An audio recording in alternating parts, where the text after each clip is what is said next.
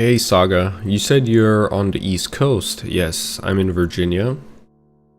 You're impressed how I can stream 5 hours a day. Uh, I made a dedication. I try to be consistent, right?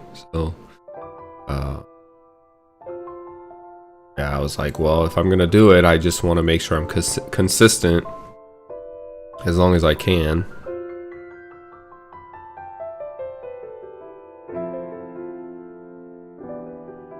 Let's see. I don't know if this VPN's gonna work, but we'll see.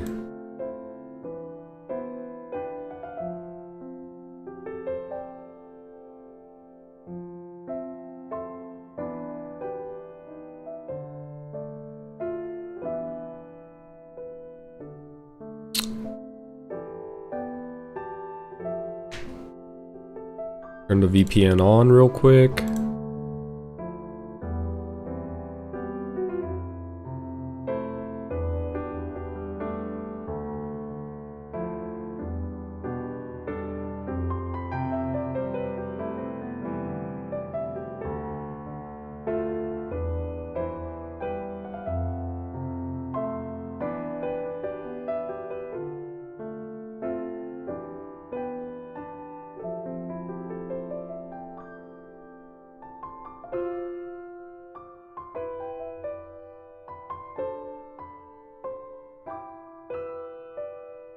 Well, you made the start of my day so much easier. I love to stream you while I work. I live in California, so thank you.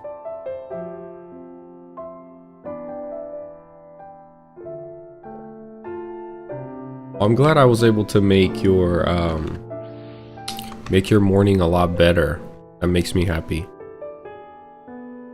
Did I cut out, guys? I don't think I cut out, right? Is my VPN working as I stream? I think it is.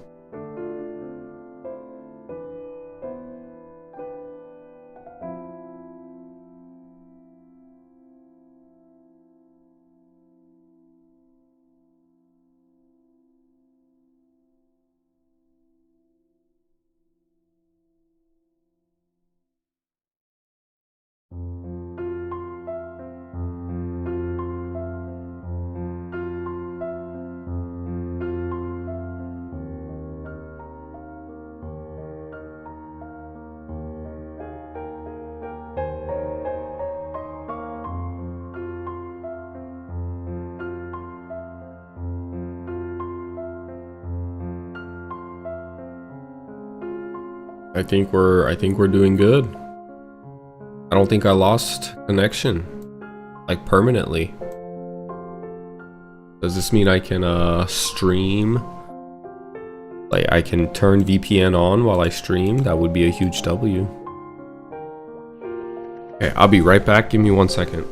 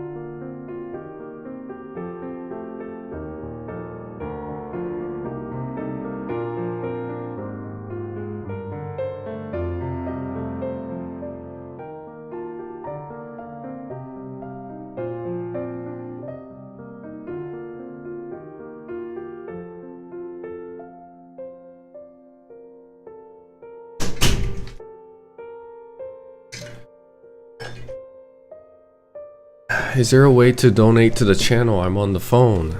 There's a support me link on in my bio that links to my Venmo. I'm not a big enough channel yet where you can send me like super chats and all that stuff. It's coming though. I'm watching my earning meter and it's coming. So soon you'll be able to send like super chats, and I think there's like other things. But right now it's just supporting me through the link that I have in my channel.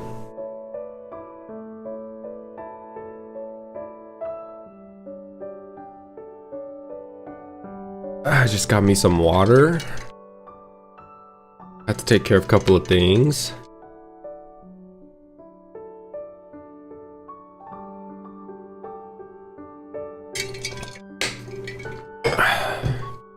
And look at that. I am right on time. By the way, I'm just shocked how this the stream is being so flawless while I have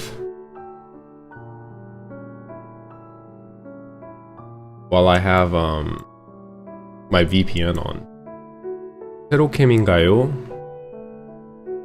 지금 라이브 방송을 제가 어제 손을 좀 봐가지고 어젠가 그저껜가 쇼츠에서도 라이브가 나오면 채널이 발견될 확률이 높아진대요. 그래서 정말 좋은 생각이다 싶어서 쇼츠 쪽으로도 라이브 방송을 방송하고, 그리고 그냥 일반 유튜브 플랫폼에서도 방송을 하고, 그런 식으로 진행하고 있습니다.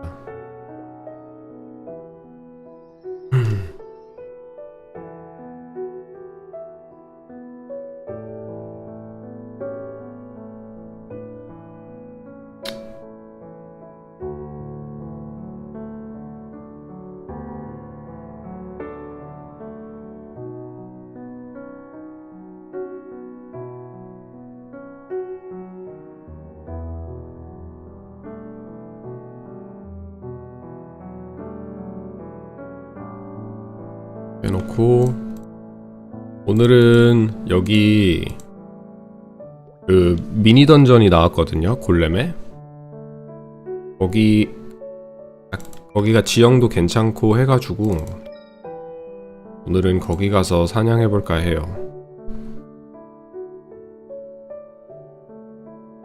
이런 거 다 팔아야 되거든요. 필요 없는 것.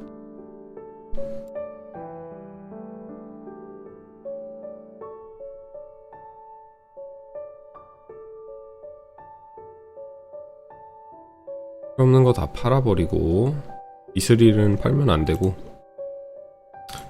물약도 좀 많이 넉넉히 사가고,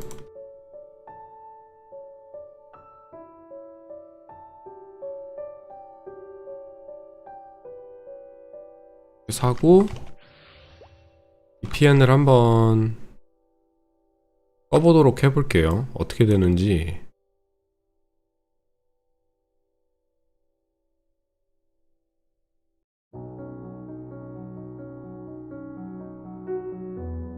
이 chat. Where do I see my Twitch chat? Oh, there it is. Pop this out. Pop out. And have Twitch off. Bandit today? Yes, I will be playing Bandit today.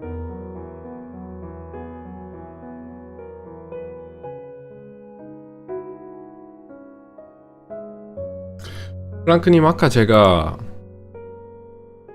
Mr. Flingflank, I sent you a message earlier. I wanted to see if you wanted to grind with me. Hello man, this is my favorite class. I love bandits, you know. It's just really rough in my level frame right now. But you gotta get through this tough hurdle to really shine once you hit third job advancement, right? 프랑크님, 이따가 나중에 죽수 파고 싶으시면 같이 죽습 가요. 경험치 쿠폰 태우면서 업 좀 하게. 그리고 지금 VPN 킨 상태로 게임을 하고 있는데 끊기지 않고 잘 되고 있거든요. 그래서 이제 VPN 문제 이슈는 고친 것 같아요. I used to not be able to change channels or go to different continents with my VPN on, but now I can. Oh, is this the Golden Forest? Oh, would you look at that? Cool. This is a cool area for archers. Oh, he's a level 70 ranger.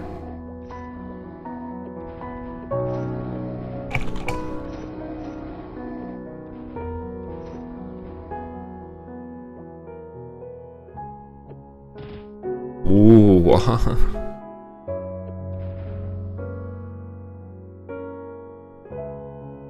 Okay, let me, my VPN's acting up.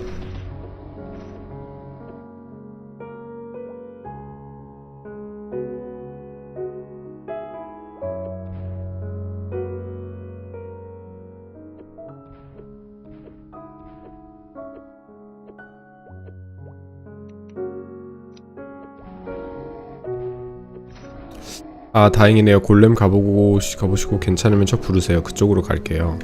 여기가 여기가 괜찮을 거예요. 아마 사냥터가. Are you going for Shadower? Oh, Saga sent me a cup of coffee. Yes, I think the channel was huge and I'm glad to be early.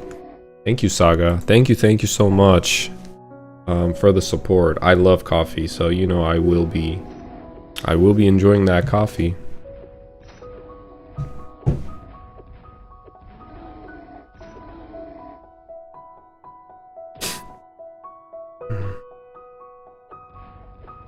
Okay, let's see if I can change channels here without causing a big problem.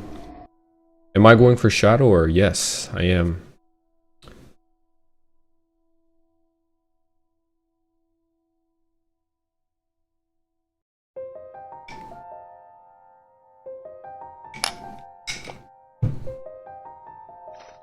Oh my goodness. This place is popular. Let me ask if he wants to party grind with me.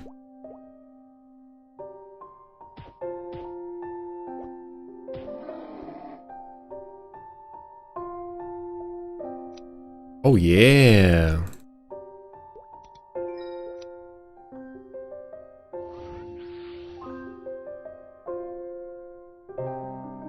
And I get a rage buff from him.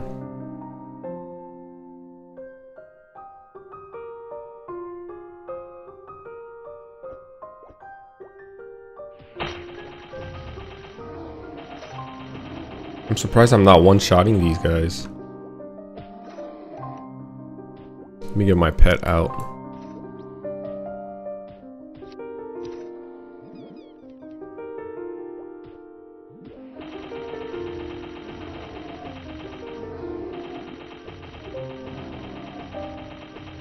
Let me know if there's a any problem with stream, guys. I need feedback.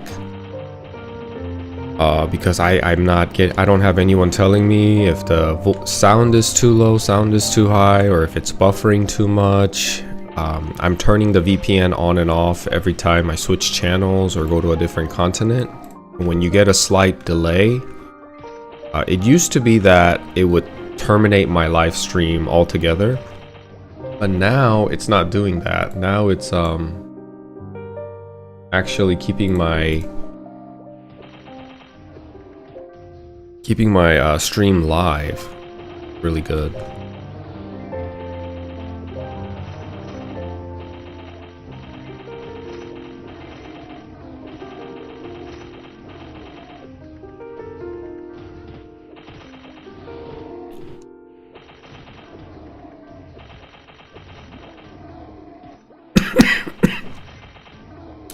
Buffers a tiny bit, but good in general. Also, Saga, you would be the first person to send me support in any type of way, like financially, through my Venmo. I just want to make sure you sent it because I did not receive it on my end. and I don't want there to be an issue where people are sending me money to support me and it's not coming to me and it's going somewhere else. You know what I mean? So let me know if you sent it.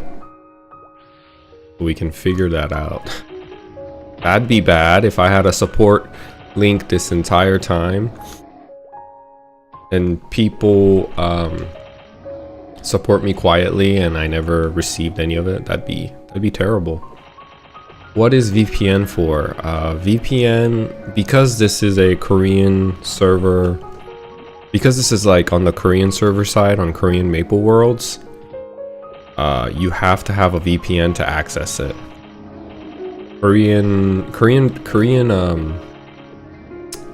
I don't want to say Korean people, but Korean Nexon, is it with a plain logo on Venmo? No, it should be my face. It should be my YouTube. It should be my profile picture that's on YouTube. Oh, please don't tell me I put in a wrong link. The VPN is to connect to the Korean side Maple Worlds. So the Korean Nexon in Korea, they make it very difficult for foreigners to access their servers. Partially it's because like the Chinese botting issue that they have over there, the game's economy just gets super messed up if they don't have like stringent access requirements. Like you need to have a Korean social security number, you need to have a Korean IP address, you need to have a phone number attached to your Korean social security number, then you have to do you know, verification through that phone number while you're logging in and register. There's just so many steps, and VPN is just one of them. So in order to play this server, I need to have all those things.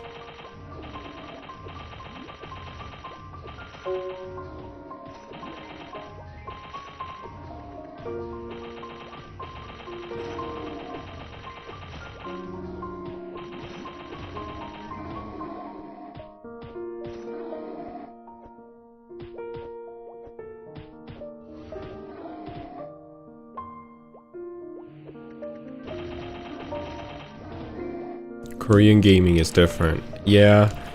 And a huge issue is like they just have a, you know, they take gaming very seriously. Gaming isn't like gaming for them. It's almost like a sport and a lifestyle that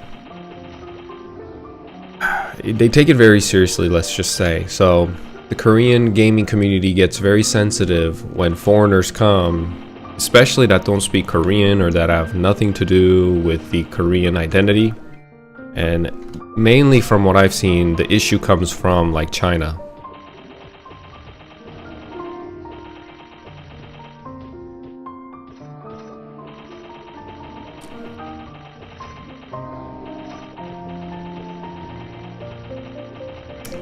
A lot of Chinese will play on the Korean server and tank their economy, and just there's so many people in China and a lot of them are looking to, like, even the Koreans themselves are trying to make money in within the economy in the game. That's why you see a lot of priests running around collecting money. High level players will also leech players for money.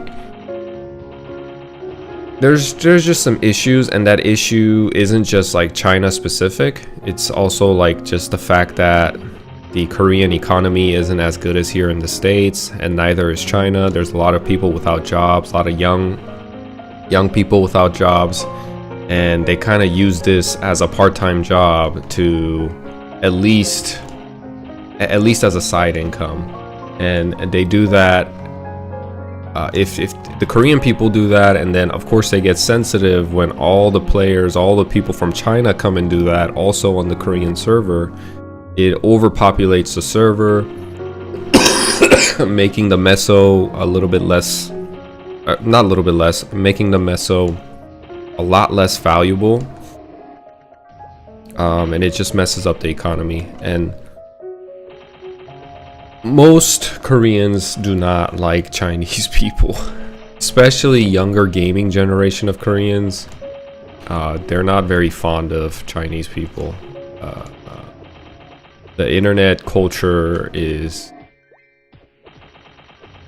yeah, they're not very fond of them. Okay.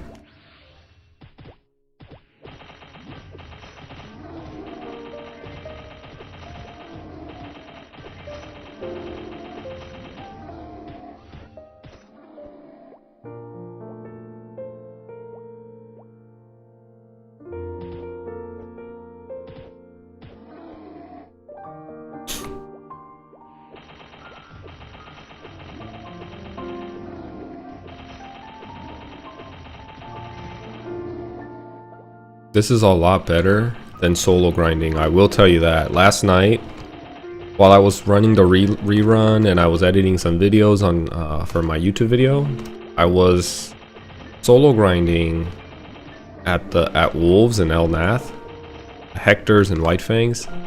Man, and it was so brutal. Extremely boring. Like it was so hard to grind alone. Because I have no multi-hitting skills, I just have Savage Blow.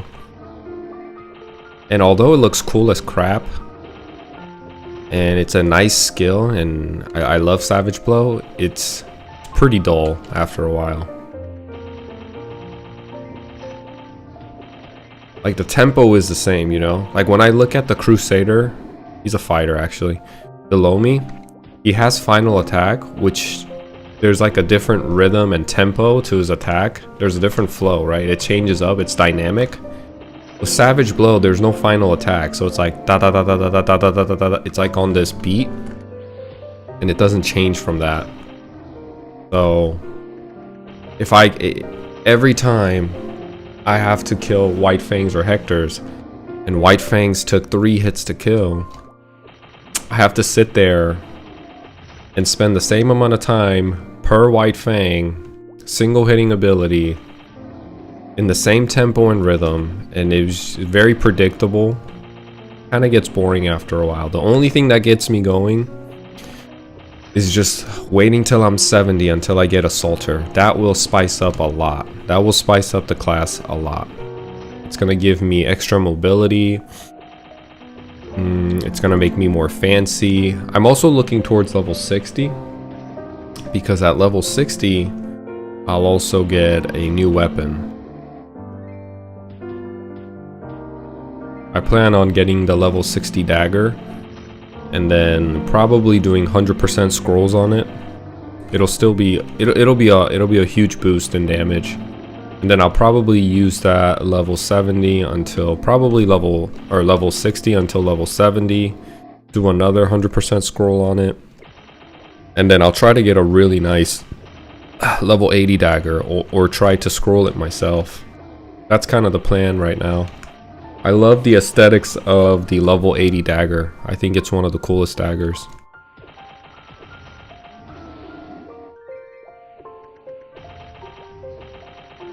I think it's called Dragon Tail.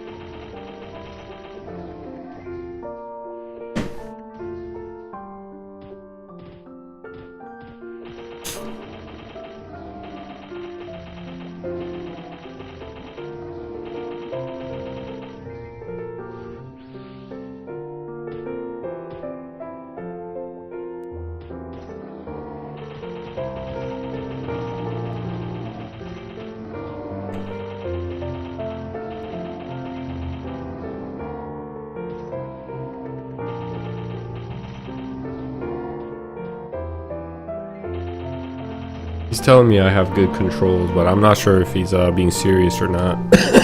Because I'm definitely just really playing with my brains turned off here. Oh, he raised my fame. I'm gonna raise his too. It's called a give and take, you know?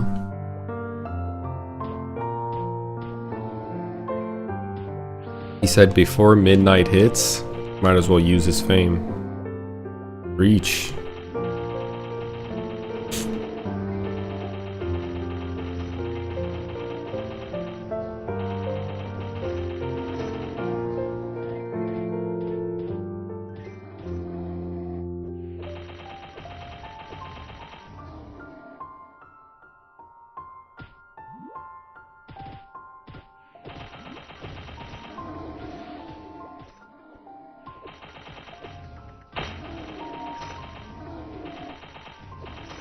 오늘은 길쭉하시네요.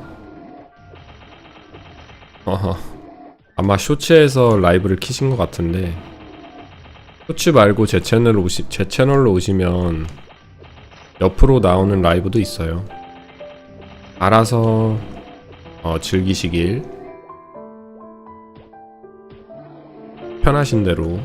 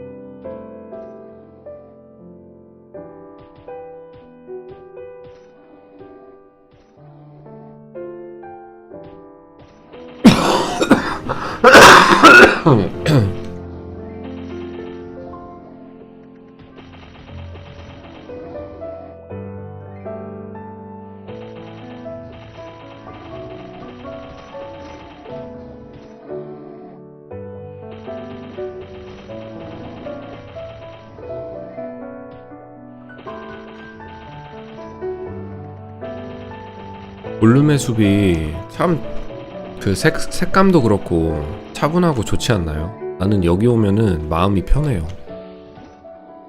그 느릿느릿해서 그런지 몬스터가 마음이 굉장히 편합니다. 여기 오면. 어제 오르비스하고 엘라스는 뭔가 너무 밝아서 눈도 아프고 피곤한데 여기는 색감도 이제 뉴트럴한 게 너무 밝지도 않고 뭔가 뒤에 배경을 보시면 나무들이 많이 보이잖아요. 어느 나만의 공간에 숲? 어두운 숲 안에 숨어가지고 사냥하는 느낌?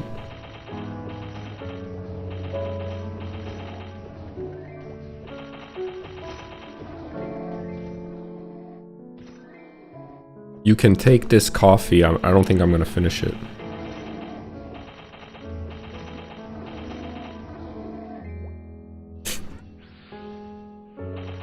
골렘 치는 맛이 메이플 고트다. 맞아요. 여기 지금 지형도 보면 여기가 헌터가 와가지고 에로우붐 쓰면은 정말 맛있을 것 같아요. 그쵸? 지형이.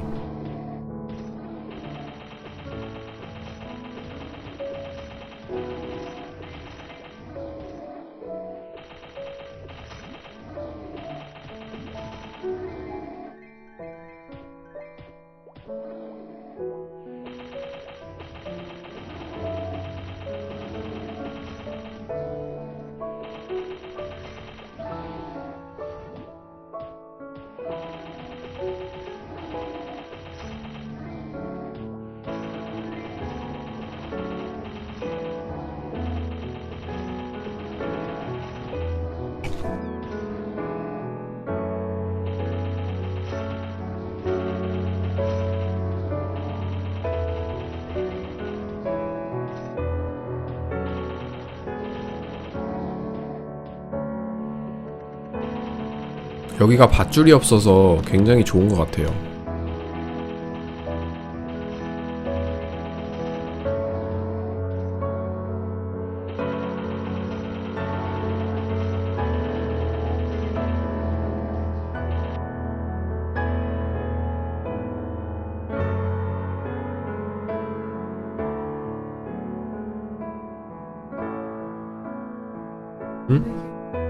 Oh yeah.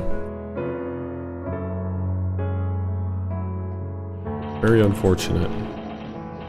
Babe, come here real quick. Can you try going to my YouTube and there's a link there for Venmo? Can you try going to that link to see like if it's even a hyperlink or how it works, and see, try to send me like $1 on there. I just want to make sure it works. Does it even pop up my profile actually? Are you on my live stream? Go to the details, I think.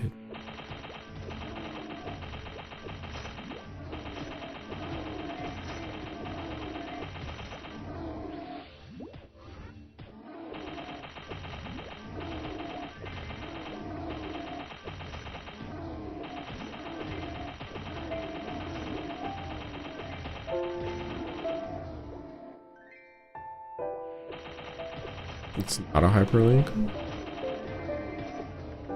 Oh, I gotta make it into a hyperlink. He said he sent it again. You sent it again? Okay, let me see. I wanna make sure. Oh, I did get it. Yeah, my first donation. Thank you, Wes. His name is Wes. Wes Jiang. Thank you, man.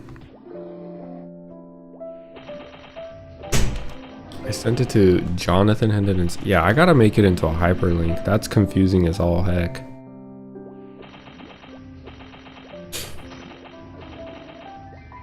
There's gotta be a way that I can turn this into a hyperlink and make it work. Oh, he just left.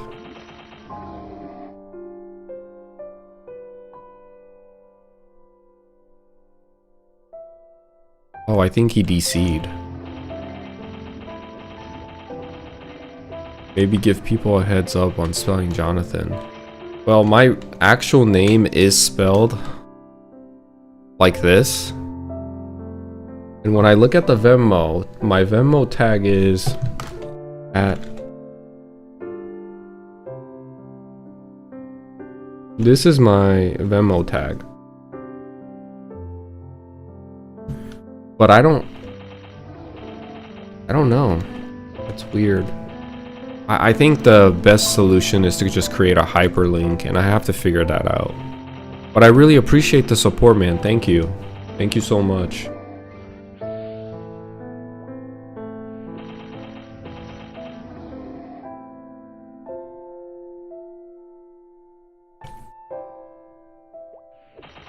I wonder if he left or if he DC'd. I really liked his rage buff. It was nice to have.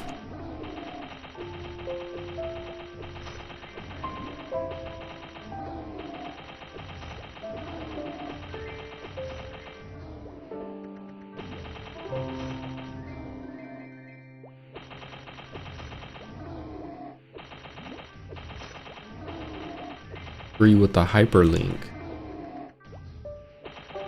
Yeah, it's essential. Dang, I didn't know you lived in California. I'm low-key jealous right now. What part of California do you live in? I mean, also, everywhere is really beautiful. I used to, oh, thank you, Wes. When I was in the military, I was taking my training up in Monterey, and it was near San Francisco. It was a little south of San Francisco, the Monterey Bay, the Monterey Beach area.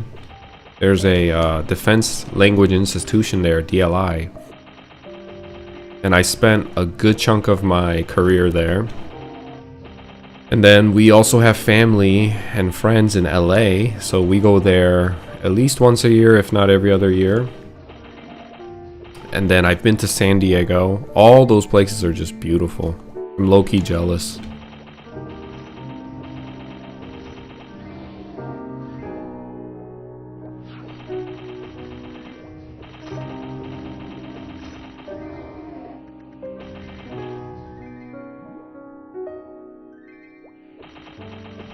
Oh, he just left. I don't think he DC'd, he just left. Did I go to the Big Sur? Yes, I did. I took my wife out there and we drove that Big Sur drive by the edge. It was beautiful, and we even like try to climb down a little bit. There's a part where you can kind of walk down towards the beach, but the view is better when you're actually up on the road. You can walk down and it's nice, it's a good experience, but yeah, I've been to the Big Sur, it's beautiful. I went to the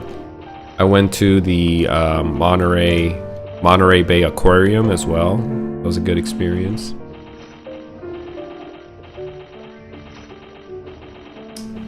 It's not as warm since it's rainy season, but it's green. And that must be beautiful. The thing about California that I love the most is like when I live here in the East Coast, I get allergies at least third of the year, if not half the year. And I'm always inflamed. I'm always like, my body's always on alert trying to fight the allergy that I have, the pollen allergy. But none of that exists in California. Like when I go to California, I can actually breathe through both of my nose, and my body doesn't feel so inflamed. I think I was meant to live in California. Once I get rich, maybe I'll take my family out there. It's too expensive out there, man.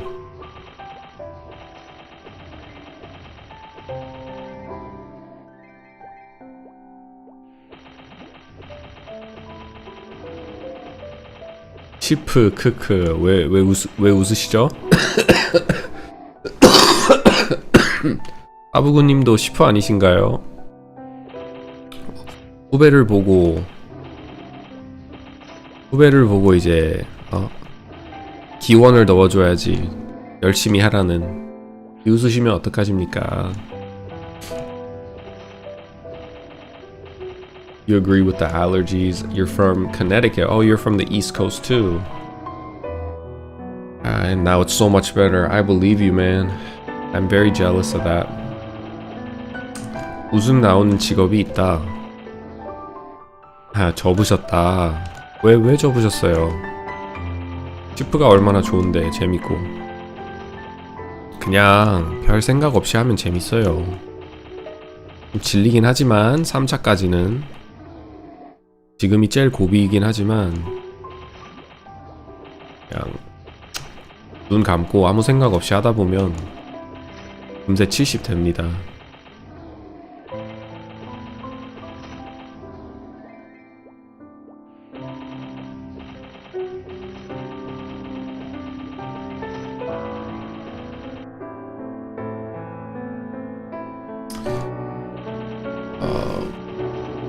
We're also considering moving because of the cost, to be honest. We want to buy a home at some point and it's hard here. Oh, I can imagine, man. San Francisco especially, very expensive.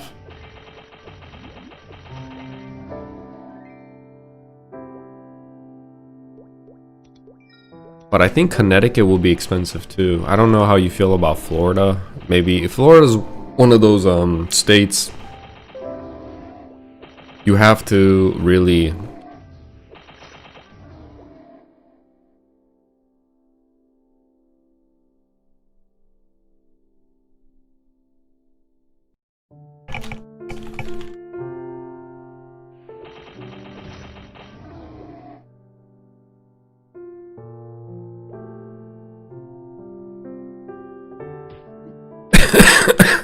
you really have to 템이라도 보내드린다고요? 진짜요? 어떤 템? 사부구님. But when it comes to Florida, as I was saying, you really have to kind of go there and live for a certain amount of time before you decide. Or, you know, I love Florida. I think Florida's great. It's like a little brother of California, although it's very humid and it can get very hot. their real estate prices are going down by a lot. There's really nice homes by Tampa, Florida, and I love Tampa. Tampa is so beautiful. Tampa and Sarasota. But there's homes not too far away from those big cities where the property prices for really nice homes are only going for like 400 to 500,000. I mean, for 400 to 500,000 in San Francisco, you're probably buying a shed. So it's just a huge upgrade if you wanted to go to Florida. I tried to take my family there, but my wife wasn't having it. We have too much family here in Virginia, and it would be, she says it's because she doesn't like the Florida weather, but I guarantee you if I try to take her anywhere else, she'll have second thoughts too and come up with a different reason. I've only been to Miami. It's nice, very culture. But maybe not Miami because I felt flashy and pretty humid.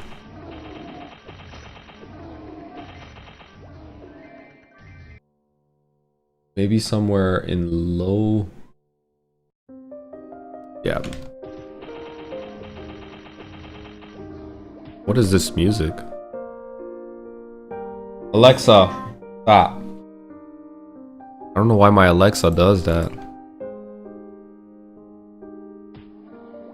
My Alexa will just start randomly playing bachata music. I don't want to dance right now.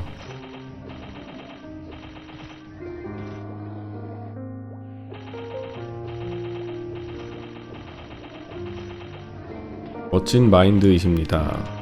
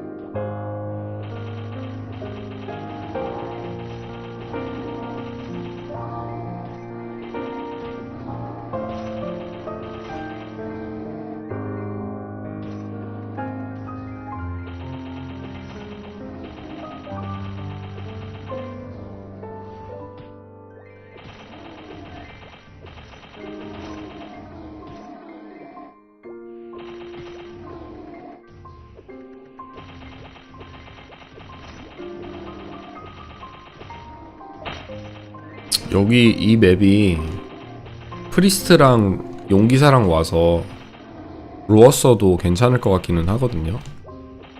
맵 구형이 원래는 이게 GMS의 글로벌 서버에 나왔을 때는 지금 여기 왼쪽 좌측 상단을 보시면 미니맵이 나오는데 원래는 맵이 한 절반 정도였어요. 이게 엄청 짧고 그렇게 넓지도 않고 정말 작은 맵이었는데 다수기 로어 같은 거나 이제 뭐 아크메이지가 블리자드 쓰기에는 약간 무리가 있긴 하지만 근데 프리스트랑 로어랑 같이 와가지고 쓰기 좋은 맵이었는데 보니까 텐시아가 그걸 인식하고 맵을 약간 늘린 것 같아요. 그래도 여기 파사하기 괜찮을 것 같은데. I heard you're 32 too. Me too. I played Maplestory when beta came out for a few years. Oh, okay. 32. Oh man, we grew up around the same childhood then. Yu-Gi-Oh was my childhood as well. Yu-Gi-Oh, Pokemon, Beyblade. There was also like a mini car that I really enjoyed. I watched Pingu as a kid, the little penguin, the clay penguin. Loved watching that. Played a lot of Maplestory, played a lot of Crazy Arcade. And then, yeah, I just had that's a lot of video games in my childhood. I played Yu-Gi-Oh! A lot too with my friends. 포켓몬 세대는 아니시냐고요? 포켓몬 세대 맞죠? 포켓몬도 엄청 많이 했죠. 게임보이에서 포켓몬도 많이 하고. I used to like have a Game Boy Advanced and I would play Pokemon Yellow, Pokemon. The biggest one that I really played a lot was Pokemon Sapphire. There was Pokemon Ruby and Pokemon Sapphire, and all of my friends, majority of them would get Ruby, but I always got this. I got the Pokemon Sapphire. I was always like choosing things. I don't know, like off meta. And I'm pretty sure there was more people that got Pokemon Ruby than Sapphire. And I beat that game so many times. I played that Pokemon game, I beat it at least 10 times. With different compositions, with different Pokemons, and just trying to have fun with it and stuff. I still remember.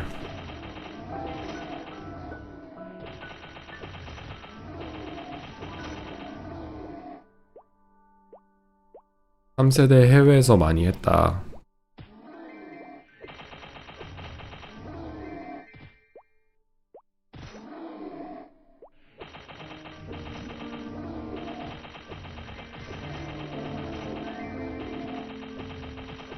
Can I reach?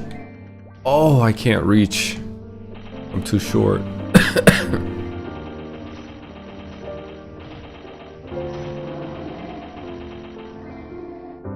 Sapphire was awesome. Ruby was more popular because of the endgame Pokemon.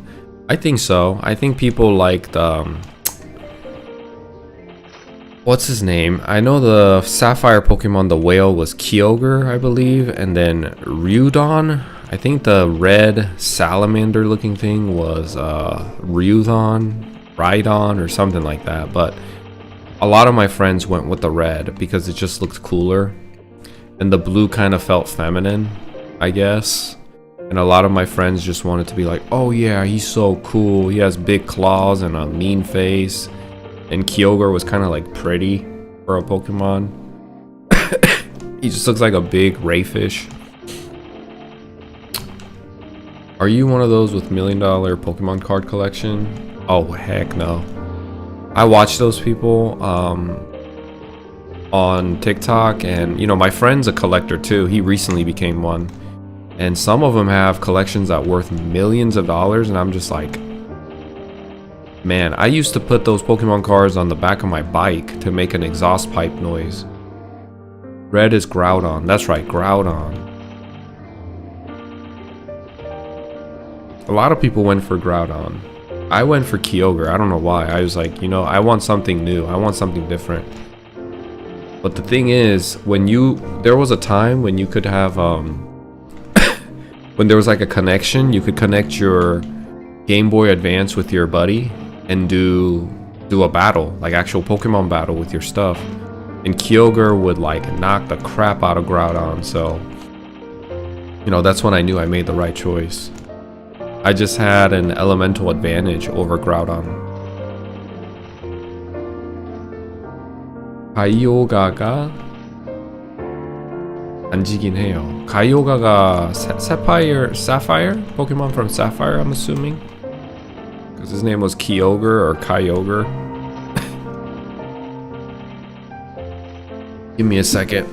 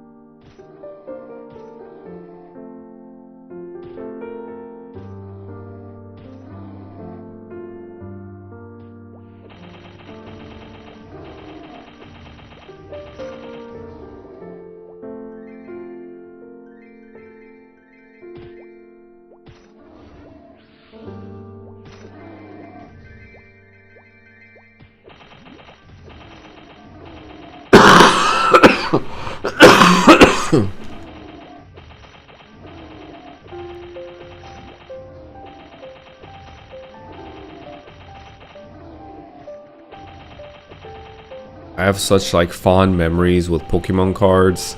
I mean, I played more Yu-Gi-Oh than Pokemon, but I remember, you know, I saw my friend put the Pokemon card on the back of his bike.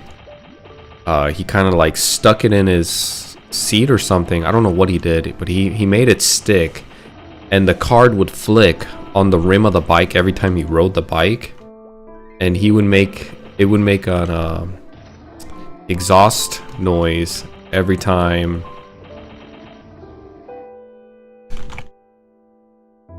It would make an exhaust noise every time he would speed up. I wish I could show that video. It was so funny.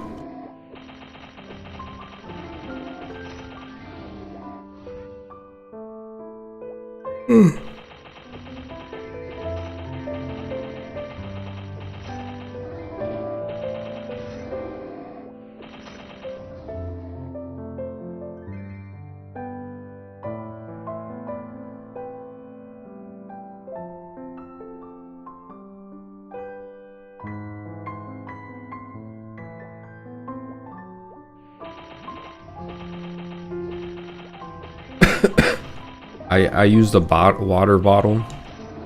Yeah, people use different things. Kids use different things to make that noise, and it sounds like you had a super loud exhaust on your bike. It sounded like you were riding a little motorcycle or something. You don't remember? Oh man, someone's got to show Saga. It was so funny. It was so funny to, like, looking back, it was so funny, but at the time I thought it was so cool, so I would try to copy that. And for some reason, mine wouldn't be as loud as like these other kids. I don't know how they did it. Maybe they did it with like a fresh card, but after a while your card kind of gets worn out and it starts being flappy and it doesn't make a lot of noise. But it's super impressive when you do it the first time, and it actually sounds like a loud ass exhaust, and it's obnoxious as all hell. Little kids driving around or riding around in the neighborhood thinking they got like a like a motorcycle or something.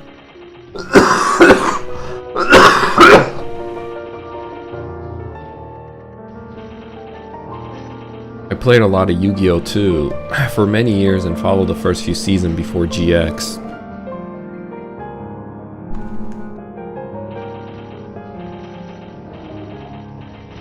I played Yu-Gi-Oh for a while as well. Yu-Gi-Oh was... Pokemon was just kind of collecting. I don't think me and my buddies, we ever played with Pokemon cards. But we did play with like Yu-Gi-Oh cards, I remember. Good memories, man. Like good memories. Those are memories that are just super fun. Super fun to have and think about.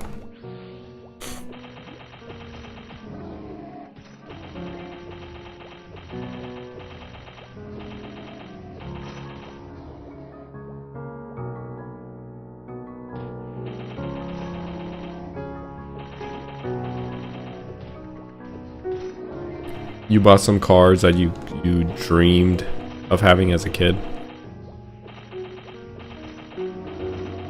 I don't know too much about TGC, trading card games, but I know there's a huge interest and economy surrounding it.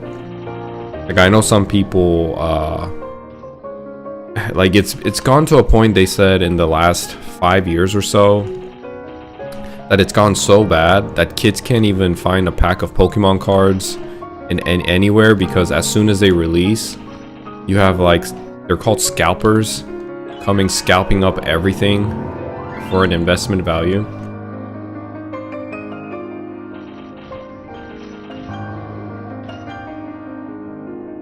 But my buddy also does it too. I just can't get into it. I tried. When League of Legends cards first came out, I was like, okay, maybe I can try those. Maybe there's some, you know, just like how it was for Charizard and all the OG cards. I was thinking, since the League of Legends trading card game is coming out and it's the first generation, maybe I'll get some and I'll see where it goes. Maybe in 10 years I'll make my money and all that. And I went to Target and I couldn't find anything. I went to Walmart and Target, no cards, zero. And then that's when I just was like, you know, maybe it just wasn't meant for me. I still remember the starter boxes with red eyes, blue eyes, and dark magician. Oh yeah, dude. I would always go for the dark magician. A lot of my buddies went for the blue eyes. Again, I went for like off meta things, and that was just another example of me doing that. I went for the dark magician box when I first started playing Yu-Gi-Oh! It was so fun. Yu-Gi-Oh! Was such a great card game. I had a lot of fun playing it. I used to go to the library every day after school in middle school to trade. Then I'd look up to like the teenagers and say he's so pro. Yeah, we would trade cards too. I remember in school we would trade Yu-Gi-Oh! Cards and stuff.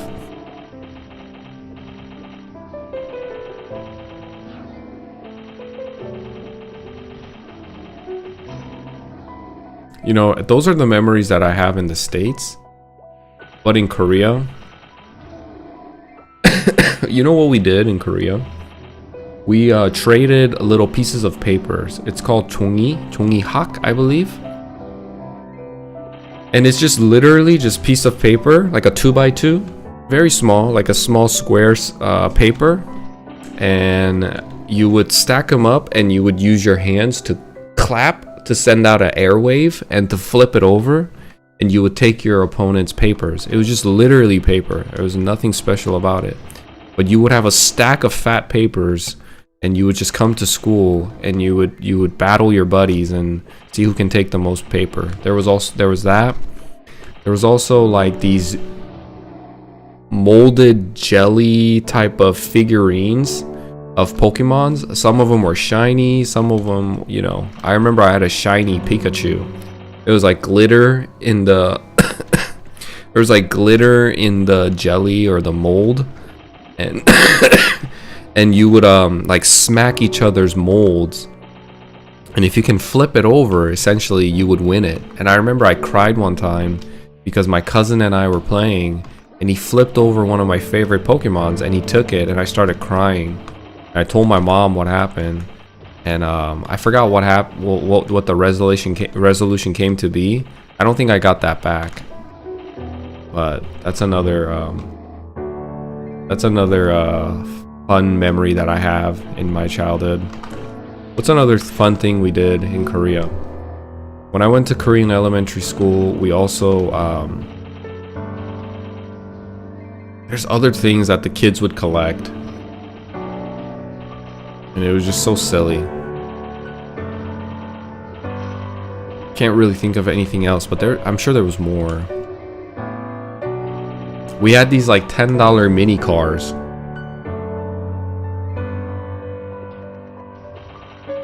We had like these $10 mini cars that you put batteries in. And if you go to a convenience store as a kid in Korea, they would have like racetracks set up here and there. And you could take your buddy out there and you can race your mini car. We called it a mini car. And it's just a battery powered plastic cheap crap. But you know, the stickers made the different aesthetics, so you would associate different stats to how the framing is of the plastic, because there was an animation that was attached to the toy. And in the animation, just like Pokemon, you know, different colors meant different stats. Like the green was more defensive, the blue was more dexterous, more agile and nimble, and the red was pure power, like pure speed. And of course, a lot of the kids went for red, but I went for blue. I don't think I went for a green, but I went for a blue all the time. And we would take our mini cars out to these convenience stores and race them, and it really just, there was no like stats associated to the mini cars by any margin. Some tracks, it really was up to the track and how much battery you had left in your battery. If you had a fresh set of batteries in your mini car, that thing was gonna rip and it was gonna go super fast. Now if you had like maybe a battery that was only 50% charged, it's not gonna rip as hard.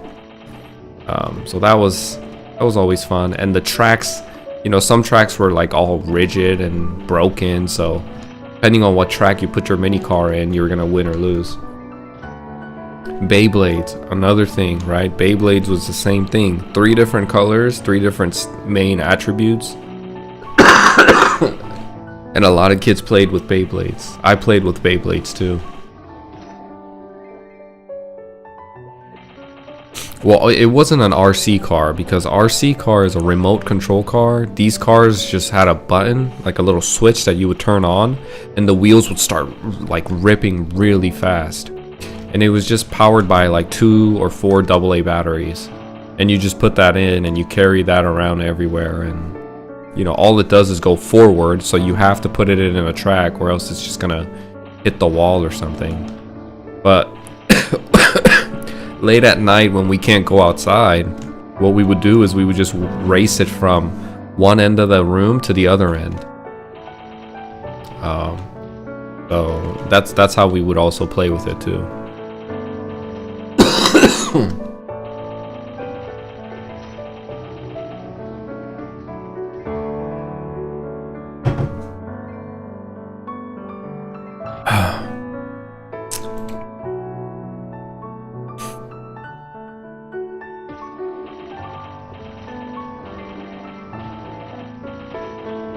The teachers would confiscate them. Yeah, they did not like when you bring toys to school.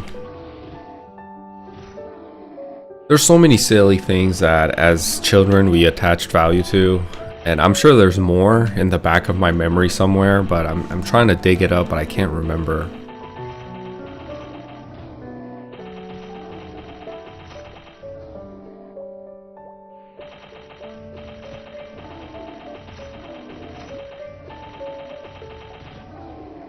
Are the party members above your friends?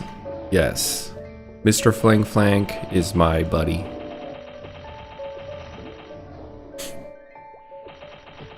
RD카는 나스카에 가깝고 미니카는 F1에 가까움. 맞아요. 미니카는 약간 트랙에서 그냥 빙글빙글 도는? 근데 어떤 트랙은 정말 잘 돼 있는 곳은 막 이렇게 돌아가는 것도 있어요. 한 바퀴 뺑글 도는 거. 근데 그런 건 약간 위험의 요소가 있죠. 라이추님 안녕하세요. 오랜만이에요. 10% 환생하셨네요. 부캐 키우고 있습니다. 심심해서. 용기사는 아직 하고 있고, 용기사가 아마 라이추님 마지막에 보셨을 때 100대 초반이었을 것 같은데 벌써 113, 114 정도 돼가고 있어요. 근데 심심할 때마다 조니파더 10% 와가지고 그냥 방송하면서 하고 있습니다. 시간 때우는 겸.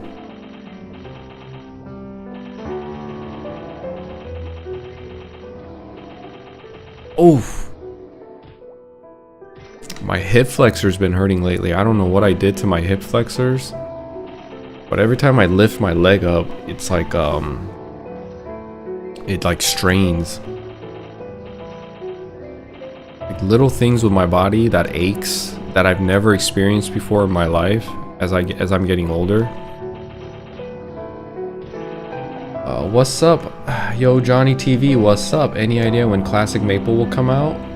I think Classic Maple will come out either the spring or summer of this year. I know that's very vague, but I don't have, you know, I don't have much information that's new. One of my viewers did say they anticipate it coming out during the anniversary, which is May 11th.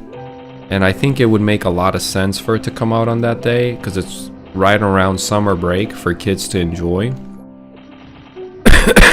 But if they want to release it sooner, maybe during summer break, or sorry, spring break. Keep new sub, keep us posted. Thank you for the subscribe, and thank you for the kind words.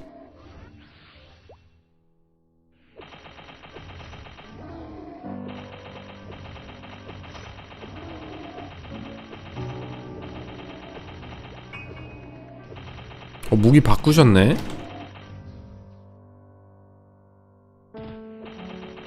100 찍으셨나?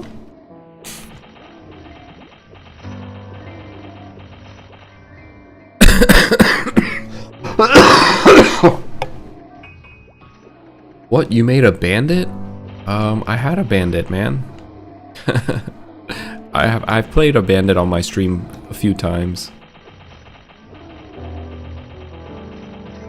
근데 이 프리스트의 무기를 보면 프리스트랑 어울리지 않게, 뭐 프리스트의 무기는 아니고 마법사의 무기인데, 프리스트가 해골 위주로 무기를 끼니까 뭔가 어울리지가 않네요. 그쵸? 프리스트 하면 약간 힐러?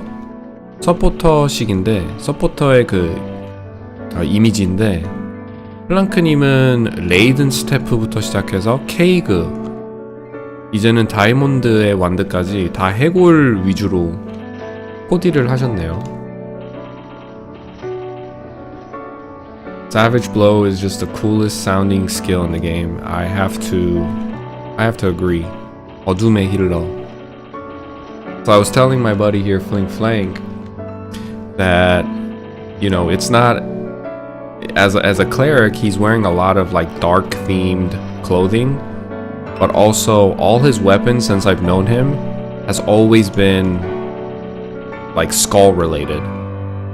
He wore I remember when Flank wore Raiden staff, a level 75 staff, which has a huge skull on it. And then he wore Kage or Kaige, I don't know how to pronounce it in English. But that's another staff with a giant bone head, like a skull on the top of the staff. And now he's wearing a diamond wand, which has another skull on the wand. Kind of funny. As a cleric, you would think he would wear like something more, like less resembling death.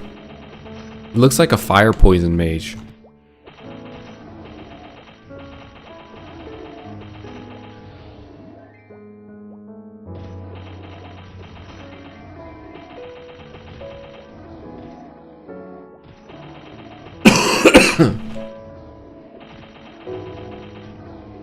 English players call it cage. It should be kage, I believe. Because in Korean pronunciation, it's called keigu. It's not kg, kg or cage. It's they say keigu. There's a gu emphasis. It should be kaig. I think it should be called kaig. I don't know. Call it cage, I guess.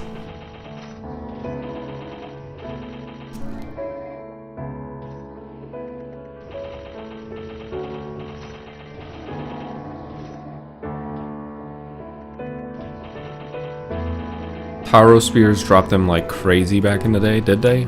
I think you're talking beyond my times. I don't remember farming at Taro spears. That sounds terrible, actually. Unless you had to. You know, they're actually terrible with the HP to EXP ratio. Wow, you're live streaming in 2 different ways. That's neat. Yeah, I figured it out. I just kind of looked into it and someone told me that, or I watched a short clip saying that it's beneficial to stream both on the shorts feed and on the regular YouTube feed. And I looked into it yesterday, I studied a little bit, and now I'm able to stream both ways. While I'm also streaming to Twitch, mind you. I'm doing 3-way stream now.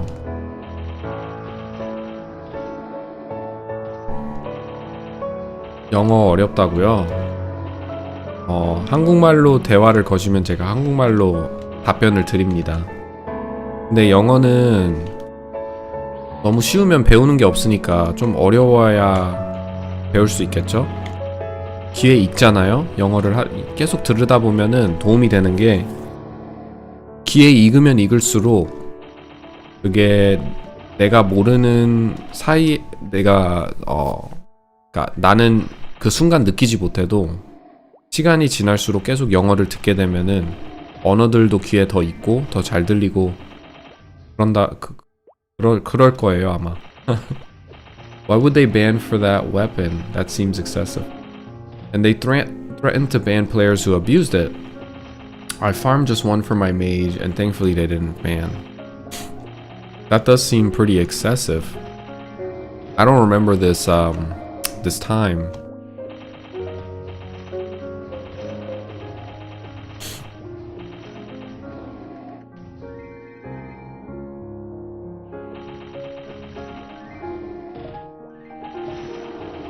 Really? But wouldn't that be on the developer side and the server side? Because that's not players really manipulating anything or breaking TOS or anything like that. They just went and did what the let's say it was a mistake by the developers. If anything, the players found the bug.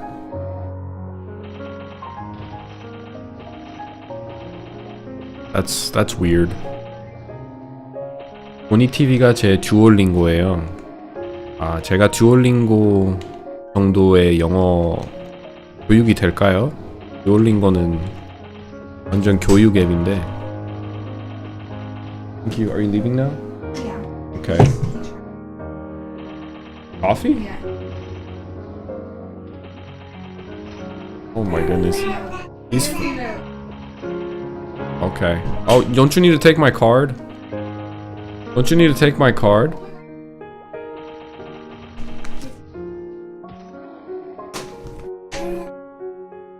Please be gentle. It's fragile.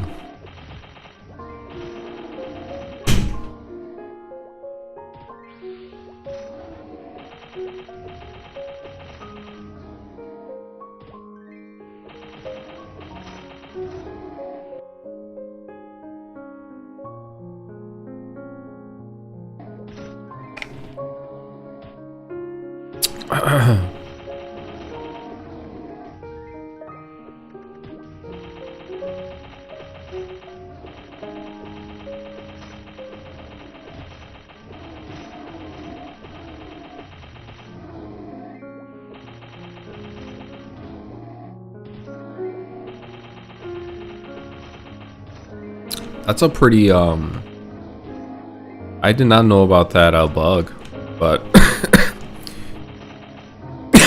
I'm guessing nobody really cared to find out, or it was undiscovered for a while, because Taro Spears, as soon as Elnath was released, nobody went there to farm Taro Spears unless it was for a quest. And the funny thing about Taro Spheres is that they're supposed to be the endgame mob and endgame. When the game initially launched, they were supposed to be almost like a field boss.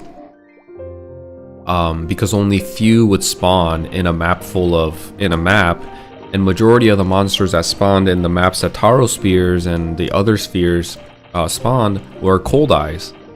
So in the midst of cold eyes, you would get these like big giant monsters that would do a lot of damage. And apparently they were supposed to be semi-field boss-ish, but you know, nobody really, like, their loot table isn't that great and all that. You can't find JohnnyTV on Twitch. I don't think it's named JohnnyTV. It's called Jupes. You would have to I'm just using my old Twitch channel, and I wish everything was like more uniform, but unfortunately it's not. You would have to look under Maplestory, and I probably have like one viewer, so you would have to look there if you wanted to find my Twitch.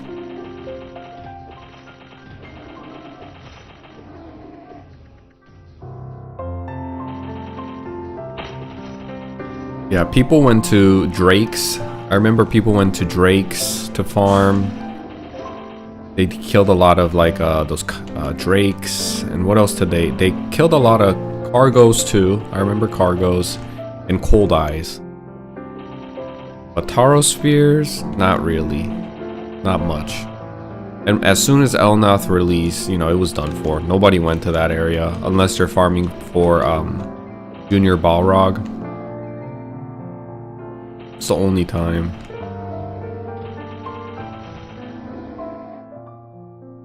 Golpi on melody. There we go. Super easy, baby.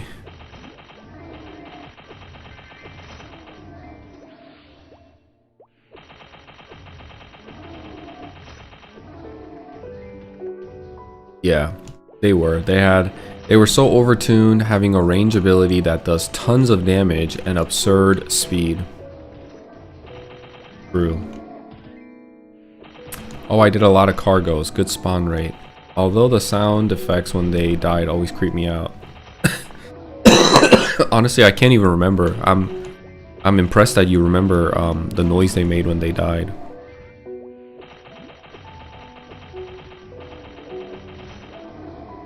I love sliding through El Nath and farming Yetis, and moving up and getting to meet the new scary mobs. Oh, like the Lycans, like the white werewolves and the werewolves and stuff. Those guys are scary too. They drop Ilbies. So when El Nath first came out, the map with the most white Lycans there was an economy surrounding it because people were farming Ilbies there.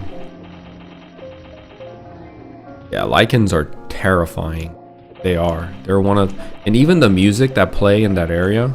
Here, let me play it for you guys. It's actually a terrifying music. I love it though. Here, I'm about to play the music because I actually have this music, Wolfwood it's called, and I have it because I'm making a shorts about it right now. This is the music. It's actually really cool. You guys hear that?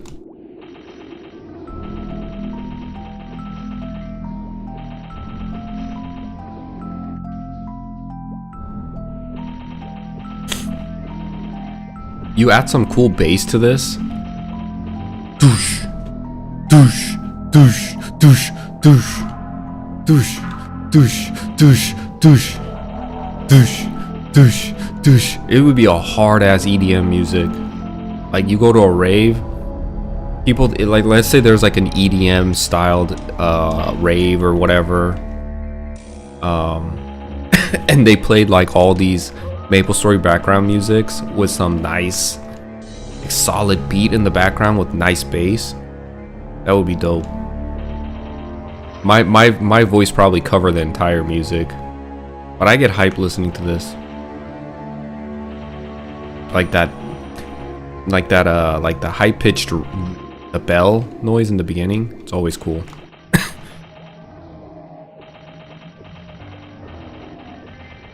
It's really scary background music though, like terrifying. Ooh. Come on, give us the bell again. Give us the ring. It's coming. Should be. Or is that it? I thought you said Jukes turns out. It's Jupes. Oh yeah, it's Jupes. No, not Jukes, Jupes. Is that it? Is that the music? There are no more like the ring.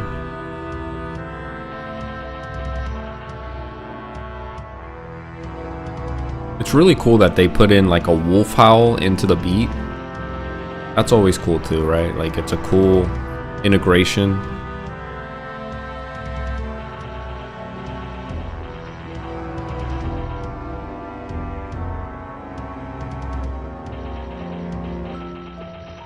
There it is. It's like a nightmare.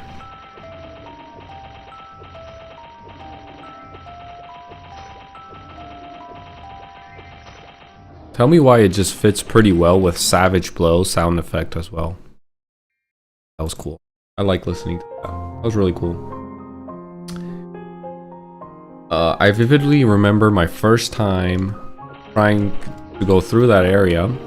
My buddy was a fighter, so he could get past him easily. While I was like, hold up, bro. Their range attacks could hit through invis, right? Yes, it can. Even if you use Dark Sight, you could get hit.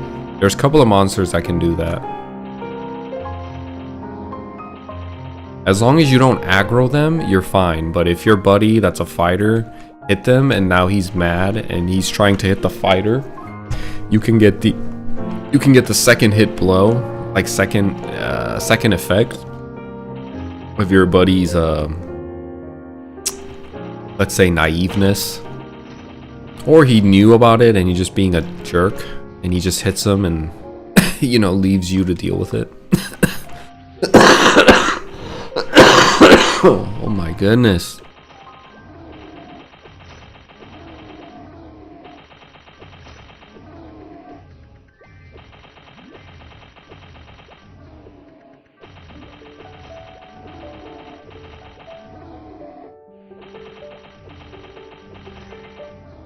You don't blame him, it was your first time. Of course not. I would find that extremely funny.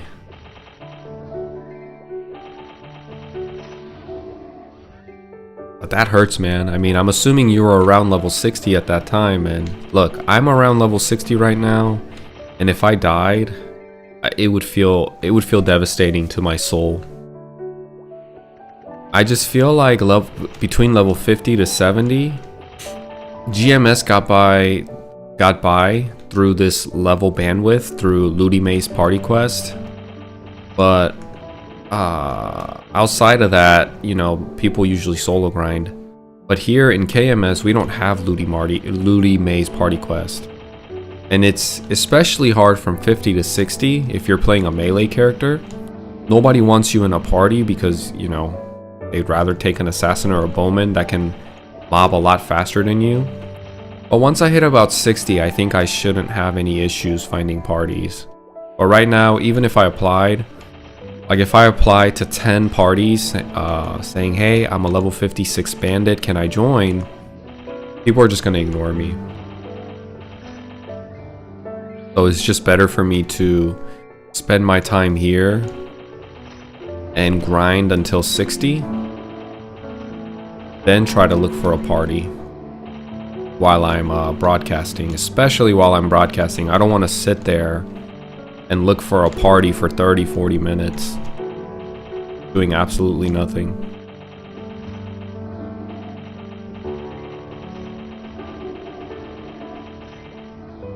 Yeah, it's the sad bandit life, man, but hey, bandits are... We knew that though, right? Like coming into it, I knew that. I knew this would happen, and I still am going to enjoy this class.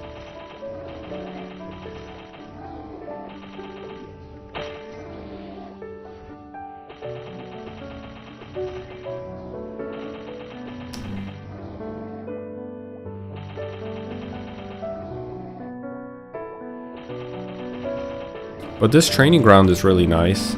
It's good for bandits and warriors too.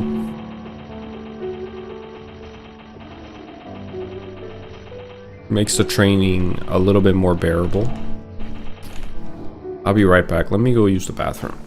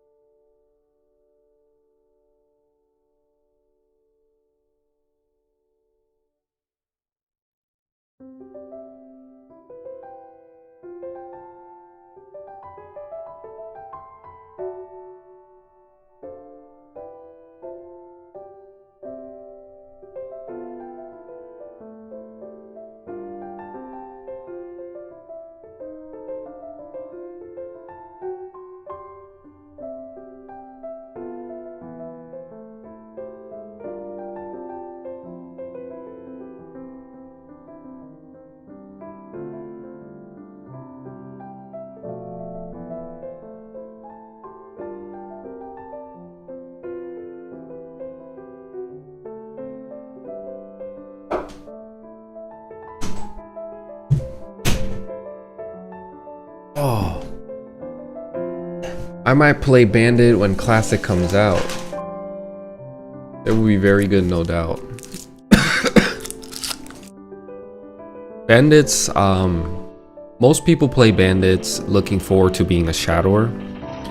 I don't think I could have played Bandit if I was looking forward to enjoying the class when I reach Shadower. That's too long of a wait for me, and I don't know if I would have made it. But the good thing is, I was looking forward to Savage Blow. And Savage Blow was really fun for about 10 levels. So when I hit around 50 and I mastered Savage Blow and the damage just kind of capped out, it kind of started to get boring. But initially when I started playing Bandit, I was looking forward to learning Assaulter the most. I'm a huge Assaulter fanboy. I think the skill is so cool. And there's a lot of ways you can manipulate Assaulter into your gameplay that isn't just about like stunning enemies and getting behind them. It's also a great mobility skill too. Assaulter doesn't get the acknowledgement that it deserves. So let's say I jump from here, right? I mean, this is a bad one, like right here. I use haste and I jump here and I use Assaulter like this. I know I'm moving my head when I don't need to. But I jump and use Assaulter from like right there in the perfect time. It's like very similar to Assassins in a way. Like you can manipulate in-game physics to arrive at where you want. So if I would have jumped here and used Assaulter at the right time, it would actually land me in this platform up here. And things like that, you can really, I think it's a great way to highlight the class identity. No other class has skills like that where you can essentially teleport above multiple platforms. You have the mages, but they're very structured, right? Like you can't use teleport diagonally. You can only use teleport up, down, left, and right. It's like essentially a cross on the X and Y axis. But with Assaulter, it's more of like you have the X axis with the Assaulter, and then you have it more like it's like a curve, like it's like a bell curve in line with the game physics that allows you to kind of use it diagonally. So I could jump from like I said, I could jump from here, and as long as I time my Assaulter right, depending on when I use Assaulter in my mid jump, just like the bell curve that I talked about, it would either land me up here or land me down here. And once you learn that in-game physics and the manipulation of that in-game physics and how Assaulter works, it gets really fun. So I'm looking forward to Assaulter because it's gonna make me more nimble, it's gonna be more flashy. I'm not just using Savage Blow the entire time. And it's gonna allow me to like really manipulate that game. It's gonna open up the gameplay of manipulating the physics, where it will open up, it will broaden my enjoyability for the character. 마인탕님 어서오세요. 블루 아이번이요. 오늘은 블루 아이번을 가고 싶기는 한데 언제쯤 갈까요, 마인탕님? 가고 싶기는 한데 일단 레벨업을 하고 싶기는 하거든요, 시프. Very cool. I love that AoE ability Shadower has too. The sound it makes and the animation and everything. No clue about the damage, if it's good or not. There were some unique spots, I think, thanks to having Assaulter, where they could train well. Yep.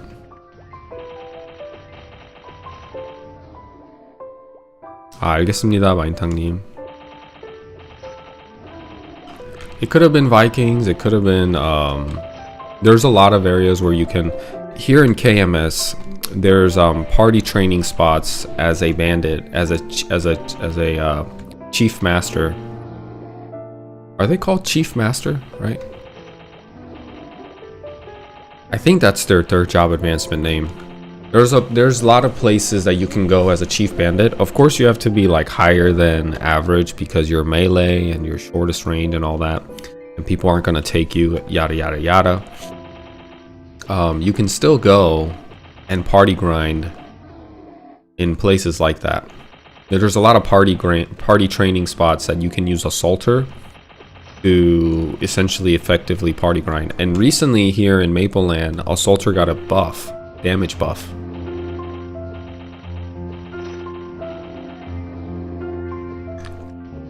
글로벌 메이플은 밴딧이구나. 글로벌 메이플 시프가 밴딧입니다.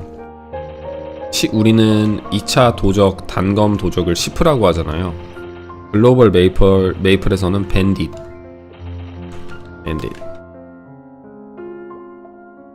How do you think the current Maplestory strayed away? I guess I'm asking, why don't you play current MS? Oh man, let's I mean, that's gonna open a Pandora's box. Actually, not a Pandora's box, a jukebox of me talking about why I don't like the current Maplestory. Well, you know, let's start first with, there's many things, but I guess the most important thing is that it stopped becoming a Maplestory.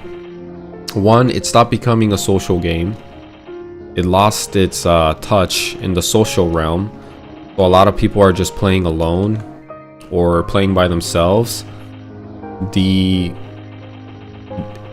feels, the world feels very small and instance-based because you can teleport everywhere, and it takes away that feeling of a grand open world like old school Maplestory had, where you had to take its like continental ships and wait 10 to 15 minutes to get across to a different continent.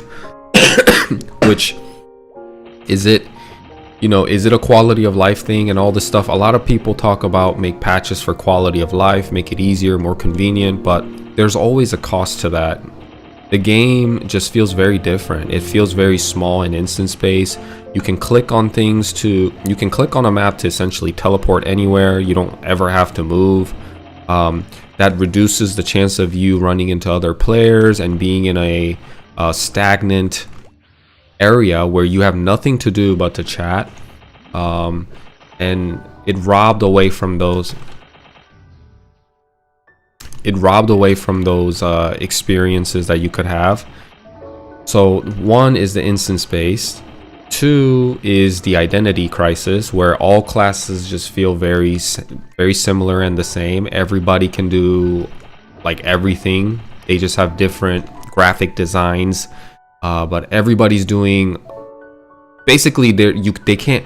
The game has gone to a point where it has incentivized solo and single play, that if they try to make any class distinguishable or into a support class, they're just not going to play that class, because people just play solo Maplestory, right? People don't party up and go into raids, or people don't look for other party members and party compositions to make up each other's weaknesses and differences. It's essentially you just play a character that can do everything. And why have a party buff like Rage from a Crusader when you have an Onyx Apple that gives 10 times more the attack speed? And if a Crusader comes and use Rages as a party buff, it's going to wipe out the Onyx Apple, right? So that's another issue. There's a huge identity crisis with the game, and everybody being able to do everything. The game is way too flashy. The pay to win element is another one. It's too blatant, right? I don't mind paying for a game.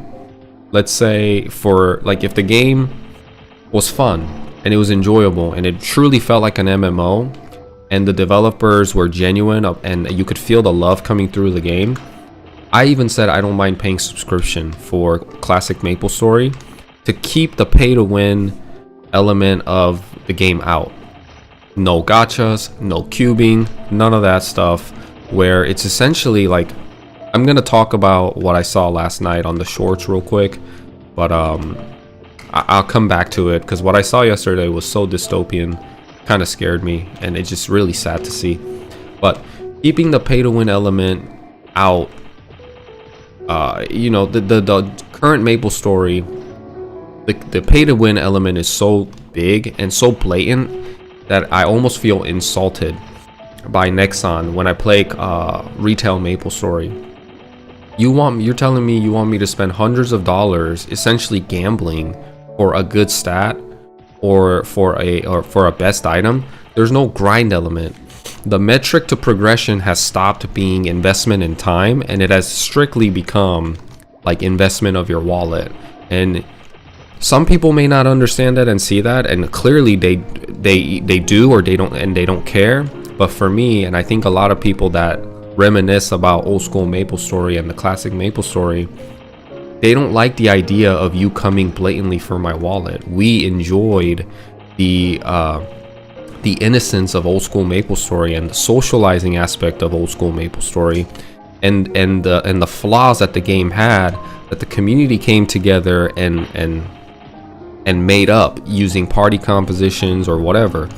But another, so that's two, right? It's like or that's three maybe. The blatant pay to win element that they don't hide it anymore. The fourth would be I had it. The fourth reason why I don't like current Maplestory is that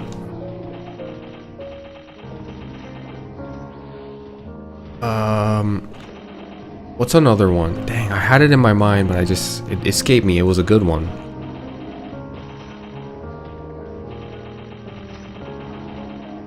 Oh, the game has become a chore. So when I log into Mapleland right now, or old school Maplestory, there was nothing in the game telling you to look here, look here. You need to pay attention here because this is an important daily. You need to complete your weekly. You need to complete your daily. Oh yeah, and this is the boss that you need to do like twice a day. Make sure to get the best, I don't know, crafting material or whatever it is. It just became a chore. What if I don't want to do that? What if I just want to log into a game and I want to chat with my friends, or I just want to go to a training ground like this and mindlessly grind? Why are they giving us like unnecessary things to do in the game when it didn't have to be? Like, I know the answer to that. They just want, you know, it's all about money to them, and they want you to log in and they want you to feel the urgency and the need, and they want you to feel FOMO, fear of missing out. And they want you to continue to log back in every day, even if it's just for a chore, because they want to create that feeling of missing out. And honestly, it feels like a chore every time I log in. There's so many dailies, there's so many crafting materials, there's so many things to worry about, and the game is just so convoluted with extra things that I don't care about. Another thing is I log into, you know, you're just gonna get me going when you have me speak about current Maplestory on and why it's essentially a different game and why I don't enjoy that game. And another thing is that when you log into current Maplestory now, give me a second. Hello?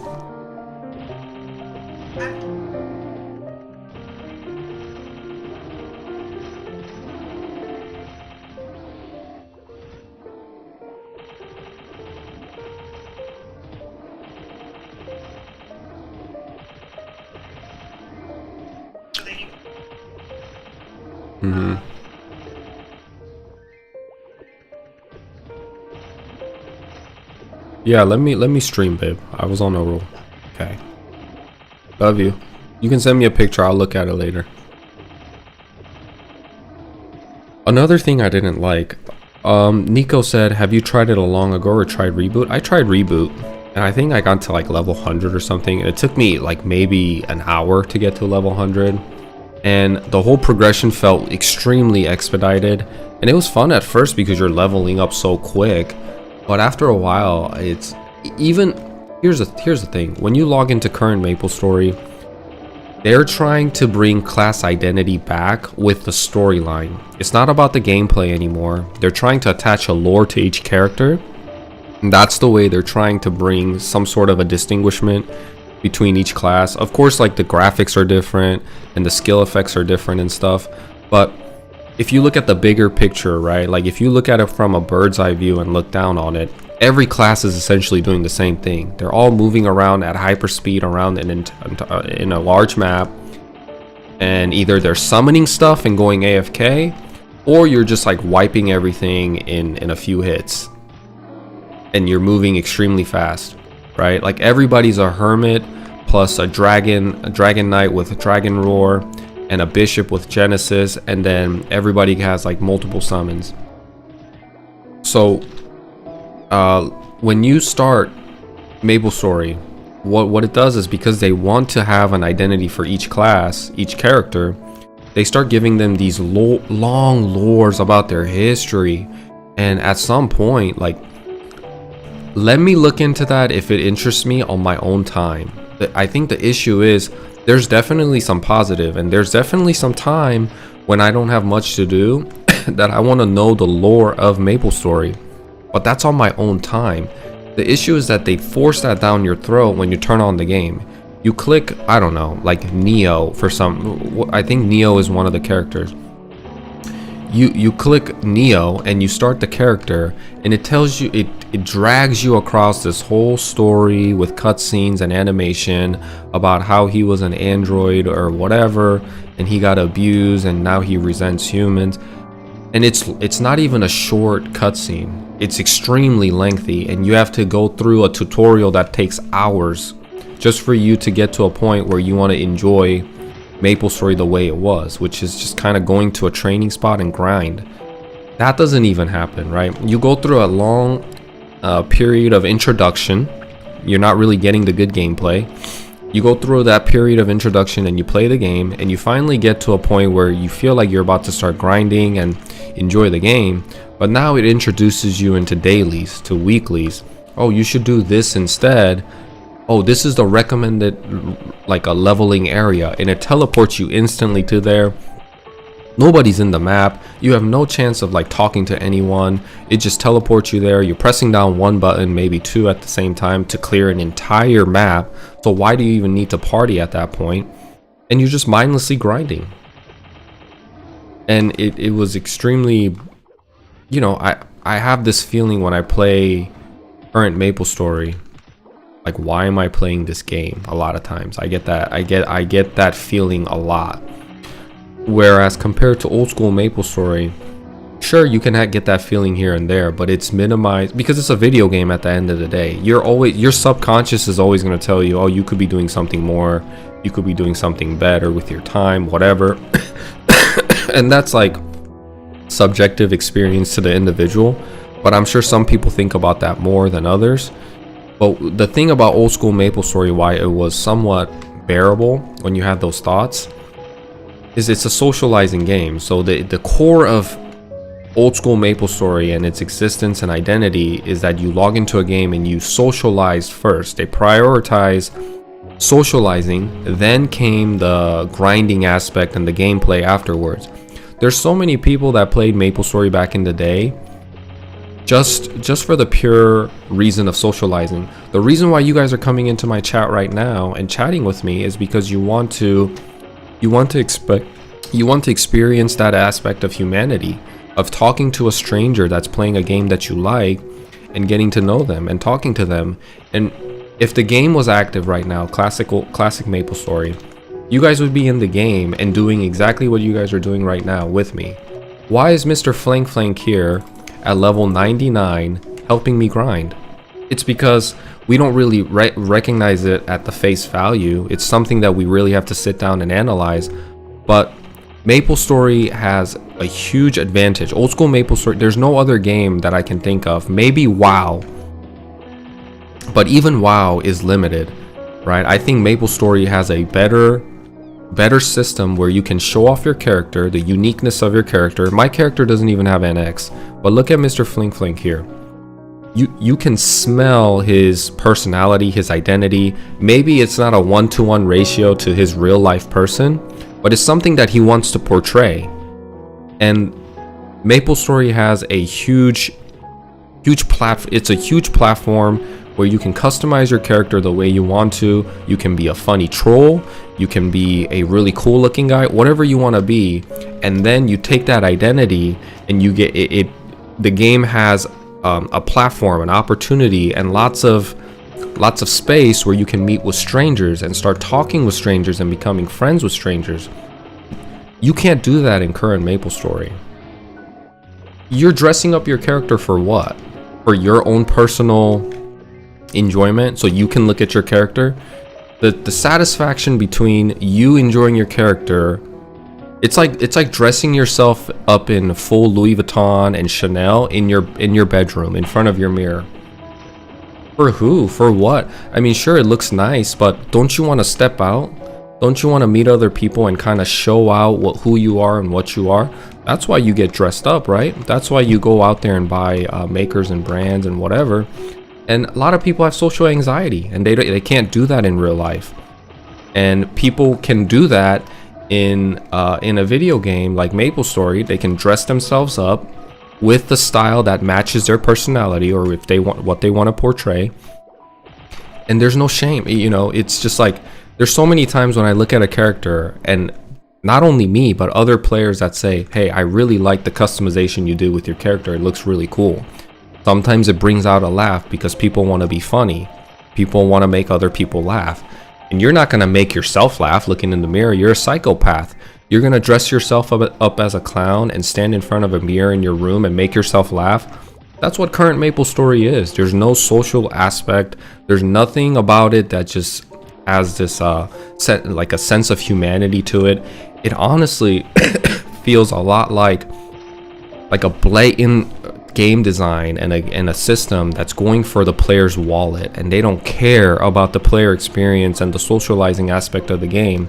They just want to make sure you're spending, even if the player base drops and shrinks, they want to hyper focus on the whales that have nothing to do but to spend money in a video game.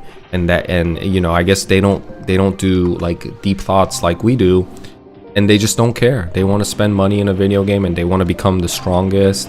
They want to look the coolest for themselves. And I think that's what's going on with current Maplestory, is like they're hyper focusing and trying to narrow down the player base that spends a lot of money, and making sure the contents are released based around them. And in a business, from a business standpoint, I understand why they're doing it, but from a Maplestory fanboy standpoint, you know, there's nothing about that's Maplestory.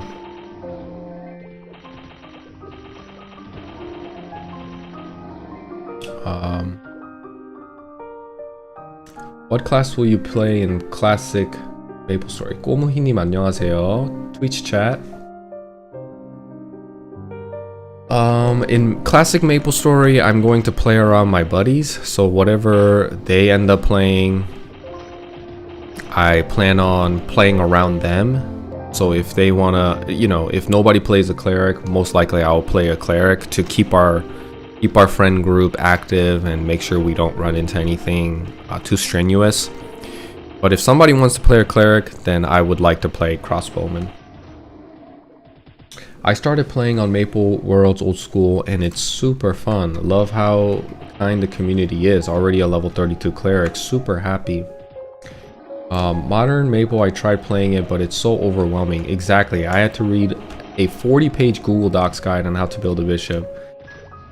Gremlin, hey, what's up, Gremlin? That's what I'm saying. And especially for people that are new, right, that are just joining Maplestory, if you push them towards modern Maplestory, a lot of them are just going to get super overwhelmed. Me, as a Maplestory veteran that stepped away from that plays modern Maplestory here and there just to see what things have changed, maybe every couple of years, even for me it's super overwhelming.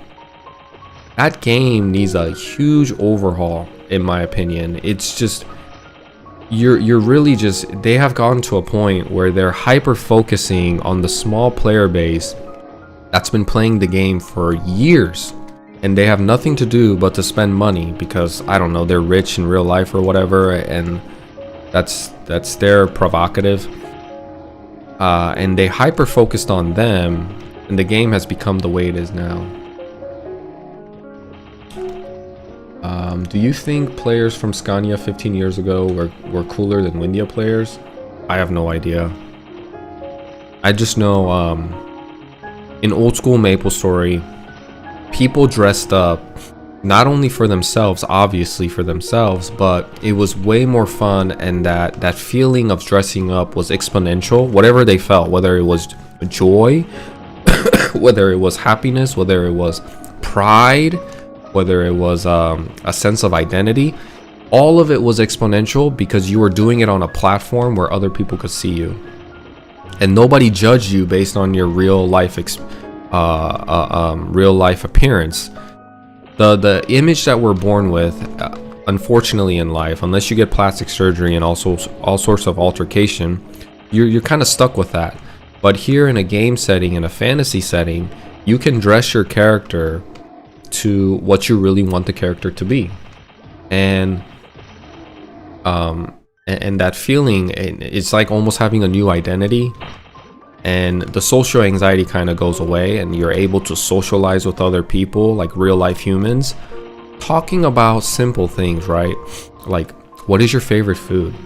What is your have you guys seen any cool movies lately? Stuff like that. Do you ever see any other MMOs where you have an opportunity or a platform or a space even for players to engage in that manner where it's very casual? That only happens that only happens because the foundation and the framework of old school Maplestory is the way it is. You can't have that when, you know, when back in 2000s, mid 2000s, when old school Maplestory was first released, you had the loud minority, and we as a community who were new to the gaming industry, like when the gaming industry was pretty new, we thought we wanted things, but we didn't know how bad it would be for us. A lot of people complained about, just make the traveling, make the make everything instantaneous travel. Why do we have to wait for a ship? Why do we have to party grind? Just give us consumables. How come archers can't attack, jump and attack? How come bishops don't have flash jump? How come warriors are so slow? We started complaining and making a lot of noise about that stuff without understanding, that's very one-dimensional way of thinking. And I think a lot of people maybe did understand, but it was always a small minority that was always the loudest in the community, complaining about the game, talking about how the game isn't fair for warriors, it's so hard to grind for warriors. Then don't play a warrior, right? Like, if you're seeking for a gameplay that's more fast and nimble and agile, I recommend you play a hermit. Warrior's identity was never meant to be super flashy, fast, hyper jumping everywhere and clearing an entire mob. That was never their identity, but unfortunately the game, current Maplestory, ended up where it's at because partially it's the community's fault and the developers trying to develop the game, meeting the player base's demand and their wants, also trying to make money out of the game. So I think Big Bang was the good last patch when they introduced Horse Job. I think cubes is what killed it. Cubes were terrible. Everyone had to wear Stormcaster gloves and face stompers. So toxic. I definitely noticed a huge change in personalities of people. Also, the white scrolls ruined it too. White scrolls were, for me, I like how it is now. 10%, 60%, 100%. Keep it simple. Why don't you play Idle? It's fun. I quit on Big Bang Patch. I was furious.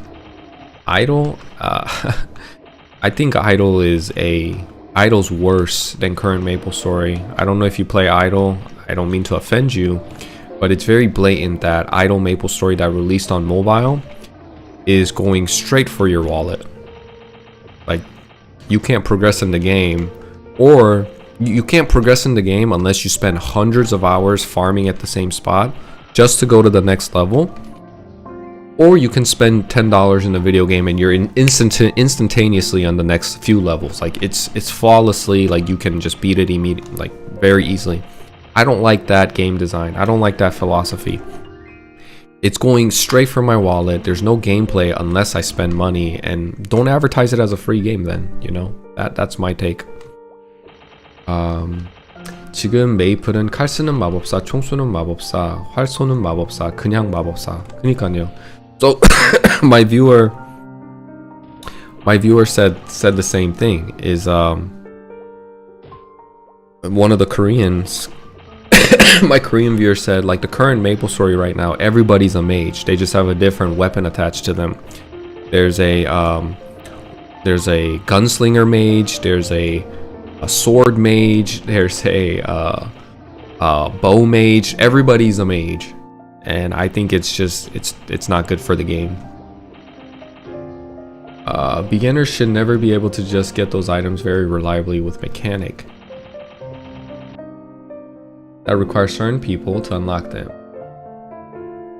It's cool and unique for beginners. Most fire poison and ice lightning mages acquired their elemental weapons from noobs too, waiting around gacha machines. It was gross. Yeah, gacha has got let's all make a big fuss. Let's become the loud majority if they release gacha, man. I mean, it is just so blatantly going for your wallet. It's it's like gambling, but you know, dressed fancy and dressed like with bright colors and innocent background music to make it seem like it's not gambling, but it's gambling. Do not introduce gambling to a video game that's made for children. How about that? They should remove 30 and 70, keep it 10, 60, 100. Amen to that, I agree. There's some beauty in overcoming difficulties. We live in an instant gratification society. Leveling up, taking time is part of the charm because the adventure is what makes the game. Exactly, man. I think instant gratification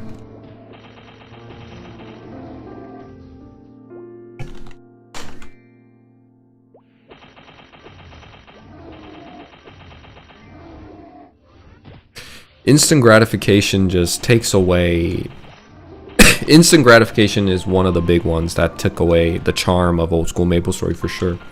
When people started asking for, oh, you know, like, let's make like one of the things that I don't like hearing, and honestly it just kind of makes me shake my head, is when people say, well, it's a quality of life change. I think we can do some quality of life updates. Quality of life updates, some are okay. Like, for example, I think having pets already made the game pretty passive, but I you know, I think it's a good thing to have pets that pick up items for you and eat your potions for you. So because the game does require you to grind for hours on end just to level up, and to take away that take away the need for you to be actively stressed or actively focusing on making sure you're not dying and picking up items, I think that was a good quality of life change. Now, instant teleportation around maps, I don't like that quality of life. I think it's better to go around the world that the developers and the illustrators and the artists created, so you can get the full experience of the game. And not only that, when you don't have teleportation, you have chance and opportunity to run into other people. And although it's seldom and rare, there's times when I'm just running across other people in a town and you run into someone and it sparks a conversation, and you can talk to that person and you know, about their outfit or about whatever, and it's the little interaction. It doesn't have to be anything crazy. Even right now, the guy that was just in a party with us, complete stranger, he just came to this map by himself and he saw us party grinding and he said, hey, can I party grind with you guys? And we said, yeah, sure. And he said, well, I'm gonna leave now, it was fun. And he came downstairs, he came down to the lower platform to talk to me, and he told me, wow, you know, you make me want to cry because how hard, like how much of a hard time it looks like you're having playing Bandit. He's basically saying he feels bad for me because I'm playing a bandit and he's playing an assassin, and he's like, it hurts my heart, I'm gonna leave now. And I was like, lol, no, it's fine, I'm having a good time, thank you though. Those small interaction, was it anything big? Was it anything grandizing? No, it wasn't anything like super meaningful or deep, but it's still a social interaction that I got by playing the game just passively, the way I want to. Anywhere I go, I can go to a party training ground and I'm sure I'll have more social interactions, but I could just be in a remote map like this where there isn't any established party training methods established, and people will still come and still talk to you here and there and cheer you on and say, hey, you know, I wish you the best and stuff like that. 노가다가 영어로 grind인가요? grind가 약간 사냥하다? 노가다가 노가다는 그라인드가 아니고 그라인드 그냥 사냥하다. 오늘 화면이 왜 이래요? 지금 마인탕님이 보고 계시는 거는 쇼츠에서 라이브를 보고 계시는 거고, 쇼츠에서도 지금 라이브로 방송을 하고 있거든요. 쇼츠에서 방송하면서 유튜브, 일반 유튜브 이렇게 넓게 나오는 거에서도 방송을 하고 있는데, 그쪽으로 가시면 원래 보시던 대로 보실 수 있을 거예요. Hey, I missed what you said. What class will you play in Classic Maplestory? In Classic Maplestory, I will play, I'm gonna play with a bunch of friends, like maybe 10 people or so, hopefully more. And I want to play around, because these guys are gonna be new to Maplestory. I want to make sure that they have a good time, and I want to play that part. I want to play that role of making sure, like if nobody plays a cleric, then I'll play a cleric for us. And having a cleric, if you remember, in the early stages of a game, Looty Party Quest, and even just training and having Holy Symbol later on in the game, having a cleric makes or breaks the game, especially in your friend group. If everybody's playing a bowman, assassin, bandit, warrior, and you don't have a cleric, you can get by, and maybe we can find the cleric in the game, or other players, maybe a viewer will be a cleric.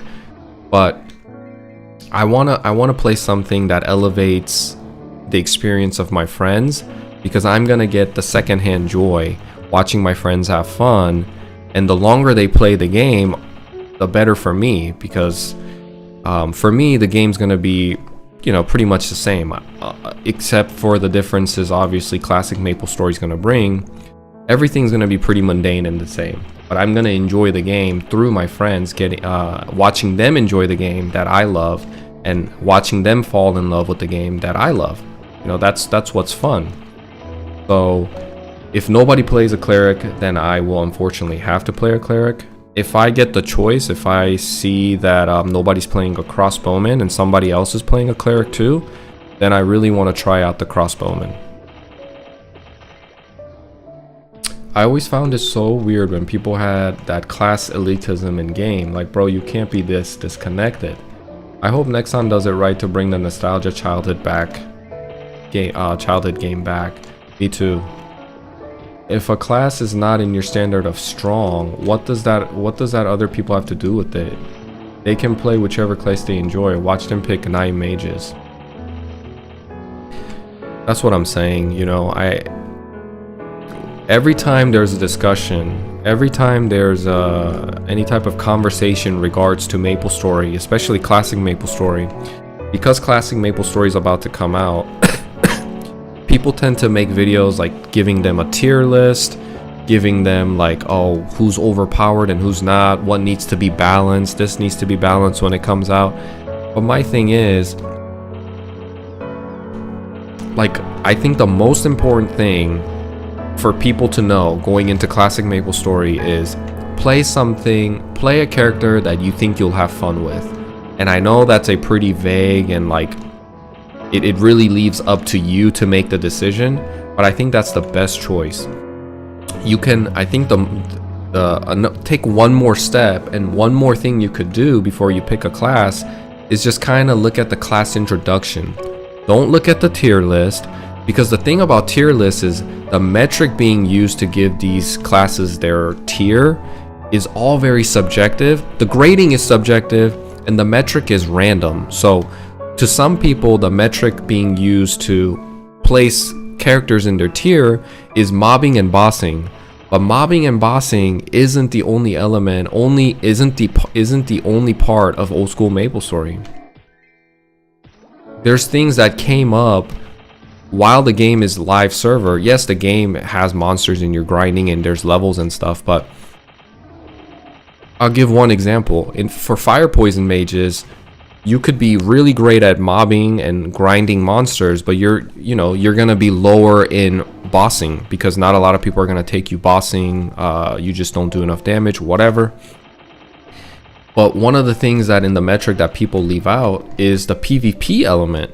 Once you get high enough level, Fire poison mages can dominate a map, and if you ever have a dispute, like let's say your guild member is having a dispute with someone else about whose channel it is, how this is their channel, his channel, whatever, and let's say you know, it turns into a full-blown guild war, and a lot of guild, and this happens, trust me, it sounds ridiculous, but it happens, and the guild members start coming up to that map, and they can bring a bishop, archmage, spamming FMA, full map attacks, and all this stuff. You have a fire poison mage that's like level 150 in your guild, 120 even in your guild. They spray down fire poison mist and they AFK, and that map will eventually become yours. Those type of things get overlooked in giving classes their tiers. But there's so many more elements to the game than just mobbing and grinding and bossing. There's a, you know, people enjoy the game through being unique and cool and standing out.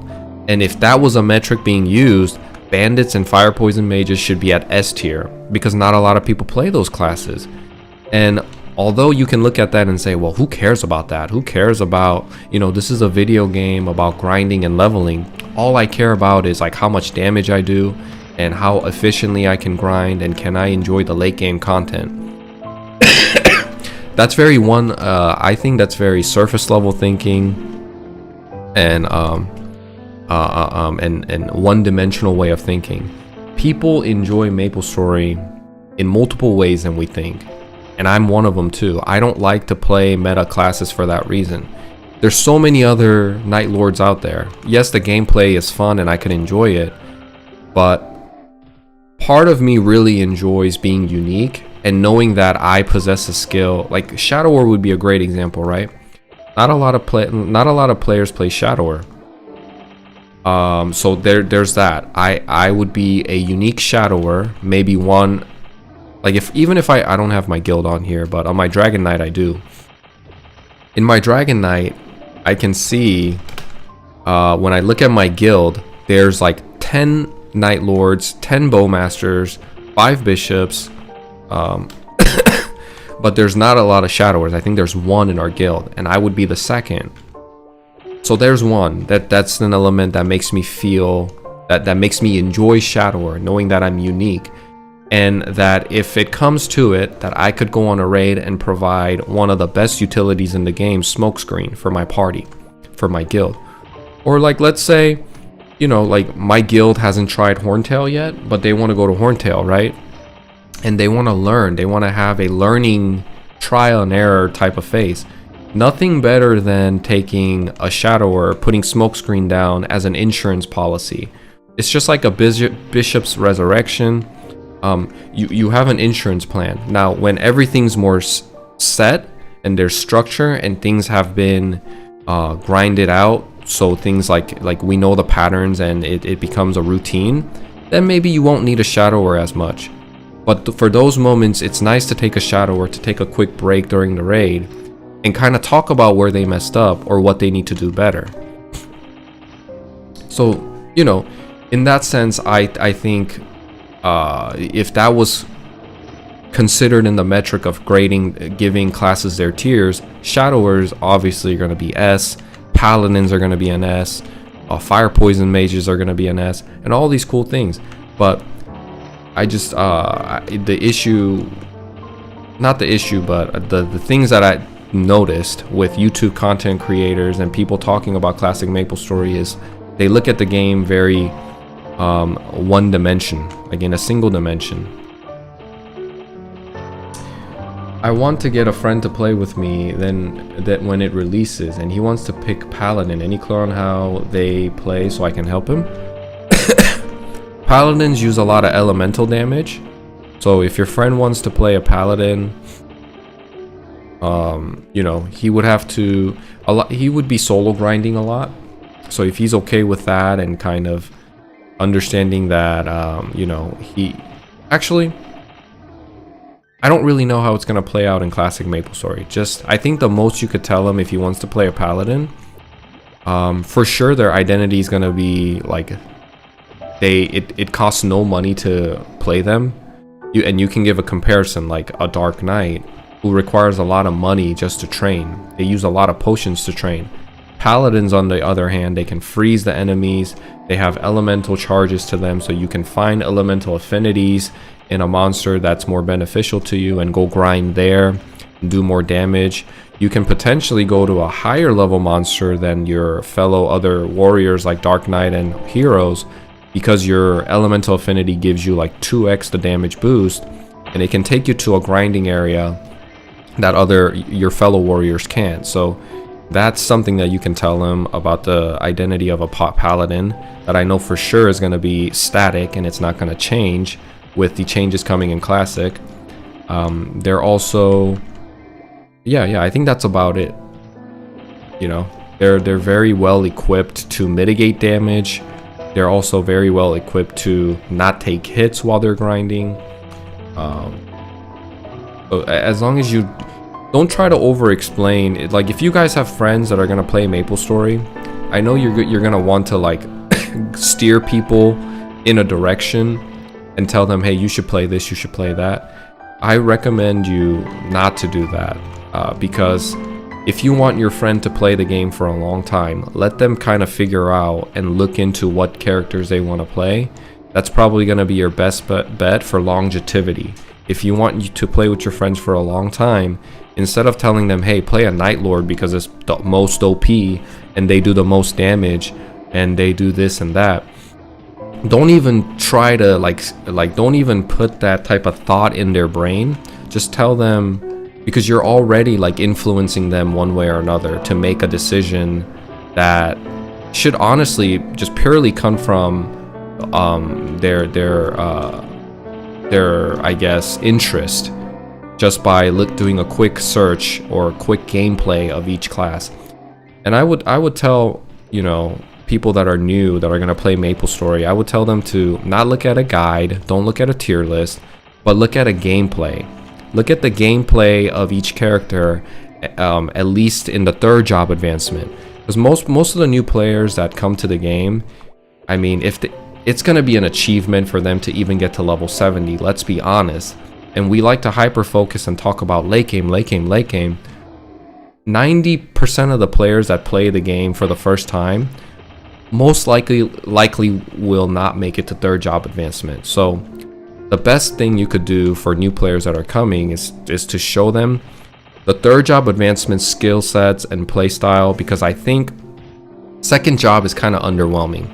Second job, it just doesn't seem as flashy, and I think the class identity really solidifies and cements itself in the third job advancements. You look at hermits with flash jump, you look at rangers with strafe, you look at bandits with assaulter and meso explosion, you look at crusaders with combo attack, you look at dragon knights with spear buster. All these are very iconic and very like, there's a lot of, I think it really cements the identity of that class. So tell them to look at the gameplay and let them make their own judgment and decision, and go from there. And once they fall in love with the game, then they'll take it upon themselves to learn about the end game. And maybe they'll learn if they're playing, like, let's say a bandit, and they realize after playing the game for a while they really love the bandit, but they're conflicted because they found out that they don't have much viability and playability in the late game.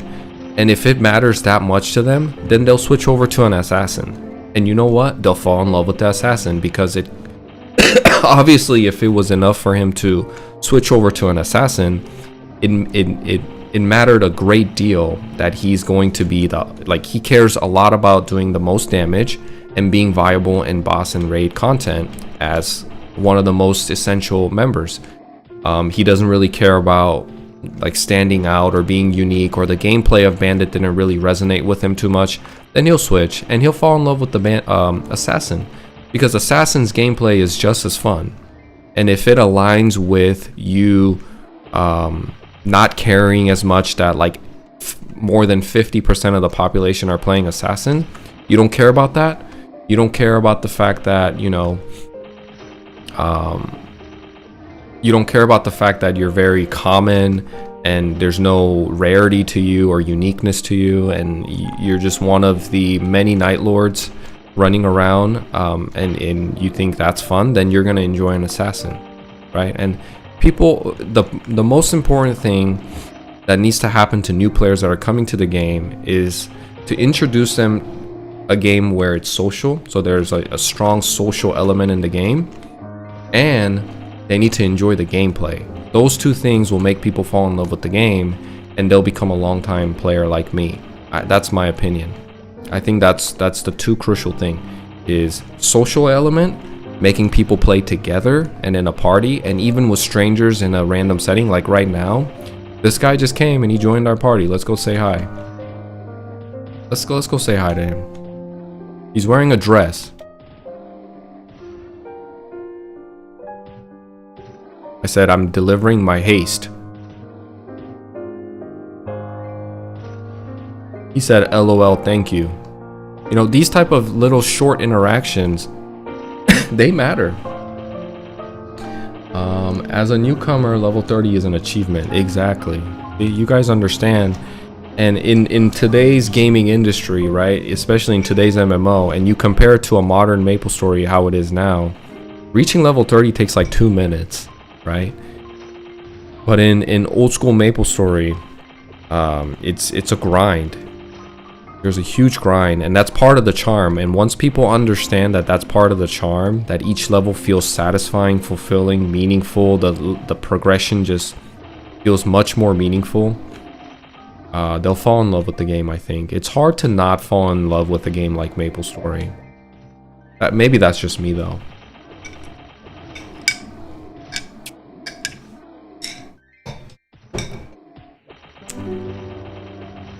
I started all this convo because one person asked me, what do I not like about current Maplestory? I get very passionate. I get very into it when I start talking about subjects like that. As you can tell, I love this game. You know, I don't think you could stream this game every day, and once I'm off stream at nighttime, I still play. You know, I play this game while I'm not even streaming. That's how much like I love this game. I stream this game while I'm just catching up with current news, current like things going on in the world. And I play this game as I'm editing videos and whatever. Give me a second. Hello?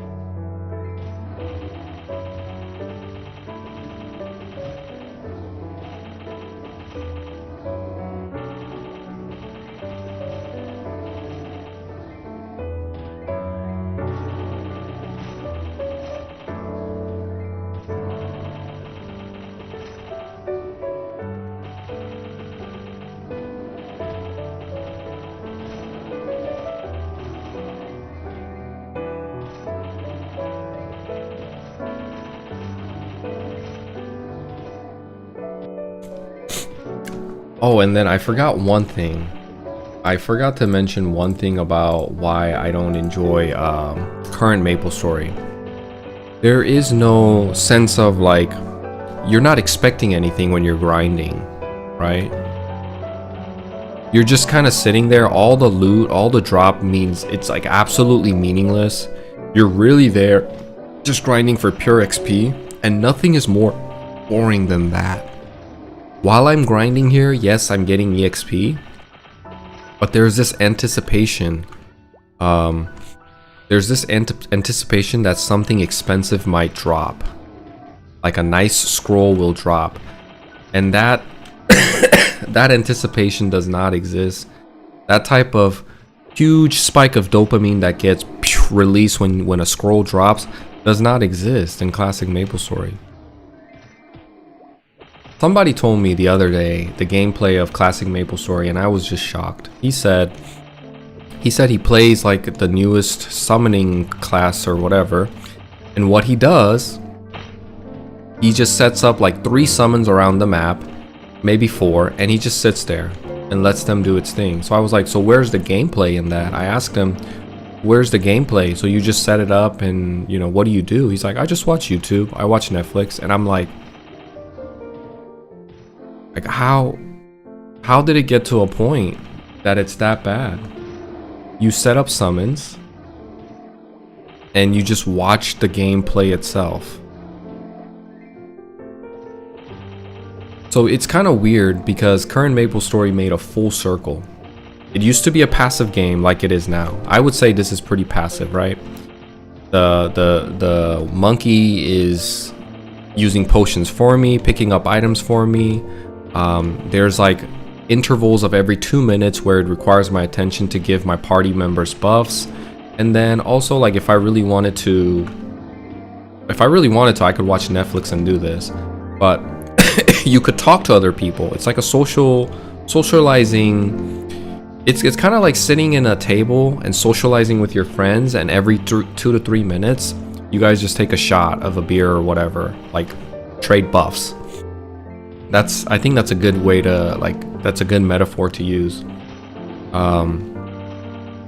And it's not as passive as current Maplestory, but it's passive enough that you can socialize and enjoy the game. Whether in you can socialize with people or do other activities that you enjoy, like watching YouTube or Netflix, but it still keeps you pretty, like, it still keeps you active, where there's a sense of gameplay. I'm moving my character, I'm taking my character to the mobs, you're anticipating a drop, so there's always that element of surprise and excitingness in the background that's just living there, that keeps it exciting and fun. And it's just active enough that it's not boring, but it's not too active enough that it's stressful, and it's a hassle, right? In current Maplestory, after Big Bang and through its progression of patches and in its timeline, the game was like this, and then they said, okay, let's make the game more active and fun. Then they started giving all sorts of like mobility to characters, multi-hitting effects, wiping out the map with a bunch of cool different, but not cool, bunch of like really overwhelming and stimulating things that can seem fun in the surface level, but what you're doing is you're just moving around the map and like swiping everything. And then you had like 17, not 17, that's probably extreme, you had maybe like 7 to 10 buffs that you had to keep up without any involvement of other party members. You have consumables that you had to keep up. The game required you to be very active. The game required and demanded your attention. You had to do your rotations and all of this. And eventually, the game made a full circle back from being an action MMO, right? Like, it used to be like old school Maplestory where it was passive. Then it became an action MMO. And essentially, you could do everything without a party. You just had to keep up with your rotations and your consumables or whatever, and you were fine. Then it turned into a game where it is now, where you could just put up summons, and the game became extra passive, more passive than old school Maplestory, where you just put up your summons and it clears the entire map for you. And yeah, so it just made a full circle, but it just became a worse version of old school Maplestory, because there's no anticipation of any items that are dropping. Anything that's valuable that drops in current Maplestory all comes from boss and raids in the end game content. And there's no social aspect of it. There's no anticipating of anything valuable to drop while you're grinding. So you just leave it on. It's almost like, it's essentially just like idle Maplestory that came out on mobile. Ooh, are we talking about how Master in Modern having a summon Hurricane? Yeah. Sub Execution Exotic Tuna. I don't know why I read that as Execution. Exotic Tuna, what's up, man? Yeah, we're talking about current Maplestory and its flaws, and how really they botched the game, in my opinion. Oh, and I'll tell you about that story that I was going to tell you earlier, how it's pretty dark and dystopian, and I just looked at it and I was like, man, kind of scary that, like, this is the stuff that people consume and it's the content that people enjoy.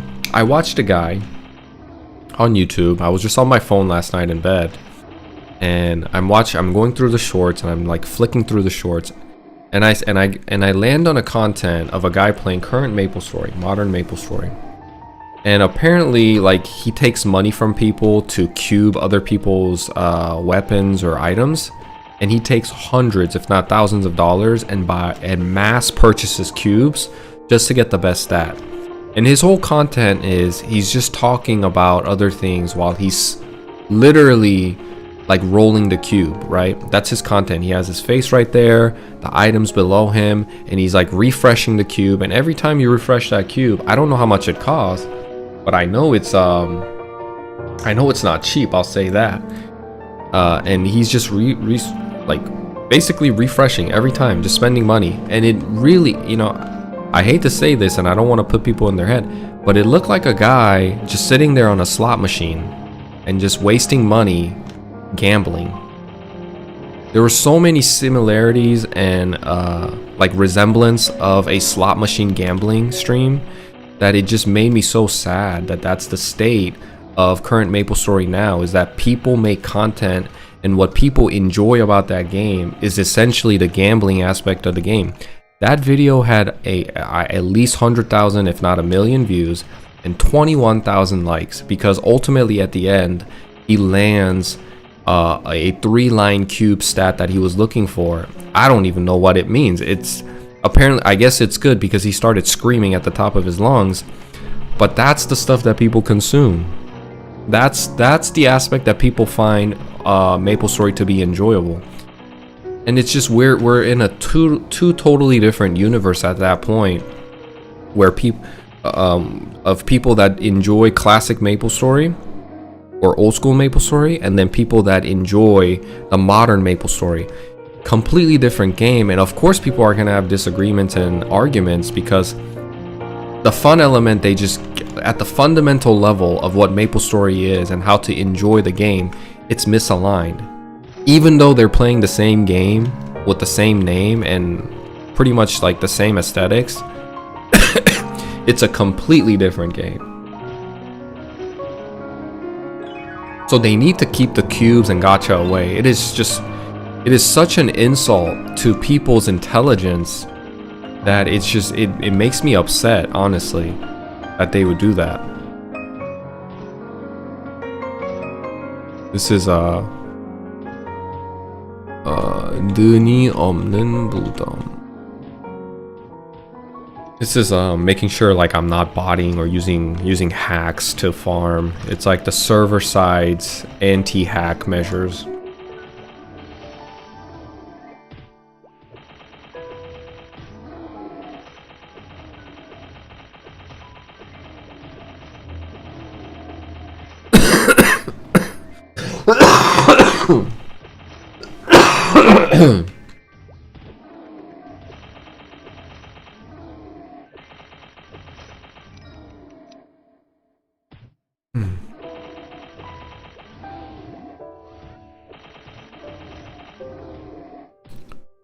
Can I two-shot him now? 100%? That would be nice. Okay, let's level up dagger booster because we need to master that. 감사합니다. You have quests in modern Maple that last 30 minutes of cutscene and you have to press the action button non-stop just to keep playing. Exactly. 30 minutes of cutscene is insane. 30 minutes of cutscene about, you know, like, it's something it's different if the lore is there and it's optional for me to dig in. There's gonna be times when I want to, on my own time, look into the lore of the character that I'm playing, or why there's mixed golems in Sleepywood, or why the coolie zombies turned into zombies. Like, why are there zombies in El Nath, and why are there lichens, the lore about Zakum and all of that. If it's there in the background, something that I can access through maybe quest or something, that'd be cool.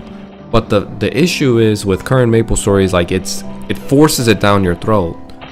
Who enjoys that? That's a genuine question. Who enjoys watching a cutscene for 30 minutes about how this class was betrayed and came in an alien ship?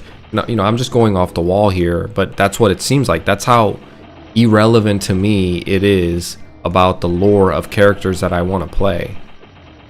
I don't want to be force-fed a narrative and a lore.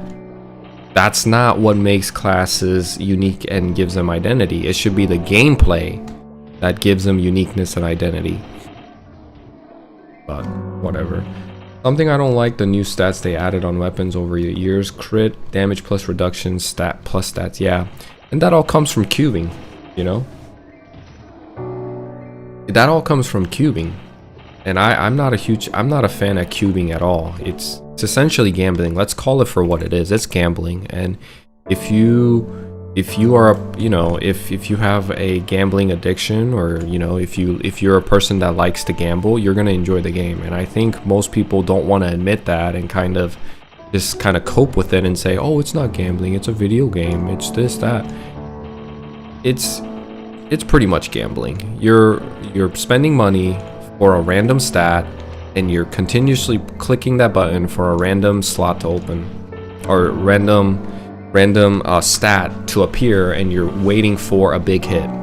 How is that not like gambling, you know?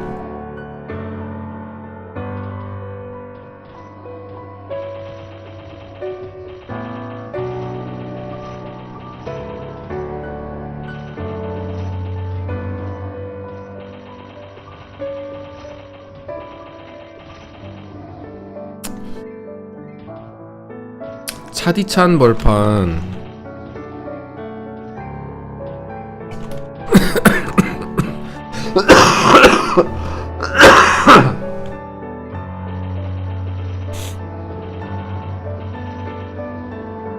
I remember another Korean game named Gunbound had the same problem. If you wanted better stats for your clothes, you had to gamble for the stats.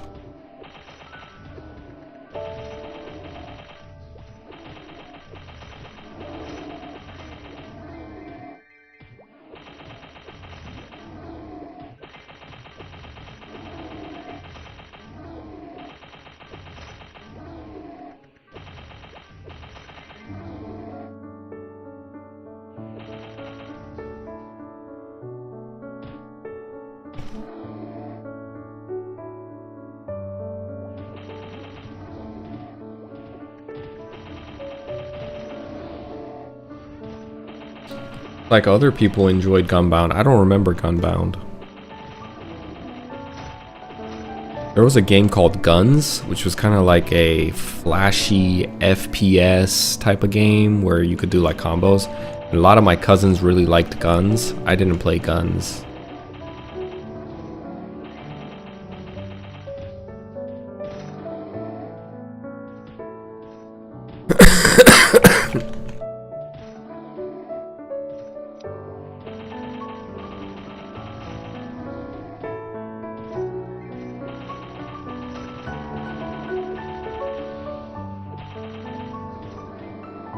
I remember Gunbound and Guns. Yeah, okay, see, look, a lot of people, a lot of people remember Guns. I guess I'm the odd one out. I thought that game was pretty, niche, and not a lot of people would know that game. But man, people loved playing Guns. Like, I would watch my cousins playing Guns, and they almost broke their wrists playing that game. So it was always fun back in the day. You would play games like Guns and Sudden Attack, and then you would come play Maplestory when your just like brain is fried from all the high intensity.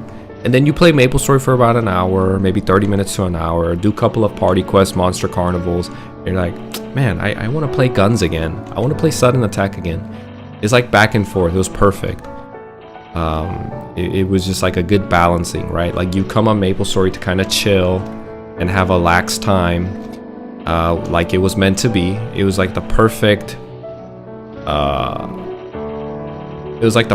balance and a relationship between Guns, Sudden Attack, League of Legends, and then League of Legends probably wasn't out back then, but we also had Get Amped.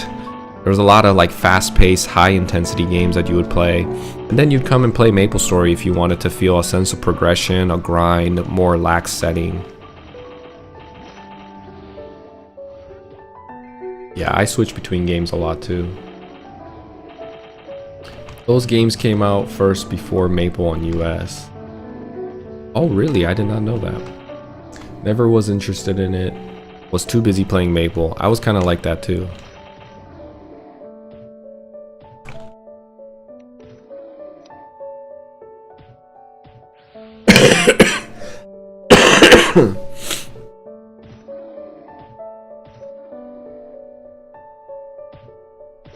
여기서 도어 안 될 것 같은데.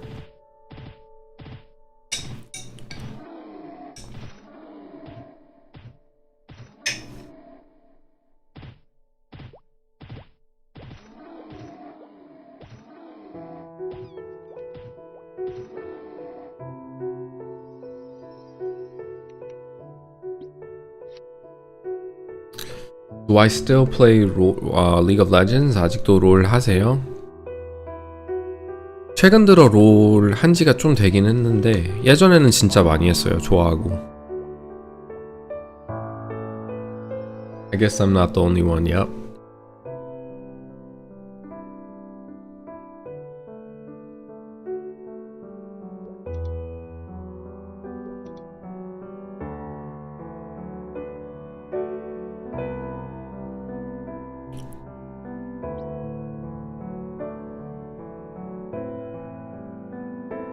That was a pretty lengthy grind, huh?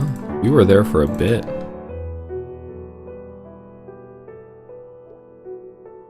Did I get any items? Oh, I did. Oh my goodness. I didn't even see I got this. 160,000 wand. Crystal wand. I got some shoes, it looks like. An overall. These are all NPC. But they still are good money. Or they're enough for me to buy potions. Fill up on my potions. I use a lot of mana elixirs. Bandits use a lot of mana elixirs.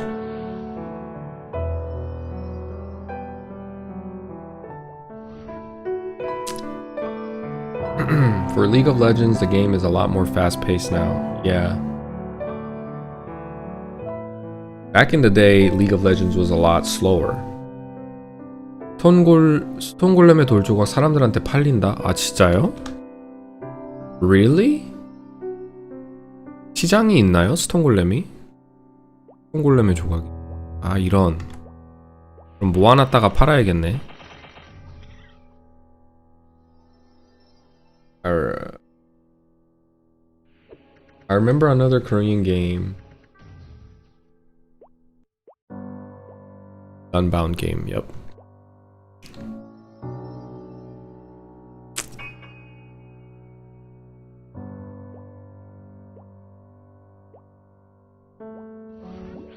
아 도어 타라고요. 못 봤네요.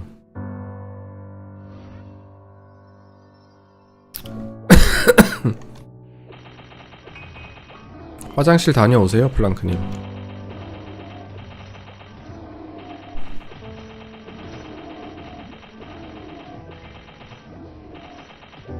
God, I hate Sleepywood. Still can remember being stranded in that VIP taxi area with 0 return scroll.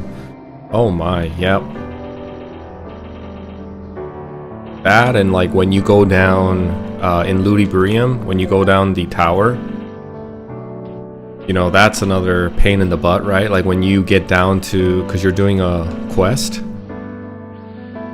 You're doing a quest and you go down to like floor 40 and then you use a town scroll.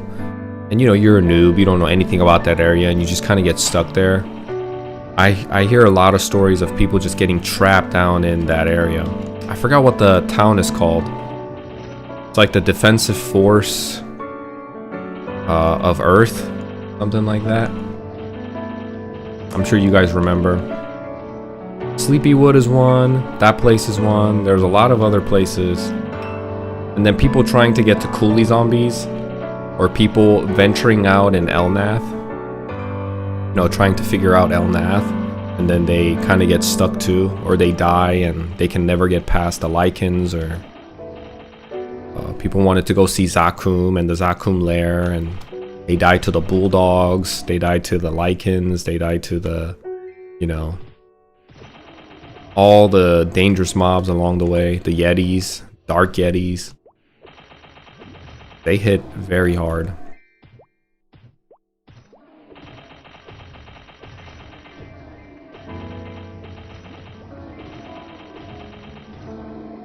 Is the jump quest still a requirement to do Zakun? Yes, it is. Omega Sector, that's right. Ozzy knows. It was called Omega Sector. Coolies, people party up at Coolies. I'm currently making a shorts right now about the training ground at Coolies. The Forest of the Dead 2 is where people gather together and party with the priest. And the shorts for that is currently in the making, so that should release in the next week or so, and it'll explain how people party there and the party composition and how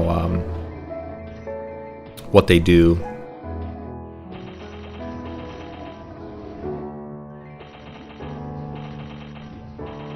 I did it recently on the server I'm playing on, so much back and forth, and I had to go through those towers. Those towers are a pain, man.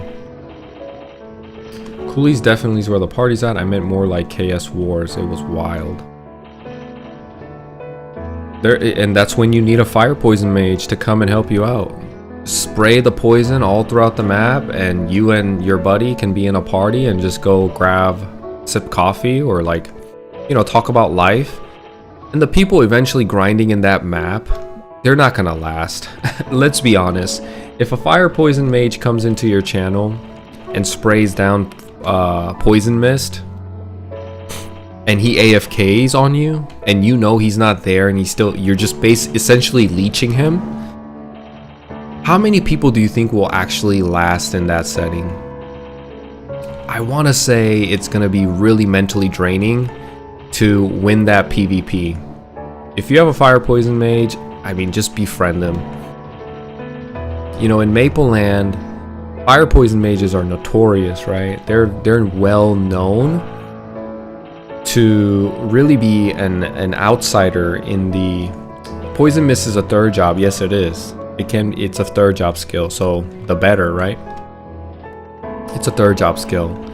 But fire poison mist, fire poison mages in Mapleland, you know, they already have that reputation of being outsiders, and they don't care. People play fire poison mage, and they already have this persona and the personality attached to them in game, and you can tell by the names that they come up with on these fire poison mages. I'm telling you, like, at least 8 out of 10 fire poisons mages that I meet, I already can tell that they have a certain personality, or they have a certain type of persona they want to portray into the world. And what's funny about these guys is that it's their secondary character. The first character that they have is like a Night Lord or a Bowman or whatever other character, and maybe they just got fed up and they wanted to have a PvP character as their secondary character, and you can tell that they're just done. They don't care about anything about like social element of the game and being respectful or none of that, because their name literally says mess with me and you'll find out, or, you know, I'm here to steal, or steal number 1, something like, what did you just look at me? That is their names. So that's why I make the argument when I talk about fire poison mages and how most people know playing fire poison mages that they're gonna be the outsiders. They're gonna be the ostracized emo kid that's leaning on the locker room, and they have a lot of power. It might be this emo kid and they just want to not socialize with you, and they're like, just like, mess with me and you'll find out type of vibe. But it's true, you mess with them, you will find out. And a lot of times those fire poison mages, once they level up and get to high level, they'll go to an endgame content map and they'll just terrorize the map, and they'll have like negative fame. They don't care. They'll dress the character in like a ghost or a clown outfit, make it look super scary like a demon, and they'll just spray poison mist in the entire map and demand high level players pay them so they leave. That's what happens. So, and that's why I say, like, this is a simulation of a real life experience, real life social experience in a video game. Because those people have, even the trolls and the assholes have a spot in this game where they can be an asshole and a bully. They don't care about their social reputation. They don't care that they're gonna grind in a party together or go to a raid. All they care about is being bullies. It's like the same, it's on the opposite spectrum. It's on the same spectrum, but on the opposite side of people that hang out in FMs and want to be all buddy, and they don't care about grinding, they don't care about leveling. They just want to socialize with their guild members and have a good time and talk about, like, you know, what's their favorite type of apples and where do they like to travel, and talk about like drama and pop culture and whatever they want to talk about. It's the same people, but on the opposite spectrum, opposite side of the spectrum. They don't care about party grinding. They don't really care about bossing. They just want to be assholes to people. And that persona and that gameplay already comes out when you're doing Looty Party Quest or when you're just meeting them in the earlier levels. These guys are so aggressive with their chatting. They're so blunt. There's no sense of like respect or mutual respect. They're like, it's either my way or the highway. If you know, like, they're very disrespectful essentially, and they don't care because they know the class that they're playing. They don't need to uphold any type of social status. The biggest thing that keeps players in check for most players is their social reputation. When I get to higher level and I get this, my reputation is tainted, nobody's gonna want to party with you, and you have to solo grind. And that's the only reason why people don't, like, people stay in line and adhere to customs and cultures within the game. But if you already aren't part of that, if you already can't participate in that type of thing, then then there's no need for you to be respectful to a stranger online. And it perfectly is a one-to-one emulation and a relation between the assholes and the bullies and the emo kids in real life. You just want to stay on their good side. You don't want to make them mad. You know, let them exist. And whatever you do, it's just best for you to befriend them. And it's always nice to have bullies on your side. Have a bully on your side, so if there's any trouble and issue, you know, you already know how he is. He's more brazen, he's more aggressive, he's more outspoken. If you and another bully get in a fight and you have a friend that's bully in your class or whatever, let them deal with it. You know, you're not going to deal with that stuff.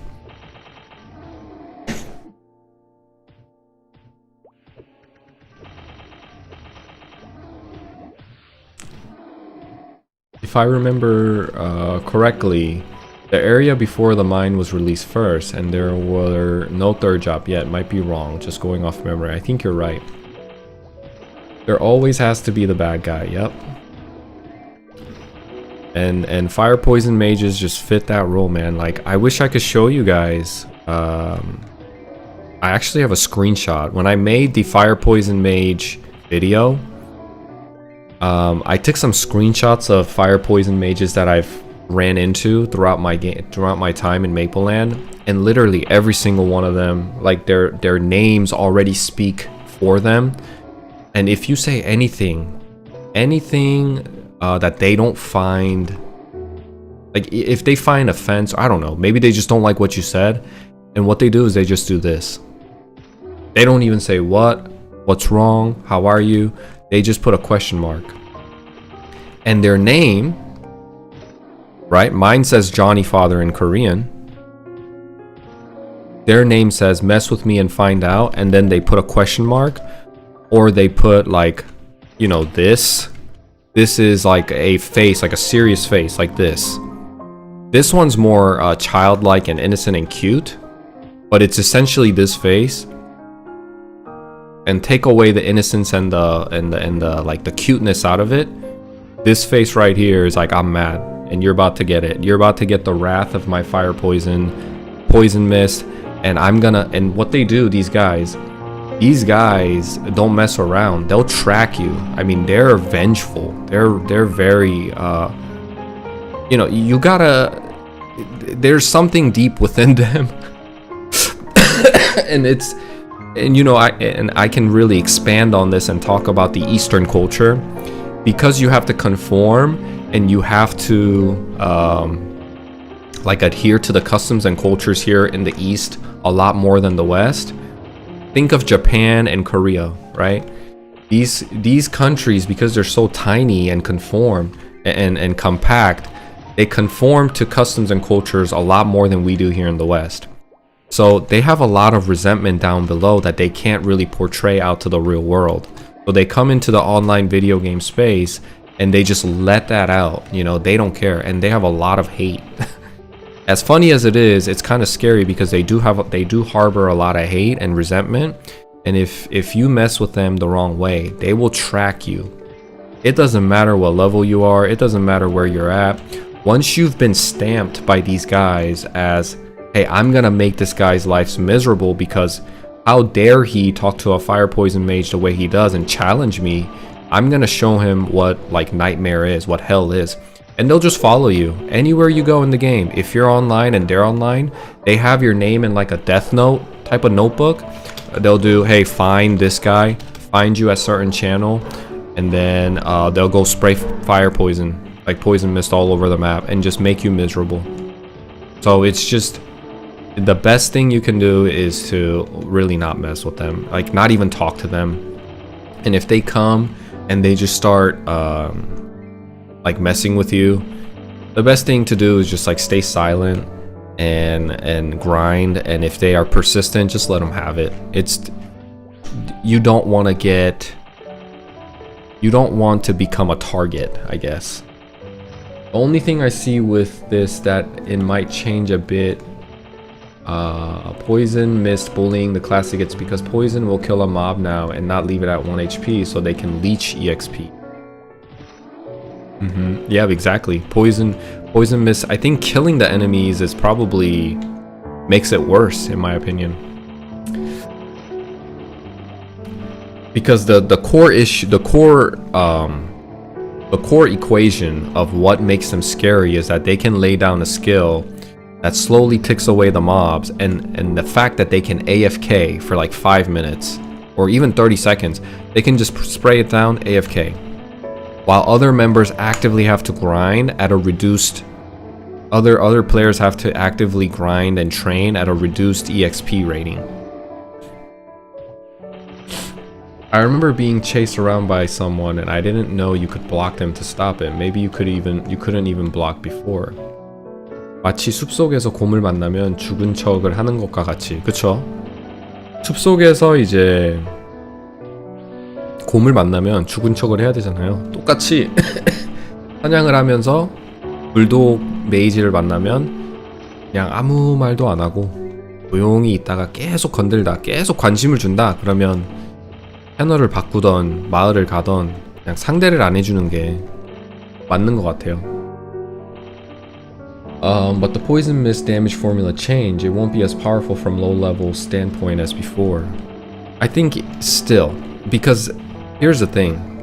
Fire poison mages aren't doing it for the experience. They're just doing it to make your life miserable. If a fire poison mage really wanted to, you know, like let's say he's level 90, he could come here and make my life absolute hell just by spraying poison mist, and he could just go AFK, and I have to grind in the map now effectively in a reduced EXP rating map while he's AFK, and he's getting some sort of EXP. He doesn't care, and he's just gonna AFK and sit there and laugh at me, and I have to grind here essentially what I was doing before, but now at a reduced EXP rate, which can take a mental toll after about an hour. Even if you make it to an hour, you're just gonna want to leave and change channel.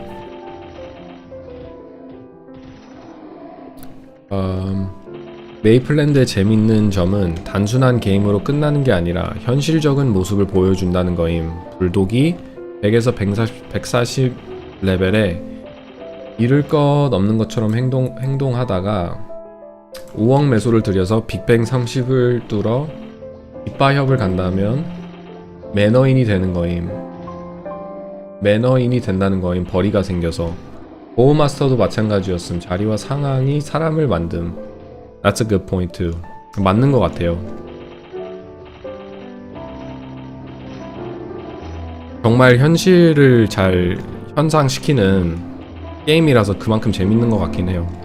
Even if it's reduced, you will still never be able to deny them the EXP. 불독을 무기로 키우는 사람들이 빅뱅 30을 뚫나요?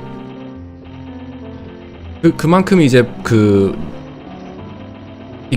불독을 하는 이유가 남한테 피해주는 것을 재미로 느끼는 사람들이 분명히 있을 거예요. 불독 하시는 분들도 남한테 피해주는 거에 흥미를 찾고 거기서 이제 본캐는 뭐 다른 게 있지만 불독을 키우면서 뭔가 내가 쌓아온 뭐 증오와 아니면 귀찮음과 뭐 이제 내가 보마와 나로를 하면서 표출을 잘 못하는, 왜냐면 사람들한테 고렙에 인식 찍히면 파티 사냥을 못하니까 그런 데서 이제 나오는 쌓아왔던 그런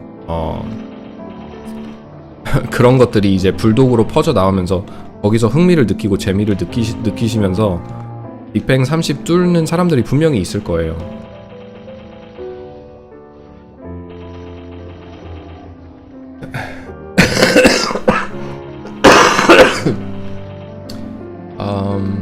Yes, but they would need to be in level range of a mob they want to bully instead of before they could start doing it at level 70ish for high level mobs. Yes.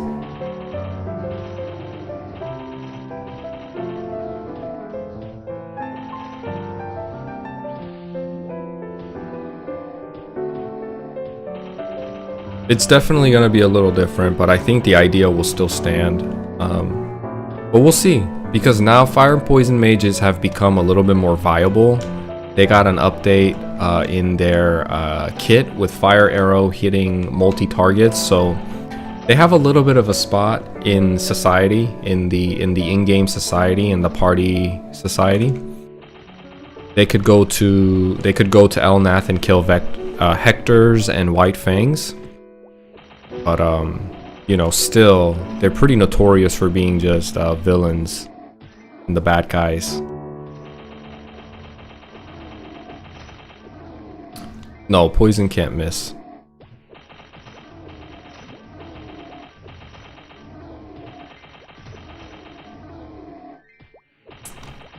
I'm sure like it might do reduced damage, but I have never seen poison miss. I'm watching you while I'm running on a treadmill. Let's go. Healthy lifestyle. Good for you, man. I really need to go work out too. What would be positive traits of the Fire Poison Mage? What do they bring to a party? Well, right now, absolutely nothing, my brother. Right now, the way they are, absolutely nothing. And I think it's perfectly fine. I mean, I think they bring meditation, which elevates magic attack, but most of the damage dealers that are, like, especially for endgame content, and you know, I hate talking about this because I always say we shouldn't focus our conversation revolving around endgame content when most people won't even make it, but you know, it's what's there. I guess Fire Poison mages, they bring meditation, so if you have another Ice Lightning mage in the party, then you can elevate his. But I think meditation, Ice Lightning mages have it too, so really nothing. Really nothing. Fire Poison mages don't bring anything to the party. I think the ability can miss, but the miss will damage always, yeah. I haven't played in like God knows how long though. Health is wealth. Get that good workout. Yes, sir. Everybody knows we're on the same page. Gotta stay healthy, right? As I get older, I think the more I think about that, the health is wealth. Health is happiness. Health is the most important thing. We gotta be healthy. We have to be healthy. So everybody, do some push-ups today. Do some jumping jacks. Get your heart rate up. Unclog those arteries. Let's all stay together and healthy. We gotta make it. We gotta make it. Oh, finally. Oh, yeah. I finally got what I was looking for. Oh, it's a female. Damn it.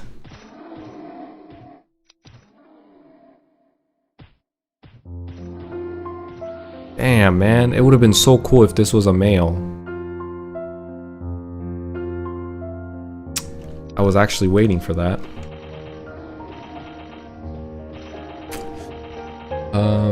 It's the priests that don't have meditation that they benefit from it. Yeah, it's the priest, but actually it's true. Like, I've seen a lot of meditation buff being used on bishops. Like, they'll have a meditation mule for bishops that use Genesis in the map.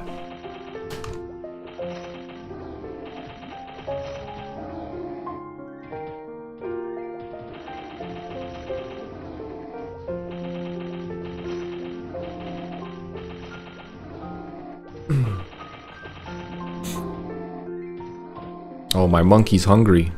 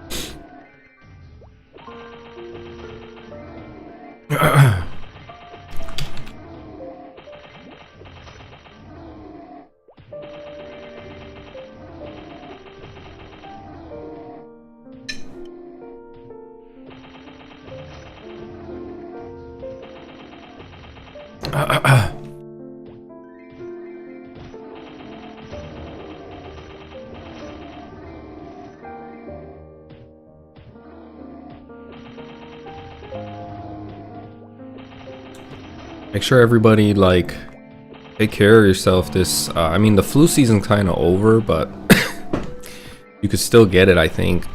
I know my mother-in-law just got something similar to the flu, and it's bad this year, man. Make sure everybody stay healthy and hydrated, because this flu is bad this year. My whole family got it, and I'm still coughing after like 2 weeks.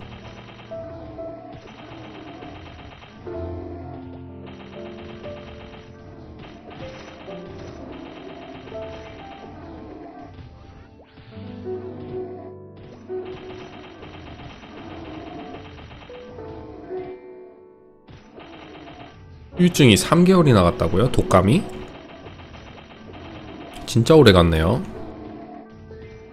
요즘 독감이 굉장히 심한 것 같아요. 그 증세가.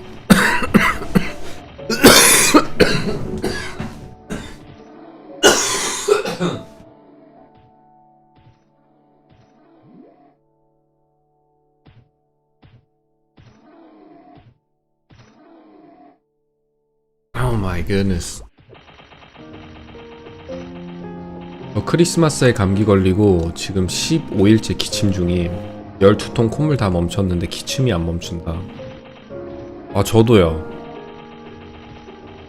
저하고 지금 온 가족이 다 그 고비는 다 넘겼거든요. 무사히 열나고 몸살 나고 막 몸 아프고 이런 건 다 넘겼는데 애기서부터 저하고 와이프까지 지금 다 기침합니다. 아직까지. 이게 가끔 이 사탕, 이게 허스라고 미국식 기침을 방지해주는 사탕이거든요. 근데 이걸 먹으면 좀 낫긴 한데 이게 약간 양맛이 있어요. 그래서 커피랑 같이 마시면서 먹으면 좀 맛이 좀 그렇긴 합니다.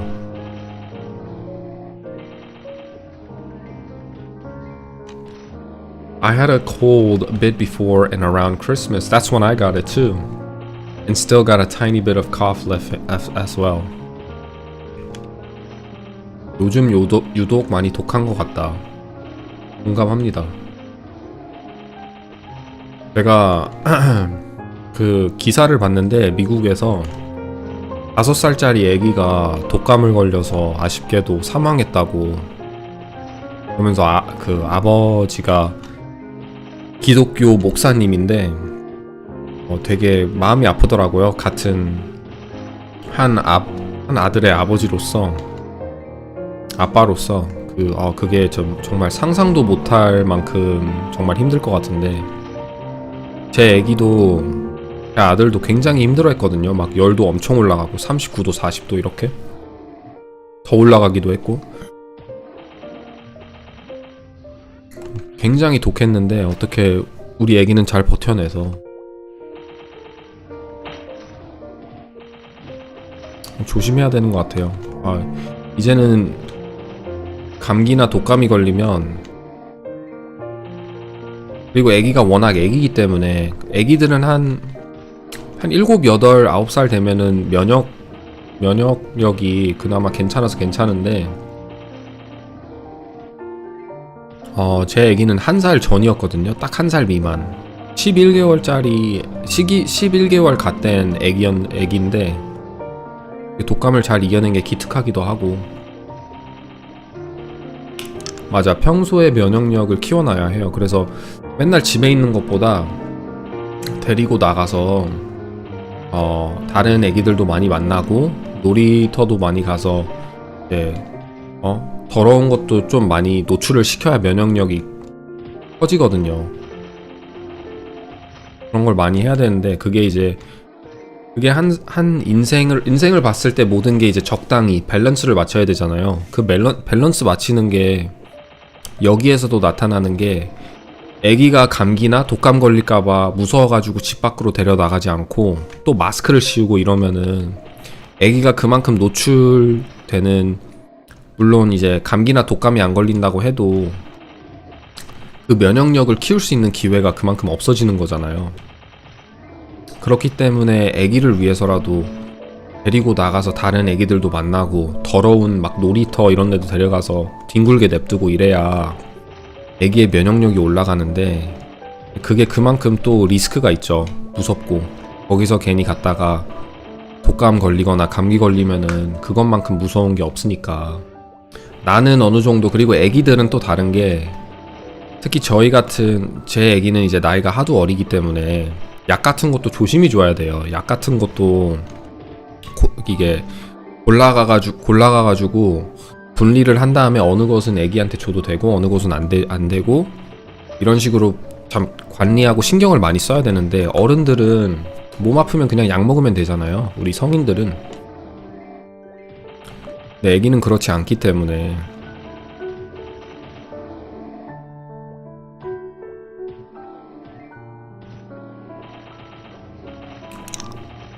네, 주무세요 마인탕님. 오늘은 그냥 여기서 지금 파티 사냥도 하고 있으니까 골렘의 숲에서 계속 하겠습니다. 내일은 아마 용기사 할 것 같으니까 내일 하실 의향 있으면 제가 먼저 연락 드릴게요. 업은 하셨어요 마인탕님?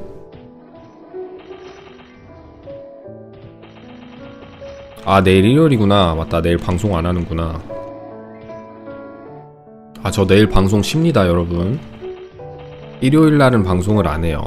주 6일 방송하는데 월요일에서 토요일 방송하고 있으니까 많이 다시 찾아와 주셔서 구독하시고 놀러 들어오세요. 내일은 안 합니다, 근데.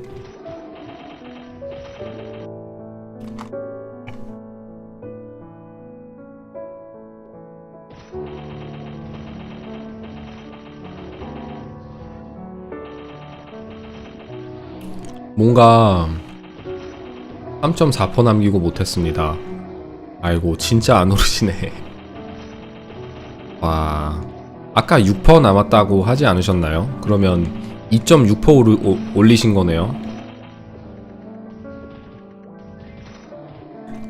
중간에 졸다가 죽을 뻔해서 그냥 포기. 이게 바로 160 히어로의 위에 주문서.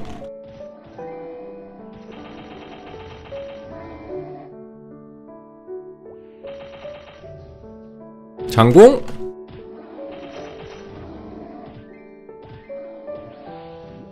아, 석공. 아.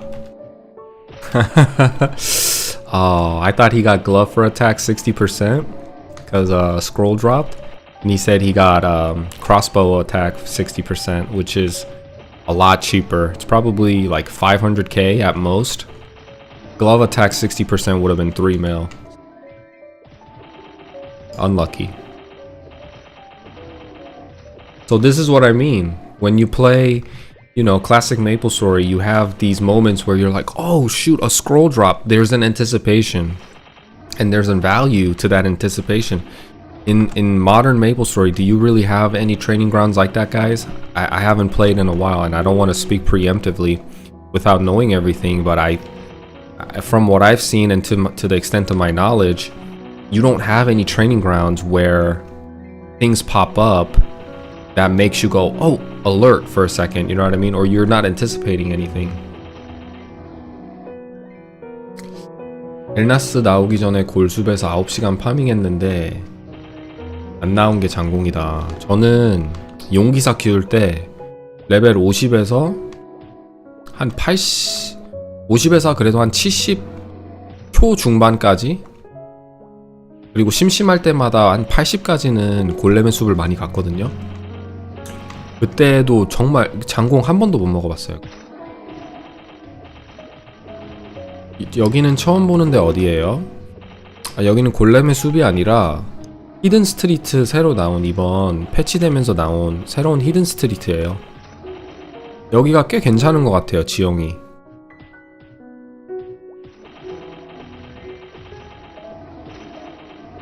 여기 지형이 이제 근거리한테도 꽤 괜찮고, 아무래도 골렘이 몬스터 체형이 크다 보니까 헤이가 있으면 전사한테도 좋고 단검 도적한테도 좋고. There are some better drops, but those come from all mobs, not from specific one. Like one rare drop every 2 hours, etc. I agree.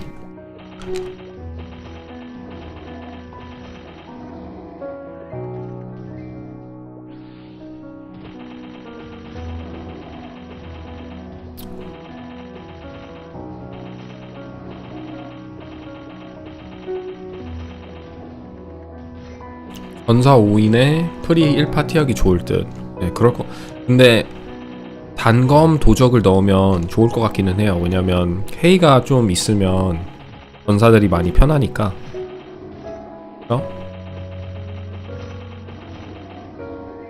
저는 이제 헤이 마스터라서 아주 행복합니다. 뭔가 내가 필요하다라고 느껴지는 그 느낌이 굉장히 좋아요. 만족하고. 이렇게 이제 내려오실 거예요. 헤이 받으러 분명히. 아직 안 오시는데 이제 조금 있으면 내려오십니다, 저분이. 근데 저는 친절하니까 제가 먼저 가서 드릴게요. Why? Because I'm kind. Because I'm a team player. I'm a party player. 근데 원래는 전사분이 내려오셔서 받아야 되는 게 맞아요. 나는 해마니까. I feel a great sense of pride and identity in the fact that I've mastered my haste. Although I'm a like a bandit who's worthless and melee, short range, and a lot of people just kind of shove me away. In a map like this, as my guild member said, you can form a party here. I think this is a great map layout. You can form a party here for a lot of warriors because the platforms are so short. You could put in a party of 4 warriors, 1 bandit, or an assassin, whoever has haste, and it will elevate the grinding experience and overall EXP gained in an hour if you have a haste. So there's a huge sense of, like, I guess, because I feel needed, there's a sense of like pride and identity and joy that comes from that. And I was saying, like, soon, if I don't go upstairs to give the haste to the warrior, he'll come down here 100% of the time. And you know, but I'm a nice guy, so I go up there and give the haste to him. We gotta be friendly, right? I'm a nice guy. So. 자리가 사람을 만든다. 해마가 사람을 만든다. 불독도 마찬가지로 아까 시청자분이 말하시길 이제 내가 파티에 필요한 존재가 된다? 그러면 친절 매너남이 되는 거고, 사람들이 날 안 껴주고 약간 외곽으로 밀쳐내고 무시한다? 그러면 그때부터 나쁜 놈이 되는 거고, 나쁜 사람이. 여기가 지형을 보시면 어벤져도 좋고 에로우붐도 괜찮을 것 같아요. 여기서 에로우붐 쓰면 아마 위에도 맞을 것 같은데, 헌터들이 사냥하기도 꽤 괜찮을 것 같고, 전사들이 와서 사냥하기도 좋고, 1층은 일단 전사가 하는 게 맞는 것 같고, 그쵸? 밀집도가 높다. 근데 그렇게 높은 건 아닌 것 같아요. 골렘들이 하도 몸집이 커서 그렇게 보이는 거지. 지금 보시면 위에 2명밖에 없거든요. 맵이 워낙 작고 좁아서, 그리고 거기다 골렘이 몸집이 커서 그렇게 느껴지는 거 아닐까. 죽숲에 가면은 좀비들 플랫폼 그 굉장히 조그만한 그 층에서 좀비가 3마리씩 젠대잖아요. 그것만큼은 못하기 때문에 여기가.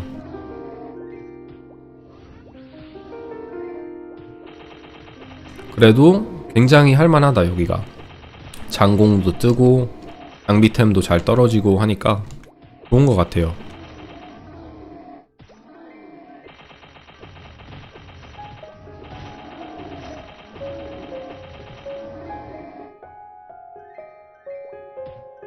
덩크 한 장 더 바로고.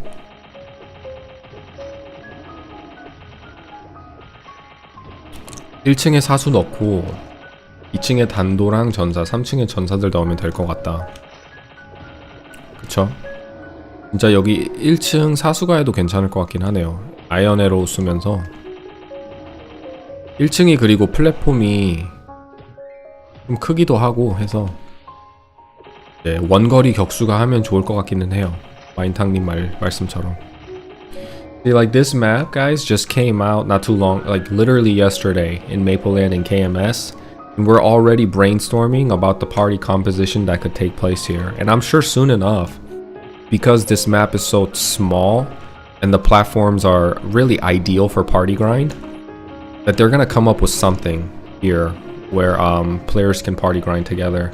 We're already brainstorming, like thinking about putting a crossbowman on the first platform here, because it has a wide axis and it's just wider and the longest platform in the map.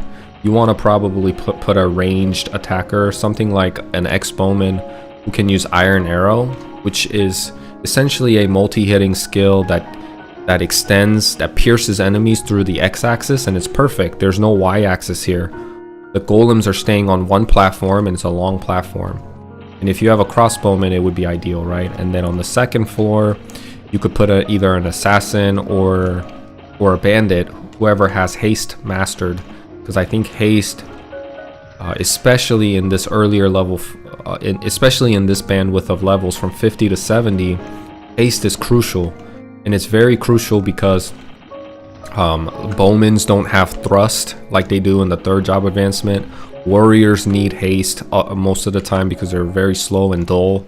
And if you compose a party here with an ex-bowman on the first floor, bandit on the second floor, or an assassin, and the rest of the platform with warriors with one priest, this would be a good training ground.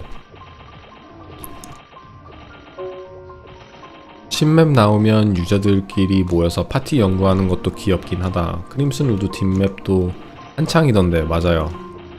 크림슨 우드도 그 뭐냐 많이들 연구하고 계시죠 지금? 거기도 그 파티 구성 같은 게 좀 개발이 잘 돼서 고래분들이 거기 가셔서 사냥하셨으면 참 좋을 것 같다고 생각이 들어요. 리플에만 한쪽에서 가면 질리고 루즈할 수가 있잖아요. 근데 고랩들한테 다른 파티 사냥터를 제공을 해주고 이제 커뮤니티가 모여가지고 사냥 방식이나 어떻게 사냥을 할지 개발을 하면 참 좋을 것 같아요. 제가 볼 땐. 효율이 뭐 조금 뒤떨어진다고 해도 저는 그 다른 곳에서 파티 사냥하는 게 그 게임을 즐기는데도 많이 좋다고 생각하거든요. 크림슨 우드는 좀 빡센 게 물약값이 감당이 안 돼요. 아, 히어로가 물약값이 감당이 안 되면 다크나이트는 아예 못 가겠네요. Does the damage cap limit classes like marksman? Eventually it will, but right now it doesn't. Damage cap really doesn't affect the marksman too much because let's talk about marksman for a second. Great question. When snipe was on a 15-second cooldown at master level 30, alright, let's talk about marksman at the 4th job. Because we're talking about damage cap, we have to talk about in the high level, right?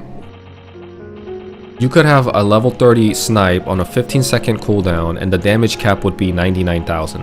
Essentially 100k was the damage cap. 99,999. And you could use that skill every 15 seconds. Now it felt a little underwhelming because 15 seconds, although it doesn't seem like a long time, it actually is a long time in the mix of while you're grinding. And to use one of the iconic skills that kind of puts you at par, or is supposed to put you at par with your counterpart, the Bowmaster, the snipe skill hitting max damage every 15 seconds just wasn't enough. Because Bowmasters are way too strong and they're doing more than that maybe in less than 10 seconds. So while you're using your strafe, the 4-arrow shot, or piercing arrow, depending on like what circumstance you're in while you're grinding, if you can shoot one snipe at a max damage every 15 seconds, it is a little bit underwhelming, and it does limit the class it does limit the marksman quite a bit. But they recently gave an update that marksman snipes at level 30 is reduced to the cooldown is reduced to, I believe, 10 seconds, and in the future they're talking about reducing it to 5 seconds. And once that happens, you're essentially shooting maybe like 4 or 5 strafes, maybe even 6 strafes, and then you're intermingling, you're intermittently every 5 to 10 seconds shooting a 99,999 damage, a max damage cap damage. And I think from there the Bowmasters might still do a little bit more damage, but it's not gonna feel too far off as a marksman. Like, you're still gonna be very viable as a damage dealer. 드랍에서 기가 막힌 게 발견되면 어차피 꾸역꾸역 만들어가기 마련임.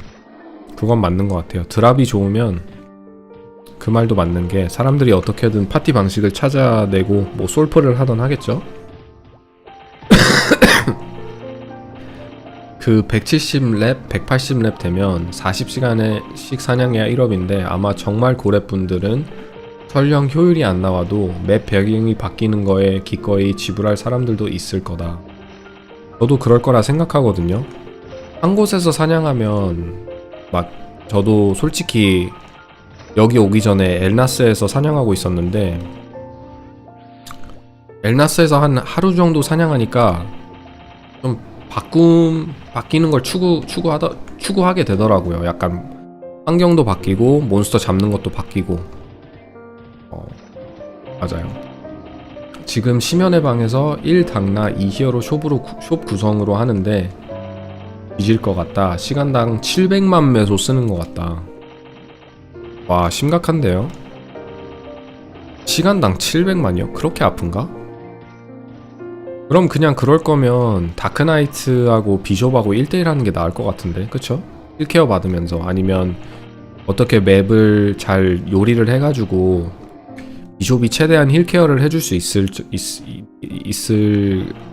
그 있도록 파티 플레이 구성을 짜는 게 좋을 것 같긴 한데, 사람들이 과연 이 메이플랜드 텐시아가 내놓은 사냥터에 어떻게 그 커뮤니티만의 색깔을 칠해서 페인트 칠을 해가지고 어떤 작품을 만들지 좀 기대가 되긴 합니다.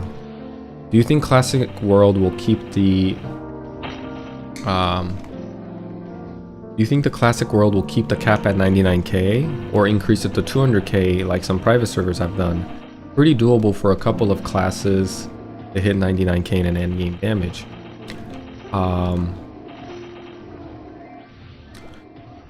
I think in the initial phase they're gonna keep the damage cap at 99k, and for a while I think it'll stay like that.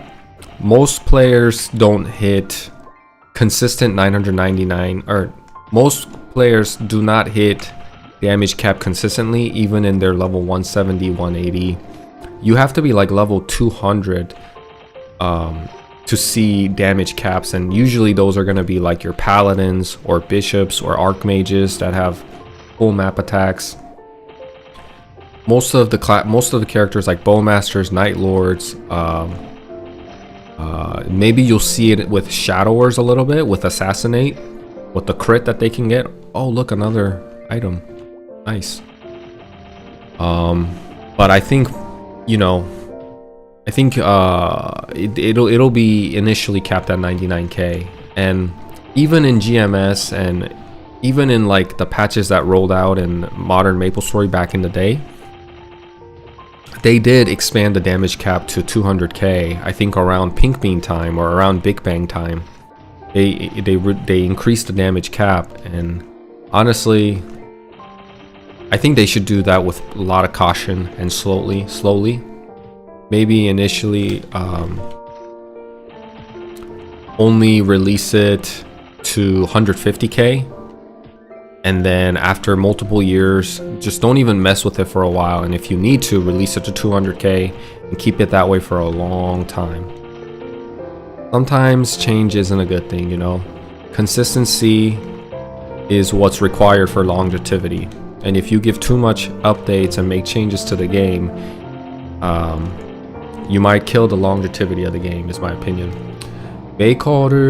메이커 출시에 대한 정당화를 유저들한테 이해시키기 위함일 듯. 제 생각엔 그 맵 적자 없이 뜨려면 메이크템이 있긴 해야 한다. 아, 그래서 메이커가 나올까요, 과연?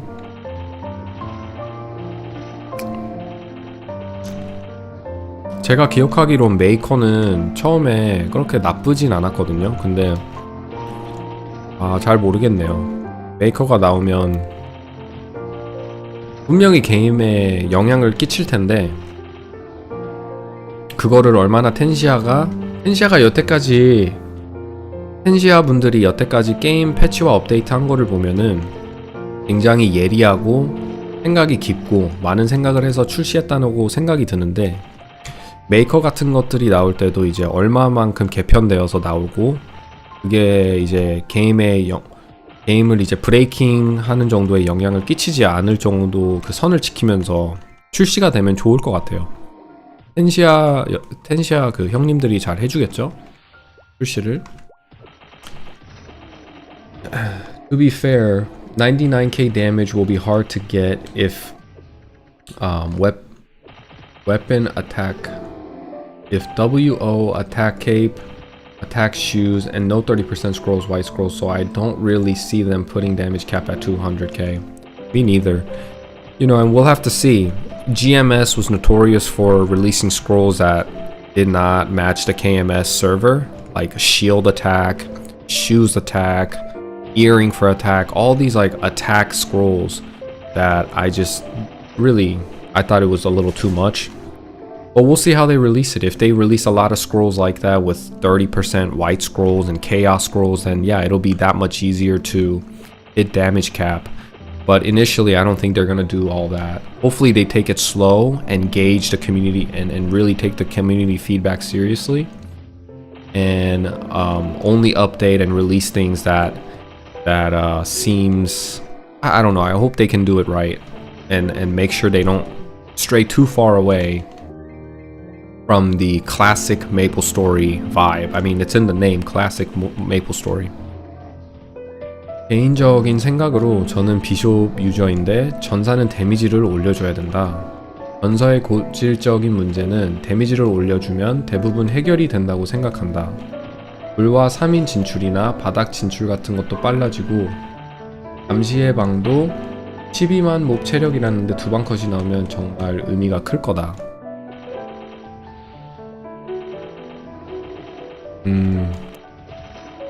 근데 지금 전사분들이 보면은 대부분 근데 한 170, 180, 160 이분들은 거의 다 드래곤 무기를 끼고 있겠죠?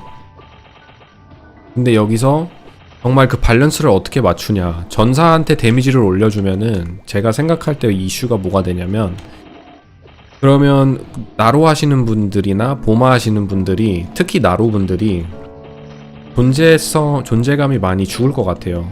지금도 전사가 히어로 160대 히어로가 파티를 구성해서 작품을 갔는데 그 같은 또래의 나로보다 데미지를 더 많이 해서 작품에 흰경을 먹는 경우가 전 본 적이 있고 들은 적도 있거든요. 그리고 160 이제 히어로가 되면은 어드밴스 콤보 마스터하고 브랜디시 마스터하고 그리고 뭐 인레이지로 해서 뭐 다른 버프들 들어오면은 나로랑 데미지가 많이 맞먹는다고 들었어요. 근데 거기서 히어로를 더 펌핑을 해주면 그 후반대의 특기 데미지를 더 내라고 펌핑을 해주면 나로분들은 그냥 이제 그 자부심이 약간 있잖아요. 나로들은 자존감, 그 존재감. 나는 우리 공대 메인 딜러고 나로를 하니까 딜러다. 그만큼 또 돈을 투자하시는 분들도 많고, 뭐 일비 풀 세팅을 맞추시던가 아니면 돈이 엄청 많으신 분들은 화비 같은 거 찾아가지고 화비 끼시는 분들도 있고, 그만큼 돈이 많이 소모돼서 존재성을 부각시켜주는 직업인데 나로가 여기서 전사들 좋으라고 데미지 전사들 상향시켜주면 약간 나로분들이 많이 허무하실 것 같고 존재감을 잃을 것 같아요. 그래서 저는 많이 얘기하는 게 나로들의 존재성과 나로들이 존재하는 이유, 그거를 공존이 존중을 해주며 여기서 다른 방향으로 패치를 하는 게 맞는 것 같다. 뭐 이제 이 사냥터 어디라고 했죠? 무슨 심연의 방, 심연의 방 가서 이제 뭐 파티 사냥을 수월하게 하고 싶다면 글쎄요, 이 문제는 그냥 바로 말하기는, 아무 생각 없이 말하기는 좀 더 많은 생각이 필요할 것 같다라는 생각이 들어요. 잠시만요.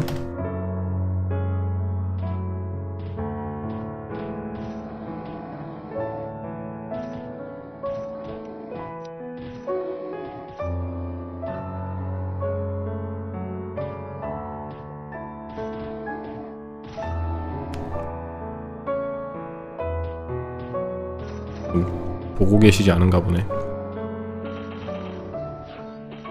맞아요. 혼테일에서 흰경 따이면 그날 사냥 쫑치게 돼요.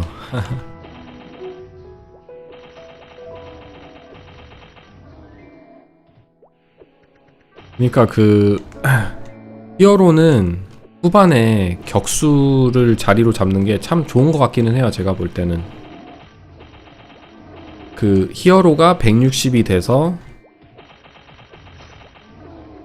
히어로가 160 정도가 돼서 나로와 보마와 뭐 데미지가 비슷하게 뜨거나 조금 낮거나 조금 높은 건 전 좋다고 봐요. 히어로의 이제 느낌이 확실히 다크나이트도 그런데 히어로는 다크나이트는 솔직히 존재성이 엄청 강하잖아요. 뻥 하나만으로도 하이퍼바디 하나만으로도 파티에 많이 껴주고 하는데 히어로는 뭐 분노 하나?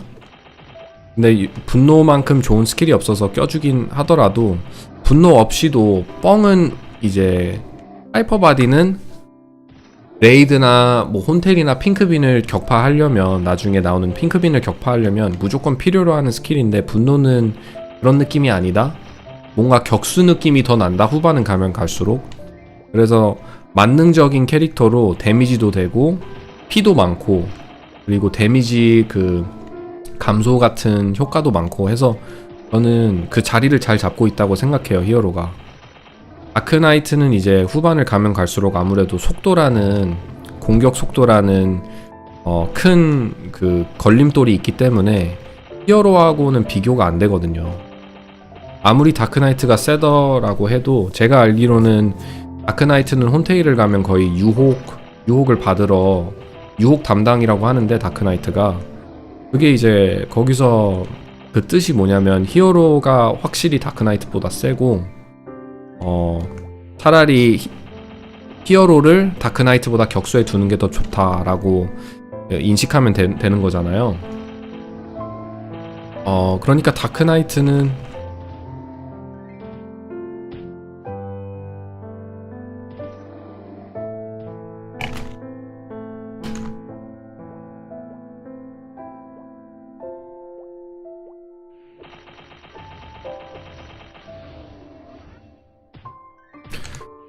다크나이트도 데미지 많이 세고 좋긴 한데 뭐 팔라딘도 굉장히 세고 직업이. 근데 이제 그 후반을 가면 갈수록 그곳에서 사냥하고 싶다면 그쵸? 그 새로 나온 대륙이나 새로 나온 몬스터들을 사냥하고 싶다. 그럼 거기서 이제 어떻게 그걸 레벨 160 히어로가 그쵸? 700만원씩 써가면서 1시간에 사냥하는 게 맞는지 아니면 파티 구성도나 파티 이제 우리가 좀 더 효율적이고 돈을 절약할 수 있는 방법을 찾아봐야 하는 게 맞는 건지. 근데 이제 어제 출시된 맵이라 조금 지켜보고 두고 봐야 할 필요가 있는 것 같기는 해요. 바로 효율적인 사냥터를 찾고 활용을 한다? 그래도 일주일 정도의 시간은 필요하지 않나 라고 생각합니다. 저는 어떤 분이 기발한 아이디어를 생각해내가지고 잘 파티 사냥 플레이가 수월하게 잘 연구해줬으면 좋겠네요. 해주길 바랍니다. 또 Johnny, which class in Classic would you go for? I'm going to play, when Classic Maplestory comes out, I'm going to play with my friends. And it's gonna be a semi-decently large group, and a lot of them are gonna be playing the game for the first time. So I tell people when they ask me this question that I'm going to play around my friends, because I want to elevate their experience and make sure they enjoy the game and fall in love with the game that I fell in love with. And their longevity is probably for my best interest because I get the second-hand effect of their joy and the pleasure that they get from playing the game that I love. And the longer I can play with my friends in a video game that I enjoy, that's obviously a win, right? So most likely I'll play around my friends if somebody picks a cleric and nobody picks a crossbowman, then, or if one person picks a crossbowman and at least we have one cleric, then I'll probably play a crossbowman. They just seem very fun and cool, you know? Like I love their third job identity. I love their third job identity of ice shot, micromanaging their platform and their small real estate. They're very different from a hermit. I think a lot of my new friends that play are gonna play hermits and assassins. But we'll see. But that's a really fun class too, Hermits. The way you can manipulate in-game physics when you're throwing stars, really cool.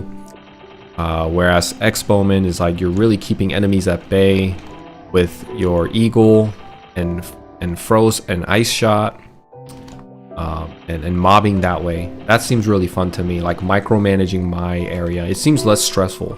Whereas like if you're playing a hermit, you have to like flash jump out of the way and move away from the enemies, and it seems fun, but I feel like it would get tiring after a while. Like I don't think I could grind as long as I could if I was playing a marksman. I'm an introvert. What class would you recommend for solo grind? Probably a paladin for you, buddy. You're an introvert, but the thing is, you should really try to socialize with people, you know? I understand you're an introvert, but you don't have to. You don't need to feel the pressure to talk to people all the time in the game when you're in a party with them.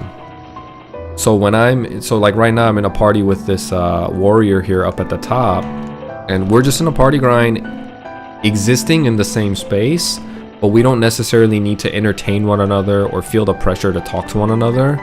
And maybe if I wasn't streaming, I would talk to the guy and kind of ask him how his day went, or like whatever, just make small talks. But because I'm live streaming and I'm talking to you guys, it kind of takes away from it doesn't give me the space and the opportunity to get to know people, at least when I'm streaming. But when I'm not streaming, I do talk to people.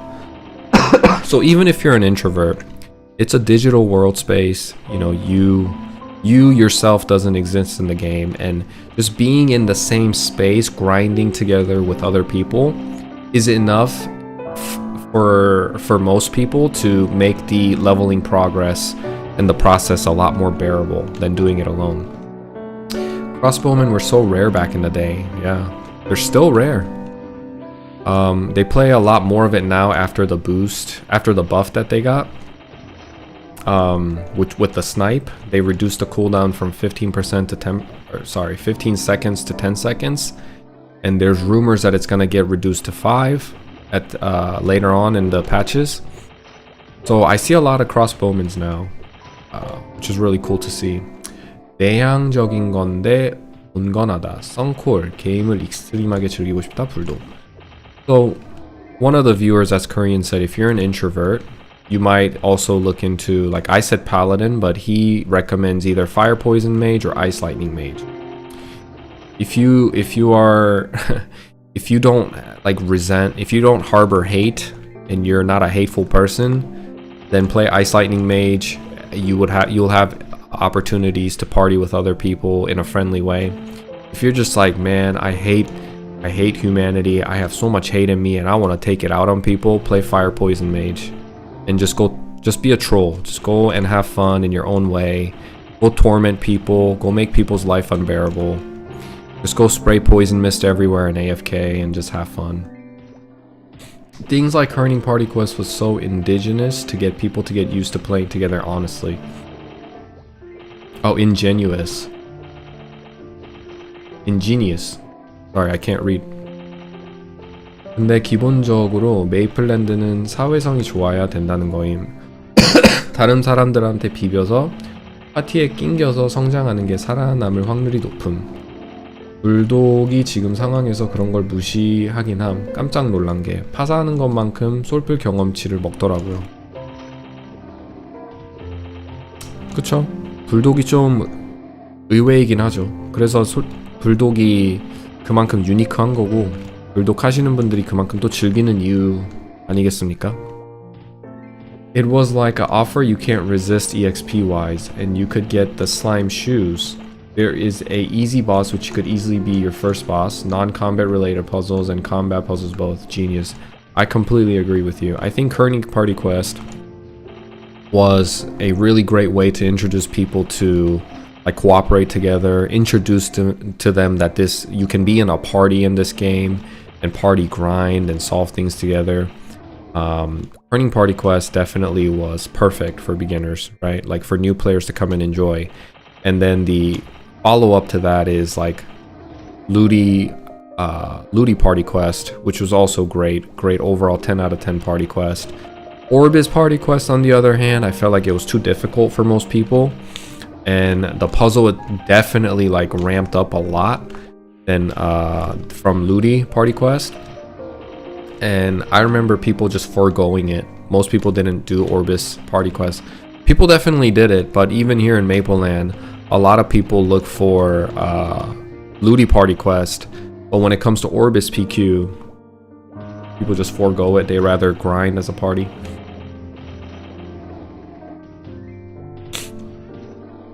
Yeah, I hope Classic will have more PQ like Herning and Ludi.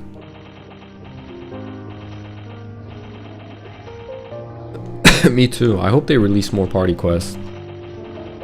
I think they should release one. I know they tried to release, I don't know what it is. Even the Ludi Maze party quest I didn't enjoy. Orbis party quest I didn't enjoy. They really butchered that level, that spectrum of level when it comes to party quests, I feel like. Because once you hit 70, Romeo and Juliet was, I believe, a 10 out of 10. One of the best party quests, if not the best in my opinion. I love Romeo and Juliet party quest. It's super fun, not overwhelming, very easy. 4-man party, so it's easy to find people. There's a requirement for class specific duties in there. You needed a mage, you needed a haste, and it's very nice if you had a cleric or a priest that came with you, because they can give you a dispel, heal, holy symbol, bless. All of these were really good for the boss. The boss, if you were lower level in your 70s, especially as a warrior, you're hitting miss all the damn time. And if you have bless from a cleric or a priest in there, you know, you can do damage as a warrior. That was really nice. Yeah, and Romeo and Juliet quest has rewards, and it's fun. And that's just in party quests in general. It's very fun to participate in a party quest setting where it's not just like there's some puzzles going on that people can do, and then part of it is like you guys have to grind the monsters together to collect tickets. That was really fun. It was a good way to also it was a good space for people to show off their character too.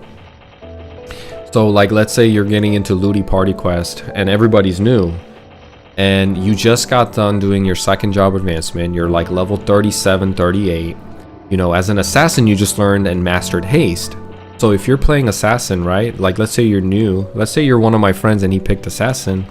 You just became a haste master. And the fact that you can share that buff with the party, everybody's like, whoa, what is that? That's haste? That's so cool. As someone playing assassin in that exact moment, there's no better feeling than feeling like you were an essential part of this experience, right? You made the experience a lot more fun.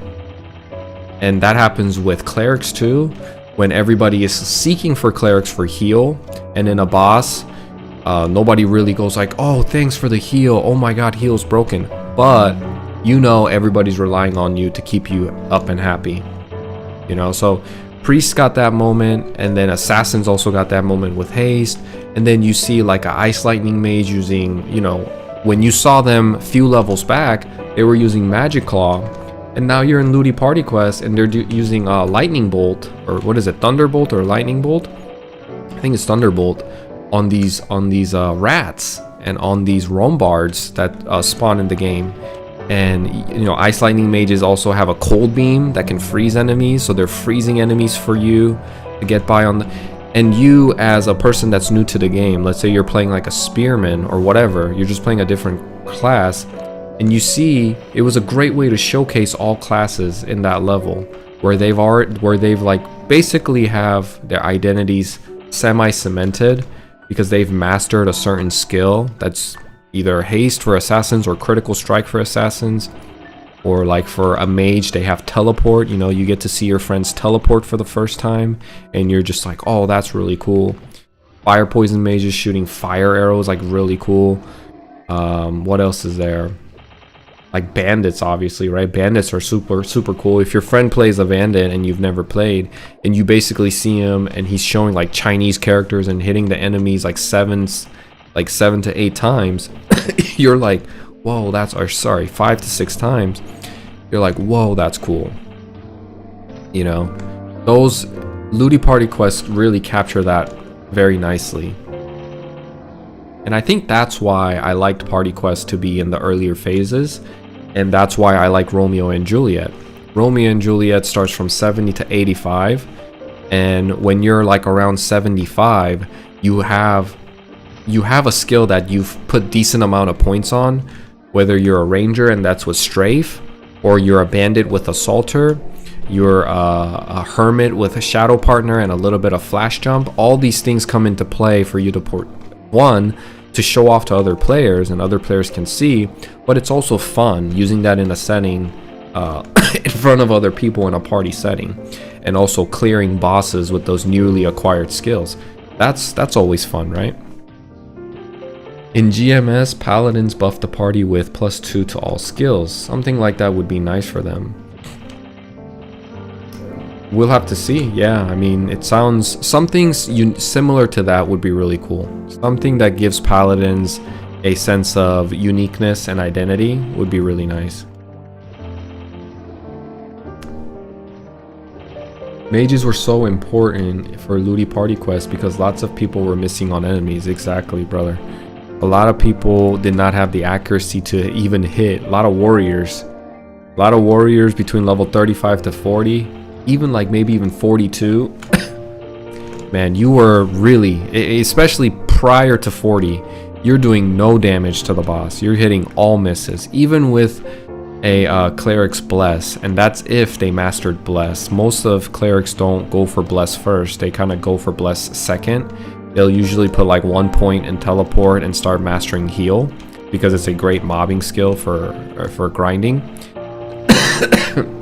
So even if they had like somewhat of a bless, you know, you might hit the boss 10 times and one time you might hit them for 1,000, and as long as you did damage, you felt like you were contributing and it was fine. But it was like, if it was like back to back to back to back to back to back misses, you just feel defeated. You feel so defeated as a warrior, you know, and you really have to rely on your party. That's when the fire poison mages with their fire arrow, or assassins or bowmans, right? Bowmans were really good because they had high accuracy, but they were doing a lot of damage to Elishar with their crits and stuff, and it was stable. So were assassins too, but I think assassins, unless they went the crit build, most of them went for haste, and until you're like level 47, 48, towards the late 40s, if you went haste first, you're not going to master critical strike until like mid to late 40s. And you know, in that frame of 35 to 40, 42, maybe even mid 40, bowmans with their masters with crit damage and high accuracy, they're just chomping down on Elishar. I mean, they're one of the best. And they had arrow boom too, so they could shoot and like stun enemies that the boss would spawn. So bowmans were always a nice choice in the boss. The only thing is, you know, if you're the only damage dealer in the Ludi Party Quest as a bowman, it's kind of gets overwhelming, because if you can't keep up and you don't do enough damage to clear the spawns, then the spawns start stacking. And what happens with bowmans once there's too many mobs? They start bow whacking, and then, you know, the cleric's like dying, and the warrior dies, and people are dying, and then it's a wipe. It doesn't really happen nowadays, but I'm sure in the beginning phase of classic Maplestory, even those little challenges that we overlook now are gonna be like very difficult.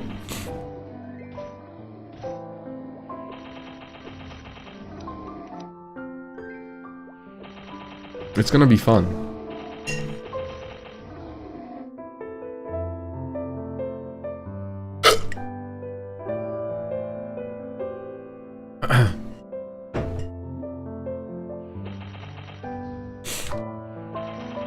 Oh my god, PTSD definitely had that happen. Yeah. Me too. PTSD for sure. I used to play a bowman when I was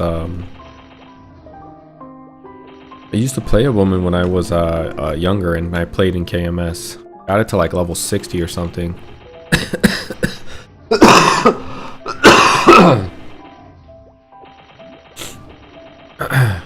I'm looking forward to the early days of Classic with limited resources.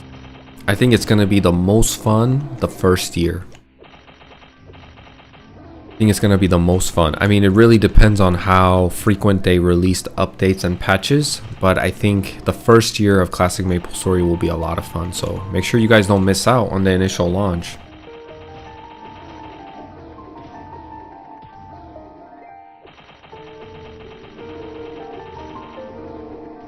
Are statless builds still viable, i.e. dexless warriors and etc.? Here in Mapleland, if you have the money, you can do it. But in Classic, I'm assuming you're asking about Classic Maplestory. I'm not sure. I'm not sure if like dexless sins and dexless warriors are going to be viable, or strengthless bowmans, or luckless mages. I think luckless mages will still exist, especially for priest. Especially if their whole identity is to just kind of be a support. Well, actually, I don't know, because that's a cultural thing. In KMS, a lot of priests go luckless, and they try to make money playing priest, giving out holy symbols to lower level players. So they just try to maximize damage by going luckless and mob enemies that much quicker with Shining Ray or heal. And they just wear a lot of weapons and wands that don't require luck. My best friend played Bowman. I still remember his name. Only knew him in game though. Marnix. Damn, you actually do remember his name. I had a really good Maple friends. One being like 40-year-old man at the time. Wish I kept in touch. Dude is probably a grandpa now. What do you guys think is gonna be like the average age of people playing Classic gonna be? I think it's gonna be pretty high. Like, I think it's gonna be higher than we think. It's gonna be like 30 to 50.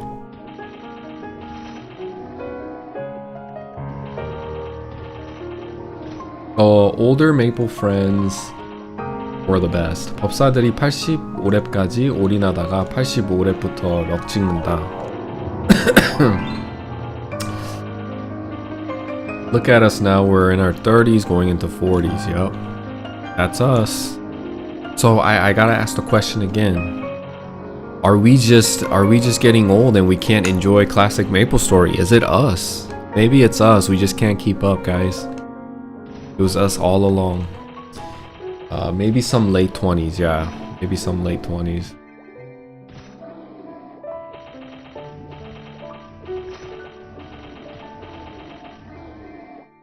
Yeah, a lot of us are going into... Yeah, I'm 30. I'm gonna turn 33 this year. And I think I might be in the lower range of the spectrum of people that play this game. Something tells me there's gonna be like people in the late 30s, early 40s, and even 50s. This game would be really good for like old people too, because it's so chill. They can just play at their nursing homes and stuff. You know, kind of keep their mind off of things. I feel like that's what I would do when I get older. If I have to go into a nursing home, I would just play Maplestory and look out the window. I would go to a nice state like California where the weather is always beautiful, you know, or Florida by the beach and watch the storm and just play on my laptop, play some Maplestory as I chill.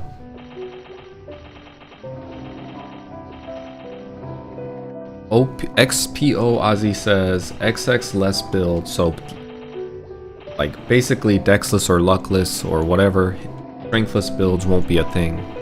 She's pretty confident that it won't be a thing, or he. There was a super nice older lady playing Maplestory. Everyone liked her. Angel Wings Ab. LMAO, you living the dream. I know, right? That is the dream. It would be nice. It would be nice to be like go into retirement and eventually like at an old age going to a decent, I don't need anything fancy, just going to a nursing home and tell people to leave me alone, that I'm fighting my Alzheimer's by doing pattern repetition and continuously grind and keep my sanity that way. Just plugged in, baby, into Maplestory, and it's like the only thing that keeps me sane. You'd be surprised, there was a lot of older people. I mean, actually, you guys probably agree. There were a lot of older folks that played Maplestory even when I was a kid.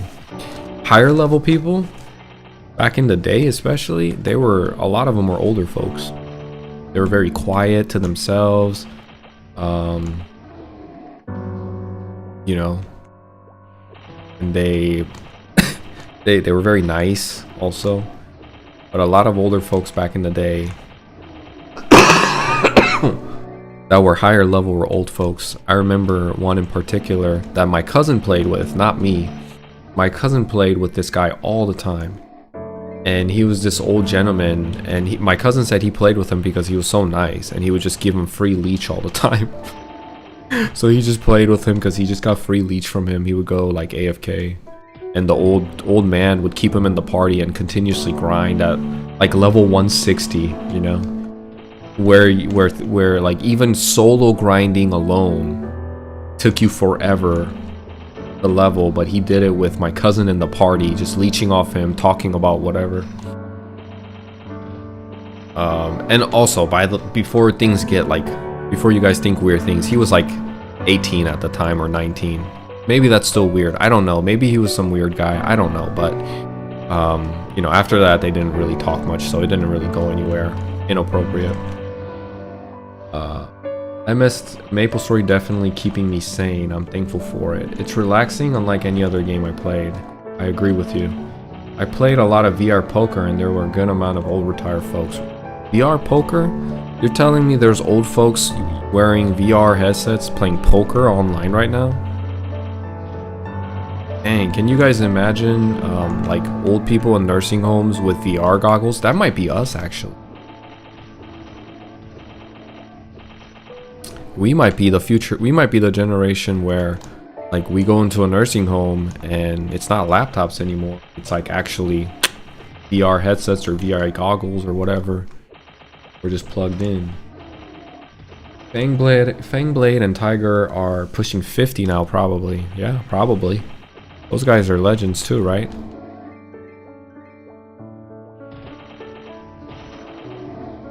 Luck deckless builds won't be a thing because now job gear will give crit stats that are mandatory of your damage. That's true. That's true, I heard about that. Like items basically having passive stats that come with it that give you crit damage. I don't know how I feel about it, but I'm open-minded. I'm willing to try. I'm going into this classic Maplestory game with an open mind. I've already like came to, I guess, peace with the idea that classic Maplestory isn't a one-to-one emulation of old school Maplestory, but it's a bold reapproach and reattempt. So I'm going into the game in good faith, with a lot of trust and vulnerability, and gonna give the game a solid try before I make any judgments.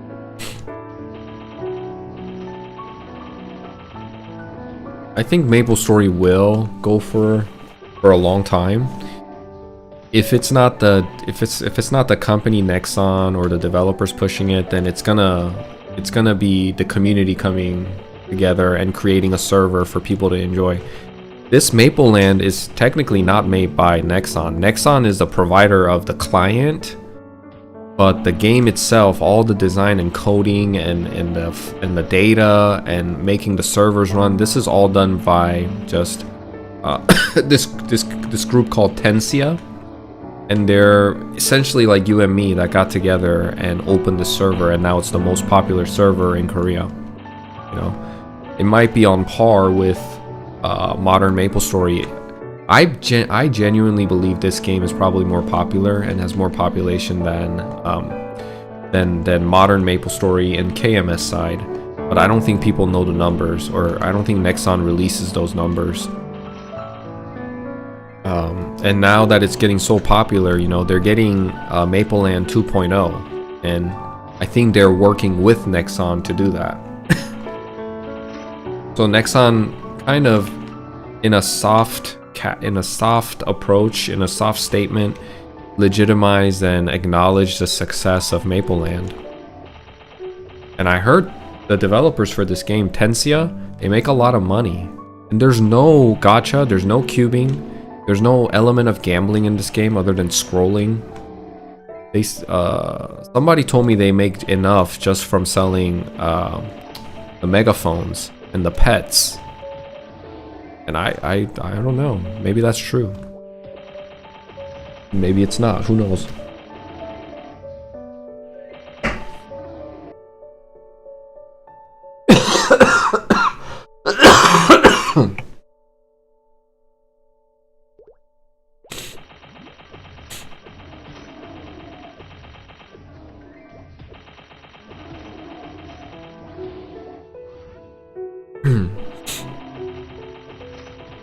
That's probably why they're bringing out Maplestory Classic. I think so too. It's just the same thing, you know, they're trying to capture the audience back.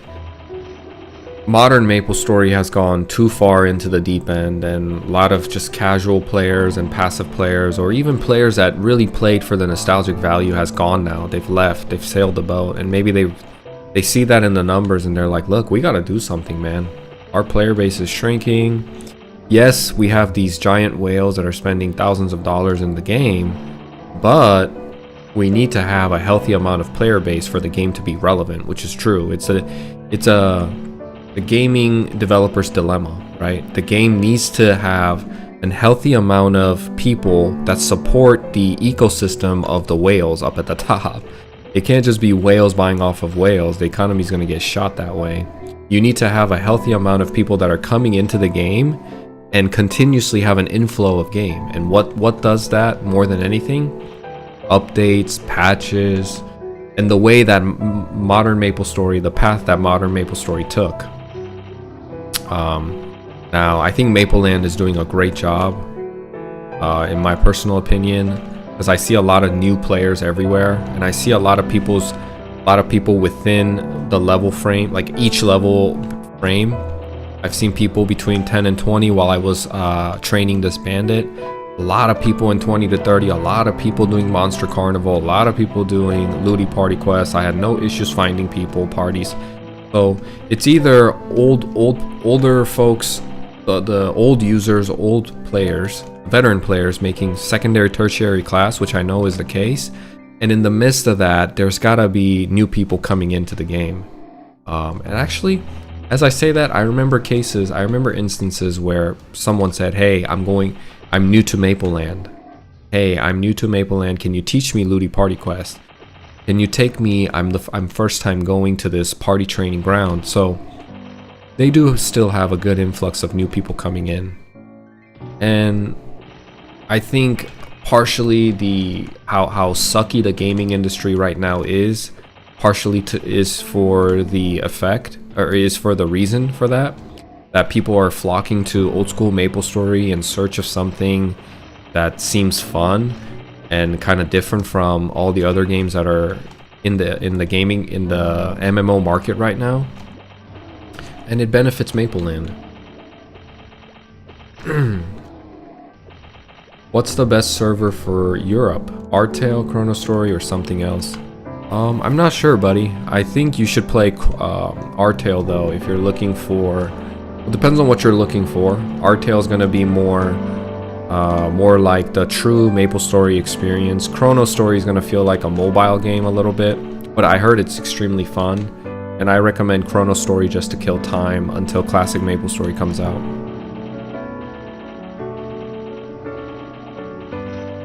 Yeah, I've definitely gone back to play older games to escape. Me too, all the time.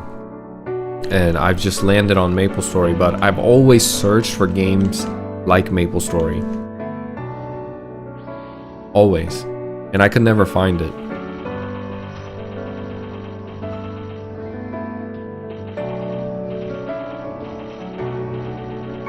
I've tried to play Artale. It gave errors trying to log in from EU. Oh, okay. Well, I guess you can't play it on EU. EU's gotta have something, right? I'm sure Europe has its own private server or Maplestory Worlds. I'm not too familiar with EU. I'm on Chrono Story right now. Yeah, I know a lot of people like Chrono Story, and honestly, I think it would be a fun game to play as long as you're not seeking for Maplestory experience. If you can make that, if you can like get over and understand that Chrono Story is going to be different from like your true Maplestory experience that you're seeking, and enjoy for what it is, and you're able to enjoy for what it is, I think most people find Chrono Story fun if you approach it from that angle.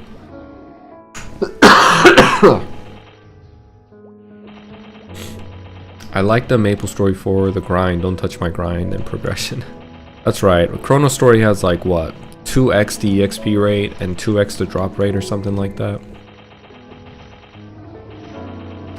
I think private servers are probably better than Artail, but guess you can't really stream or promote those. I really dislike the 50 channel per person on Artail. Me too.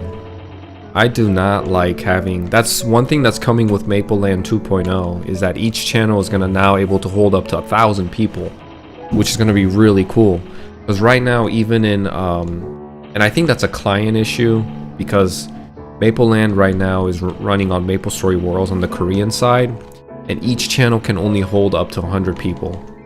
And I think once they release Mapleland 2.0 and it can host up to 1,000 people, it's gonna be a lot more busy, a lot more fun. You'll see more people in town and stuff. It's gonna be nice.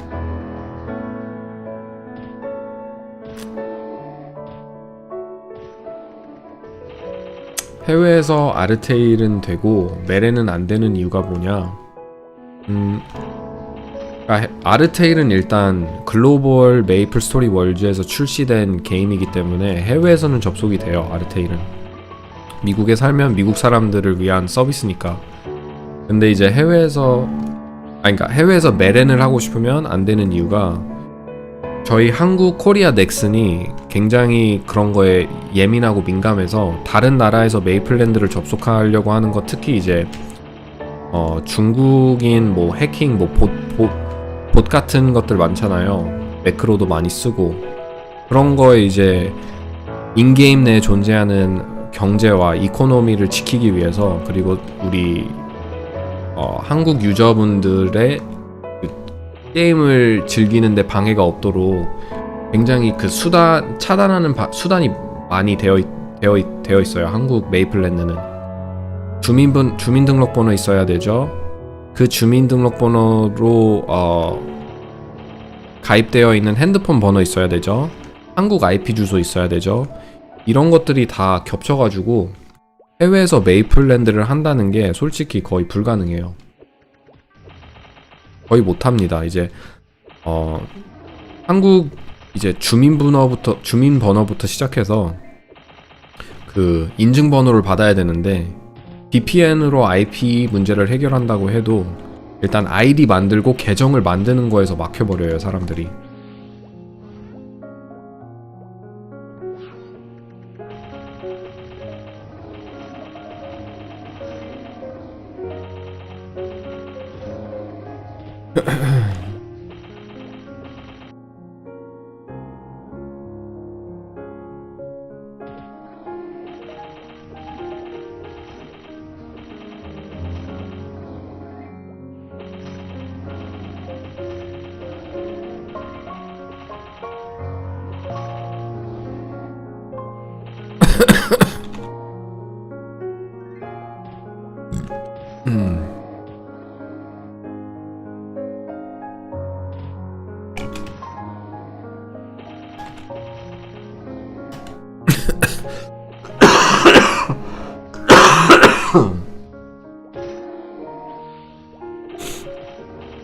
아르테일이요. 글로벌 서버.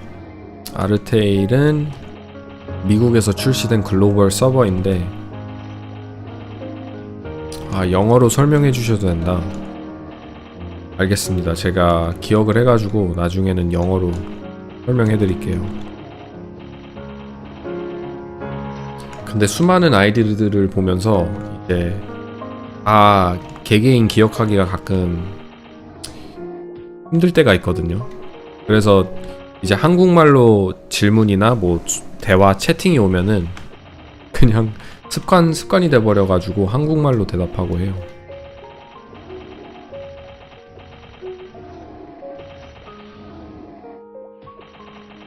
근데 영어로 설명하는 게 확실히 쉽긴 하죠. 좀 어려운 소재들은 한국말로 하다 보면 말문이 많이 막히기 때문에.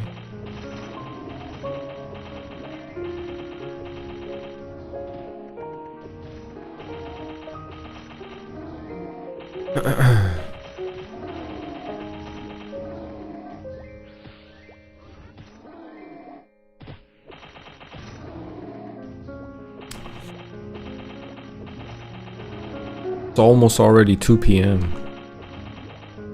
Man, I've been talking a lot this stream, and time just flew by.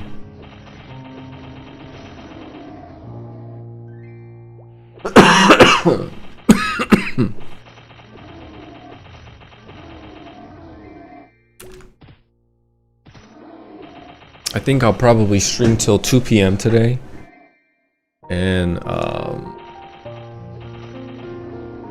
probably do it to 2 p.m. Here in about 10 minutes I'll get off and probably focus on a couple of things that I need to focus in real life. But 2 p.m. is usually how long I stream. For the people that are new here, I generally stream from 9 a.m. EST, and then I stream till about 2 p.m. EST, so 5 hours. Just grinding, just chilling, hanging out, talking with people. Everybody waiting for classic Maplestory.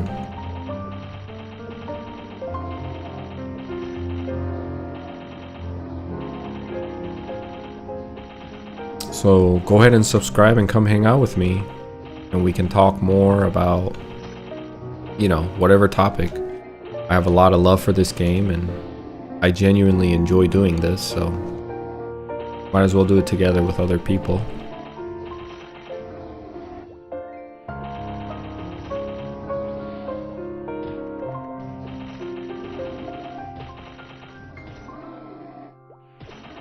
Tomorrow's Sunday, so I won't be streaming tomorrow.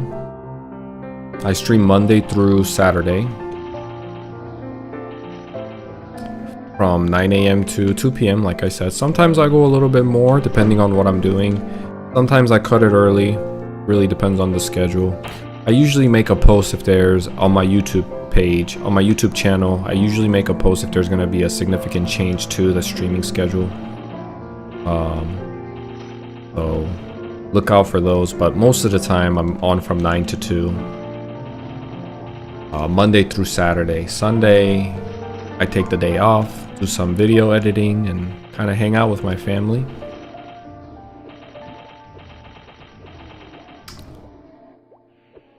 I have auto translate. I can understand him. I don't know why it kept kicking me out, but it did. Tried for a few days. Talking about Artail. Not sure, buddy. What's do you work from home? I do. I work from home. Classic Maplestory waiting room.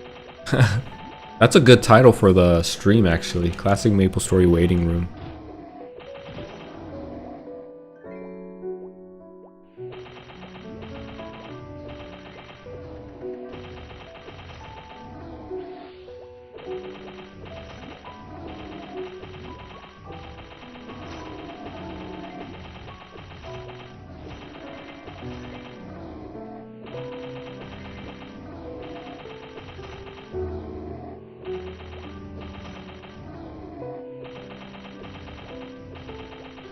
One day I will become a chief master. Grinded 5 hours today, guys, and we leveled. I think I came here at 50%, like right around this 55% ish. So we literally leveled one time in a span of like at least 4 hours of grinding here. That's how hard it is.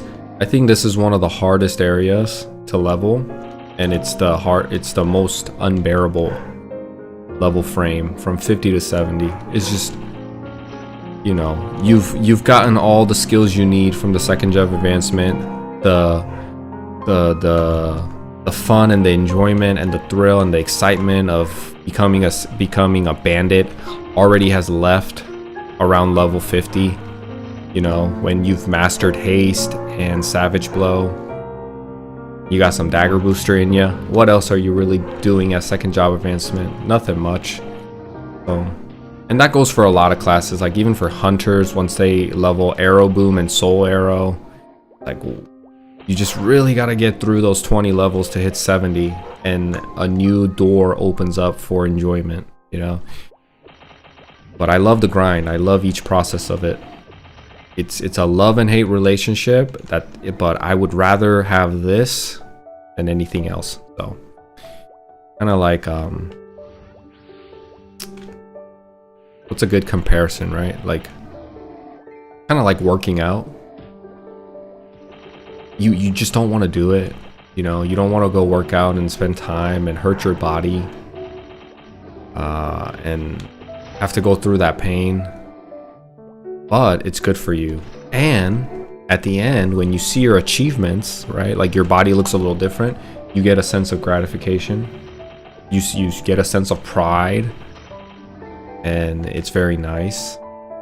It's like a lot like working out. Love and hate relationship. Or at least someone who goes to the gym, I see it that way. So maybe you guys see it a different way. Maybe some of you guys are like studying. A lot of you guys are looking to get degrees or something. Actually, we're all in our 30s. Everybody's out of college. But maybe there's a kid out there that's in their 20s, still in college. The love and hate relationship to study. But when you ace that test and you get your degree, it was all worth it. You could probably make this comparison with so many things in life. At least that sense of like putting in, you know, it's kind of like I got another one. It's like going to church. You don't want to go, but when you actually go and go through the process, you feel satisfied and you feel good afterwards. It's in the most broad perspective, at the foundational level, it's kind of like sacrificing the momentary pleasure for something greater in the future, or a great reward in the future. And that's a philosophical way of thinking, you know. So that's probably why it resonates with a lot of people when people play old school Maplestory. They like going through the hardship to feel that much more satisfaction and gratification once they get to their final end goal. People do that with hiking, people do that with running, climbing, you know, people just are always putting things on the line for the moment to achieve something bigger in the future. So I would argue that it's a philosophical thing. It's at the existential level of what it means to be a human. You know, so if you make current Maplestory the way it is, where everything's just instant gratification and instant pleasure and instant satisfaction, and you just continue down that path, and you just end up with a game that's just mind-numbing, boring, actually feel there's no like soul left in it. It feels like an empty shell, and it just becomes you become a gambling addict on Maplestory. That's what happens. It's so you can make that one-to-one comparison. Maybe I'm going too dark with it. 157. I go 3 days a week to the gym to stay active. That's great.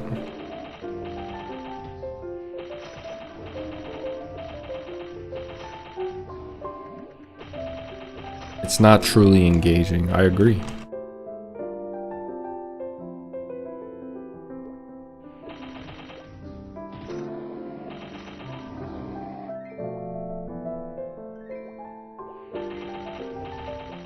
You think I'm spot on? I'm glad you think so. It kind of affirms my crazy thoughts sometimes that I have, and crazy connections that I make. I'm like, am I crazy or am I onto something? You know what I mean? Like, I'm sure we all have those thoughts.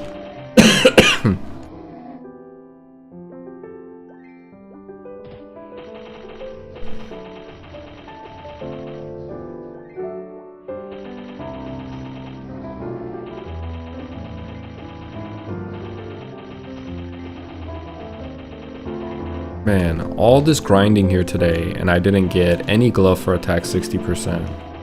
What a shame. I think if there's one map where I spent the most amount of time grinding is probably the golems. And that's mainly because, I mean, now this platform is actually really well suited for range characters. Just standing kind of here in the middle, grinding this way and that way.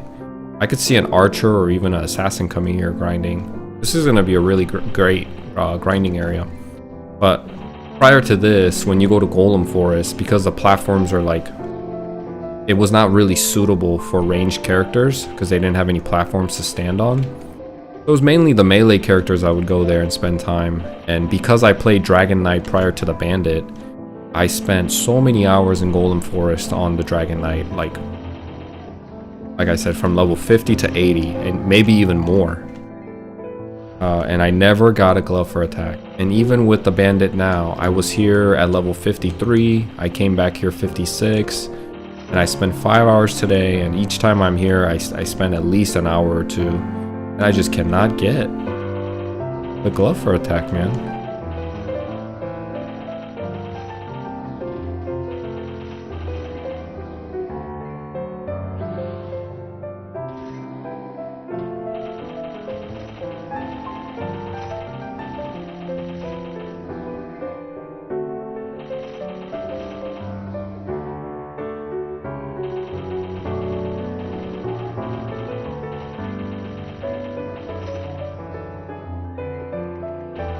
Okay, I'm gonna stop here, guys.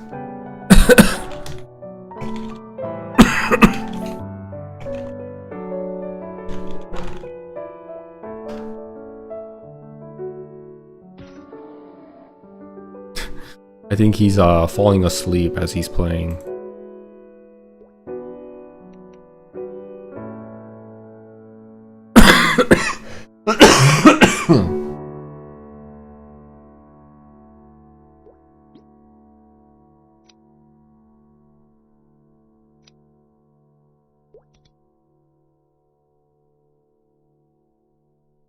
소고비.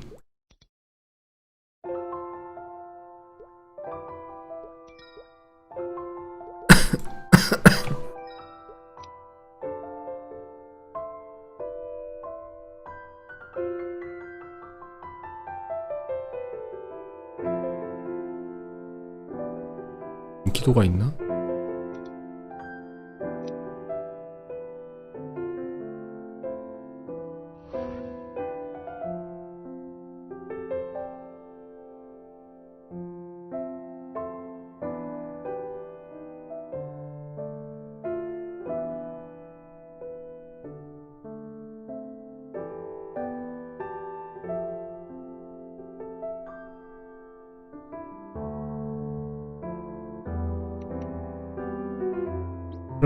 플랑크님들 감사합니다. 오셔서 홀리 심볼도 주시고 같이 찬양해 주셔서 정말 엄청난 고비의 구간인데 힙으로서 잘 넘길 수 있는 것 같아요. 프리스트가 옆에 있으니까. Okay, let's go into town.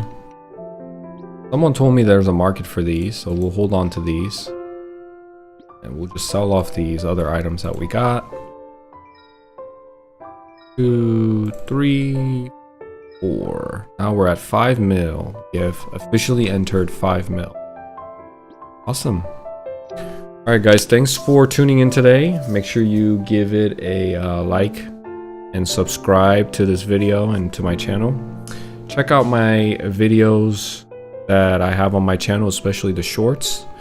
I think a lot of Western audience who would like to see an informative, engaging, fun video about the party training grounds and methods here in KMS, you'd benefit from watching my playlist that I've made in the shorts section. give those a go, give those a look. I took a lot of time making those, but tomorrow I'm off. Like I said, I won't be streaming tomorrow, but Monday I'll be back. Monday I'll get on at 9 a.m. EST on the dot. Probably not on the dot, but I will be on around that time. Alright guys, thanks for tuning in, and I'll see you guys next time. Bye!